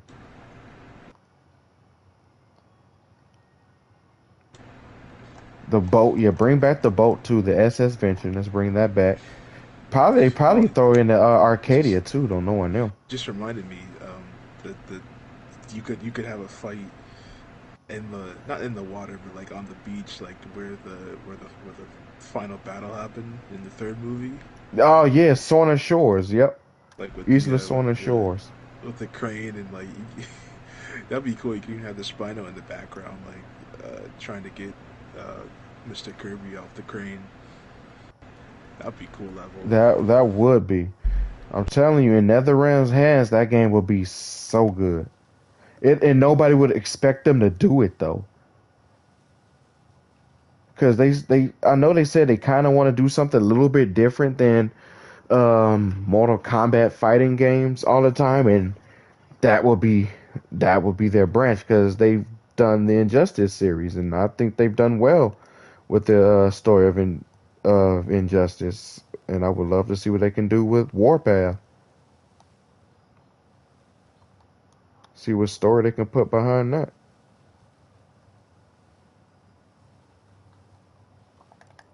Or in front of that. Oh, we also definitely need the Rex paddock. The original there has to be a level as well or around. Mm-hmm. I think the Spinal would Maybe, be updated to be like how Suko was, but more unique. yeah, the way the Suka was in that game, that's how I envisioned the Spinosaurus would be. Right? Spinosaurus It's was like still going off his old model. Like his it's like old model giant, at that time. it's like giant, like violent, you know, crocodilian monster, pretty much. I think the Suka was bigger than T-Rex in that game, wasn't it? Yeah, Suko was large in that game. It was large and in charge. Jack Horney would be proud. He would be proud. All right. Well, it's complete, people. We've successfully restored Hell Creek Park for the third time.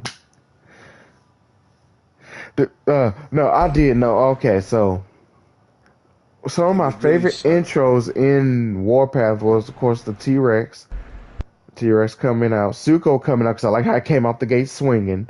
I like Cars because it was the interesting thing about what I liked about Cars, the way he pushed the trees apart to get in the arena reminded me of how when Spinosaurus was chasing everybody in 3, it did the same thing. When it got stuck between the trees, it literally did the same motion to push the trees out the way and roared at the at Alan and them as they ran further and further away from it. Which is interesting considering that movie came out after Warpath, so I always thought maybe that was a nod towards Warpath. Cause that was too little on the nose for me. Alberto at Universal Park Studios, yes. Deck, you remember that one, right? When Alberto came rolling through the he came rolling through Universal Studios. He literally did a somersault. Oh my god, the Raptor Arena looks kind of lame though. It was probably the most basic one because all it was just a model in the background, some sand, and like I think PNG trees the or most JPEG basic. trees. I think the most basic one per se was just like, I think it was meant to be like an enclosure out in the Yeah, park. Like that was like the most basic one. I I mean, I like the don't really Packy. blame him. Okay, Packy's Arena was dope. It gave me Lost World vibes from the PlayStation One. I felt like it was completely modeled from the second stage of the Hunter level in PlayStation One's Lost World game. But the rocks in that arena was a motherfucker. I don't quite blame him. They only had at this time 2 moves to work with, so Acro just on the gas station. Oh yeah, no. Acro would jump on the gas station, do like a little spin around, and then jump off. oh yeah. Of Between course, that and Alberto literally doing a somersault in Universal Park Studios, the 76 ball. oh my god! No, I did like the one with Styrac too when the helipad level when it ripped the gate off the fence and then reeled up and did his roar. Oh yeah, I, yeah, I forgot that, about that that was nice. I helipad. mean, Trike busting out his cage was nice too, but I like that what Styrac did more. It ripped the gate off, flipped it over, and it then reared up and roared. I was like, yo. When a fighting game from 2 decades ago shows a better Giga than your brand new movie. Oh yeah, Spino had the embryo. What was that? Was that the embryonics lab Spino had? I think it was just like the lab from the first movie, probably. Yeah, yeah, that's what I meant. Like the JP1 embryonics lab or something like that. It was like I remember it had the whatchamacallit in the background where I think the little thing that Alan and them all sat on, and it's like gave him like a little tour or something like that. Oh yeah, the Mr. DNA ride. What the hell? Mr. DNA ride. The park isn't open. Why are you flying in and out? Who did you go get? Or did, or did you have to fly into town to get some food? You know what? I get it. Sometimes. I also love that you can eat the dog. Oh yeah, no. You can eat the dog, the guy, and the compy, and then there was the goat. Now, what I did like is that you could actually grab the whatever they grabbed out of their mouth before before they could eat it and get their health back. I thought that was dope. One time, me and a friend had a grabbing session because we was trying to hurry up and eat it and get our health back. Oh, it was also interesting because you could hit them into the camera if you aimed your attack right. It didn't like shatter the camera or nothing, but it was interesting to make the model fly towards the camera. Oh my god, I miss Warpath. Simpler times, but so much fun. But you know what? If I can get y'all thoughts, what do y'all think? How do y'all like this rendition of Hell Creek Park? I'm actually glad that I got my cage aviary back.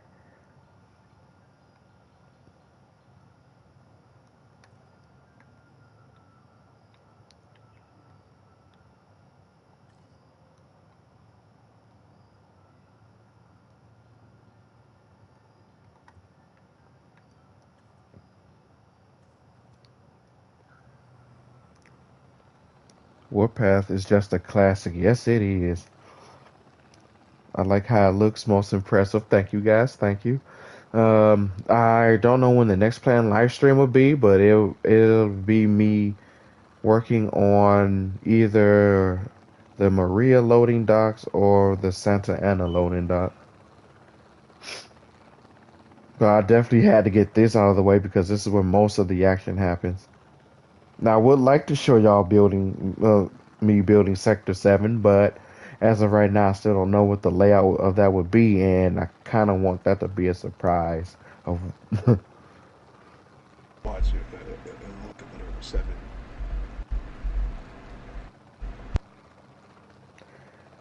But okay, y'all, it's going on 10 o'clock here, and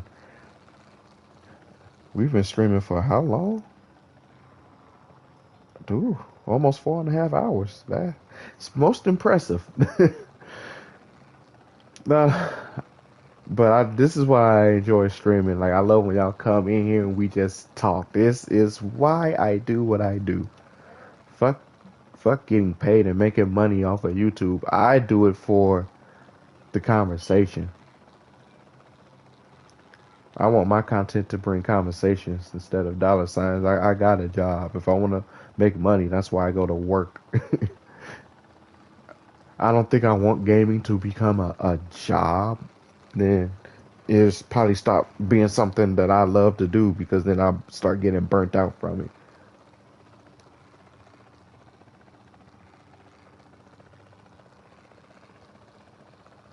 But okay, y'all. This is what I'm gonna have to call it. I appreciate you all. Thank you, Deck, for joining party. Thanks, Primal, Commander, Always a pleasure. and Clay for showing up in the stream. Dom too. You showed up earlier, and so did Bookie. You guys are fucking awesome. I know I'm supposed to be kind of working on my language, but hey, you gotta keep it real, and you guys are fucking awesome. So I'll be seeing y'all sometime tomorrow in the Discord or something like that, and y'all have a good night and or day, depending on the part of the world you all live in. And as always, stay safe, everybody. And as Dex says, and remember, take it easy.